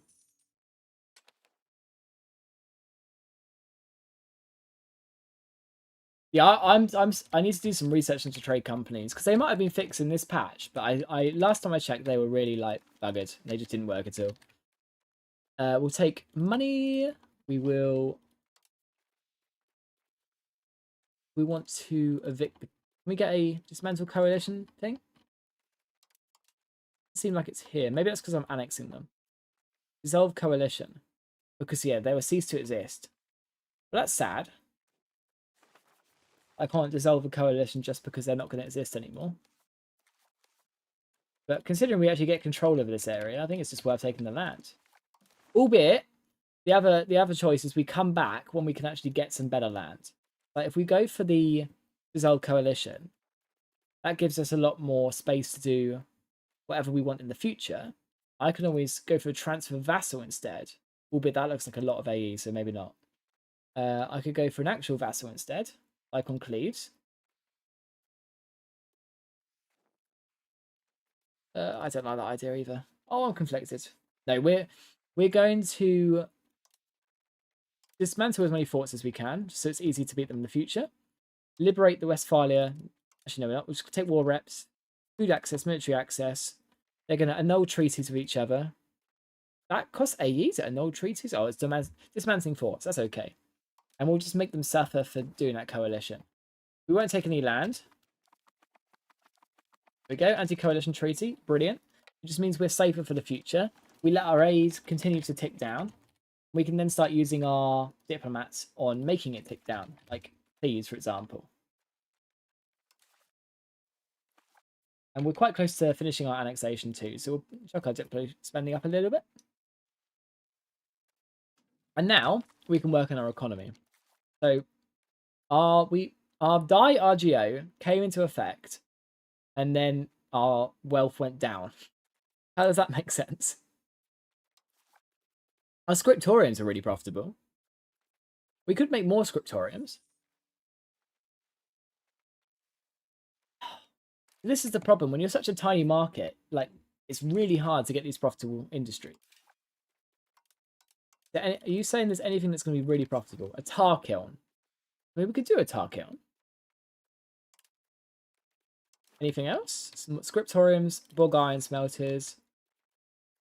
I mean, that's not horrible.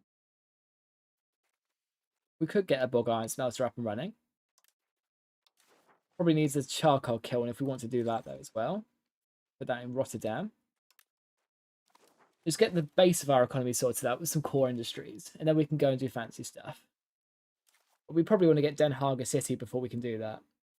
I'm just wondering if this urban right is the reason why we're struggling so much to keep everything profitable. It's just being outcompeted. We could always get rid of it. Because it does give trade capacity, which is not getting us much money either. Because we're not exactly building marketplaces here.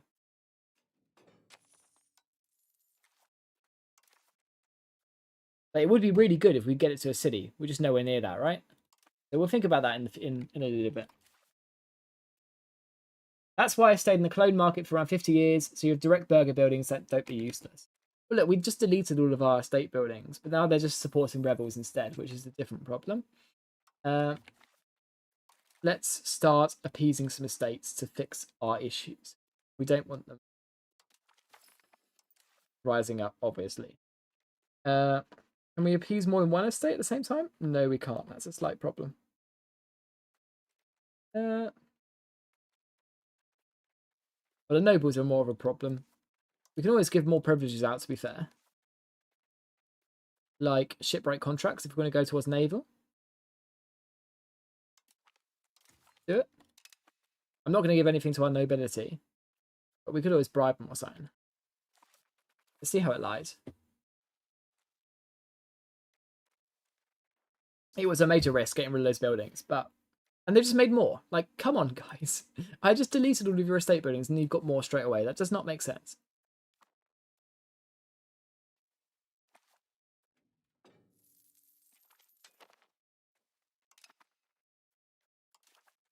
So our heir can have a better education. I'll put him on admin because admin's the best stat.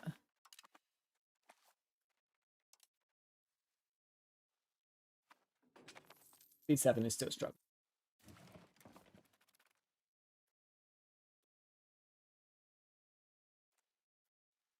And we're about to get this vassal annex as well, which is brilliant for us.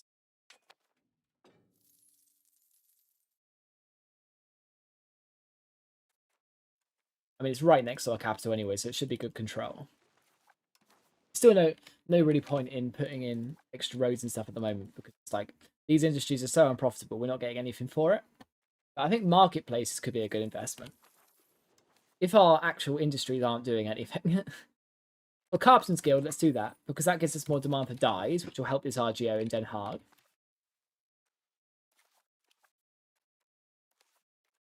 But why am I making it there, rather than where my actual lumber's being created? That seems like a misstep. Let's change it over. You can delete the buildings manually. I could, but why would I want to delete these buildings? Just because they're unprofitable now, it doesn't mean they're going to be in the future. It doesn't actually lose us anything for having these buildings. We've just got them. Granaries, we could use getting them up. Legitimacy. I do like free legitimacy, but our burger power is getting a bit crazy. Maybe we could use some more commoner stuff. Then again, I don't want to piss off our nobles even more. So let's just take the religious influence. Let's see if we can actually ally anyone. It would be useful to have some friends. Oh my god, Bohemia. Yes, I love you. Thank you so much. Oh, that's amazing. that's gigantic for us, honestly. Right. Do we still have... We have the highest trade advantage. Now, we're actually making some trade income.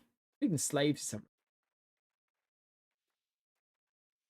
Let's try full manual trade and see what we can accomplish. We need to get as much money in as possible. And because we're so tiny, we've got the perfect opportunity to do it. The Den Haag market, trade. I've just forgotten how to make a trade. It was usually there. Pinto up. I'm just confused now. Trading. Oh, no, they just changed it. It's just a full trade order system now. Wait, I'm just really... what is... My brain is not computing. What am I forgetting about trading, guys? I swear there was the manual trade system somewhere. Like, I'm clicking on the market. I'm on trades. It's not there. I mean, I can do it manually. Like, full manually. Like, trade like this, right? I don't know if it's like going to be profitable for it. Well, we wanted gold, didn't we? We'll start with gold and see what gold line we can make. There we go. Free gold from Prague. That's gone through. This is a much more shit way than the old way it used to be. We could export lumber, to be fair, but I don't know if it's a good idea. Export dyes is a good idea. Go to Edinburgh. And then we'll just stick the rest on automated. Why not? It's causing too much of a hassle. Well, it was in the balance tab. Yeah, that's what I was looking, right? I couldn't find it. It changed the interface. Ah, it's fine. I think they made it worse, if I'm honest.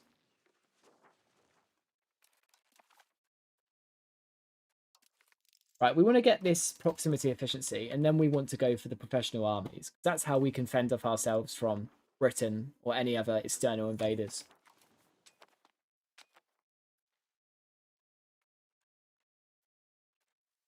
Let's compare ourselves to our regional rivals. They're on 64 tax base. They're on 75.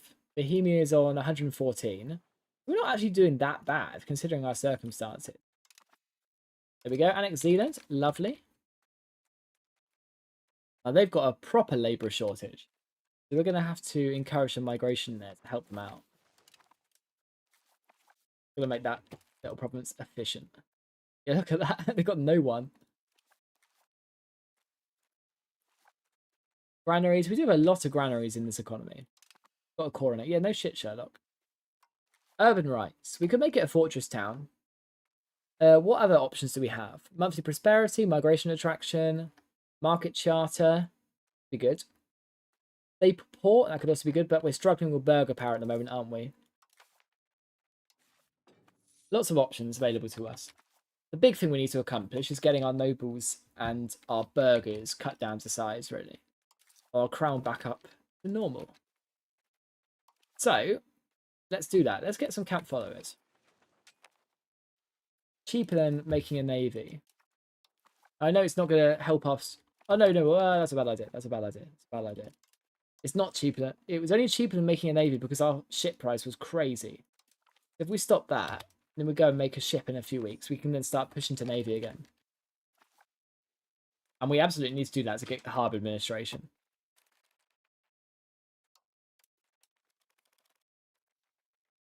Then hard to Lubeck. There's a lot of trades going around, but these buildings are still really inefficient. Why? So they've got no domestic supply of cloth. It's like that just entire industry just doesn't work in this market for some reason. What's the point of camp followers? Well, to give your army food supply, what I was going to do is make that one solitary unit to put our king on it, so he gets that the crown power buff for obviously being in command. But if we can do that with a navy, that's even better because it starts pushing us towards naval. That's exactly what we need. Admin ability, monthly prestige. Yeah, let's do that. We've got a kid, so fine. Yeah, if we can get to 50 naval, we get a really good government reform as well, and that's what we exactly need.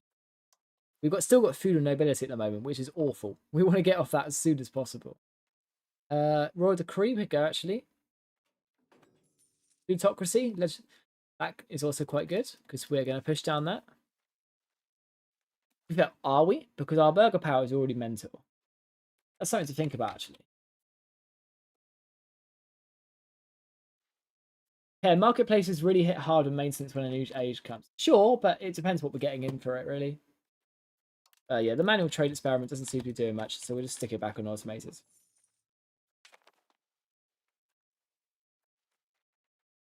What is our antagonism with Brabant? Oh, it's a space antagonism. 0. Okay, so we are getting our people on side, which is good. Which means we can start thinking for our next parliament about war. War on our regional ally. I'd love to do a war with Utrecht. I know our truce is just really done with them. Every time they come up, they just freaking invade us, and it's really annoying. Supporting rebels, yeah, our estates are not happy with us at the moment. I'm just annoyed that they spent so much on these estate buildings right after we deleted them. And what was the point in deleting their estate buildings if they're just gonna have the exact same issue? Thank you, Paradox.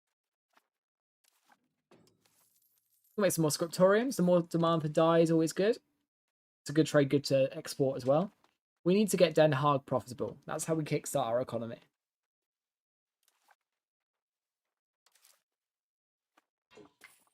Our wealth is slowly going up though, which is good. Economic base and tax base less so. We're in a bit of a hard economic situation at the moment. We're doing our best. But no, trading companies are really bad at the moment, right? It's a big problem. Especially if you want to play a trading nation like Holland, right? We should be trying to make them. A lot of things in this game are broken. You just got to get used to it, really.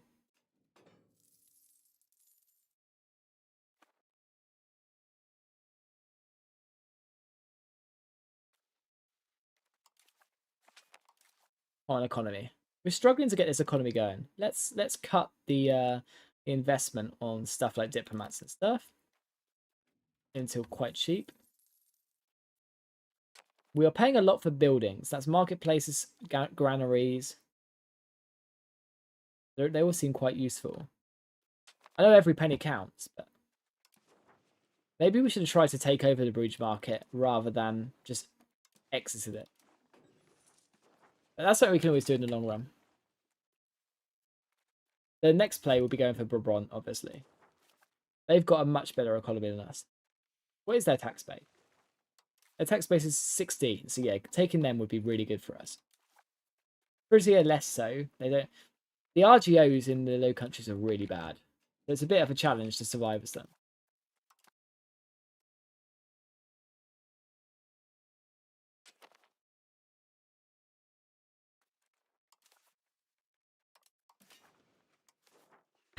Right, we need to get this RGO upgraded when possible. Still a lot of money. It's like the backbone of our economy. And lumber mills, Jesus.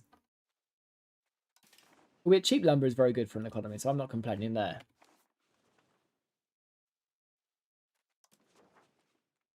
The Low Country is just such a hard region. Not even just militarily, but economically too. Like you're stuck between these two economic powerhouses. So it's like, what are you producing? What are you out competing?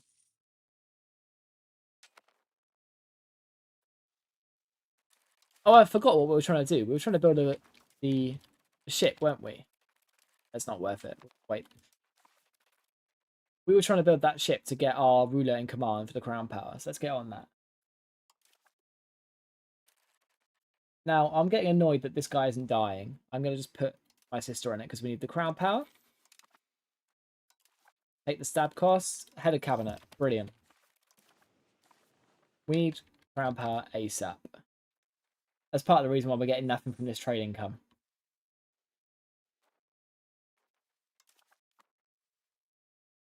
Cost of court is costing us an arm and a leg at the moment. Let's pull that back, actually.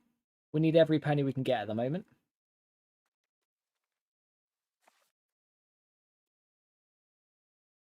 But you're getting a really tall powerhouse if you play it right. Absolutely. And that's the point of the save, right?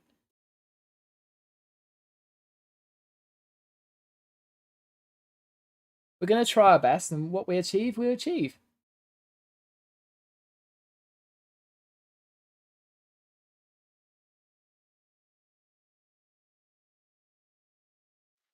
We got this, I believe.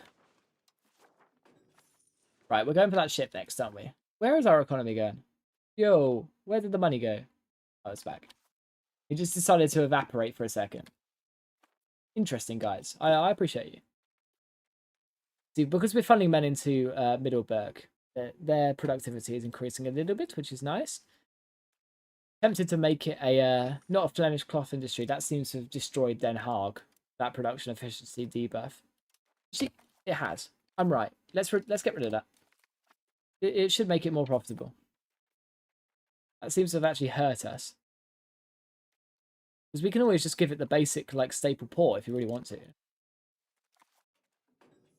Hopefully that makes our industries a bit more profitable.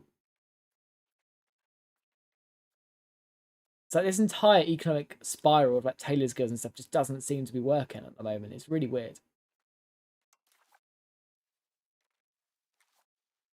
To be fair, I guess we just don't have the raw resources for it. We don't have the wool.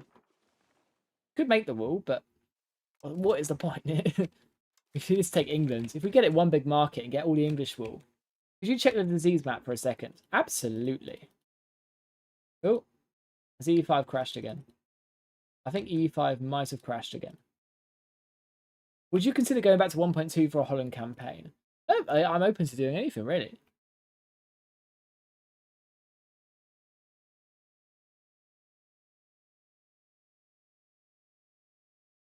Yeah, EU5 has crashed again, which might be a good place to leave it for tonight. Thank you all for tuning in. I really appreciate all of you. 1.3 has been interesting. Lots of diseases, lots of lag, but positive change. And I think that's what the game needs. Thank you all for tuning in. I really appreciate you. And thank you all for the channel members who have joined this stream. It really does help the channel. It helps me make this content, so I appreciate all of you. If you are new and you haven't subscribed yet, please consider doing so. I appreciate all of you, and thank you for being here. Apologies for the stability issues. That could be a 1.3 issue. For some reason, I don't know why, but it seems to be happening quite a lot. And if you check the description, there's a Discord link. Feel free to join up and come and say hi. I'd love to chat with you individually. And we'll plan some multiplayers and everything, so it'll be a good old trek to get involved. So thank you for joining in. I'll catch you guys in a bit, and see you soon.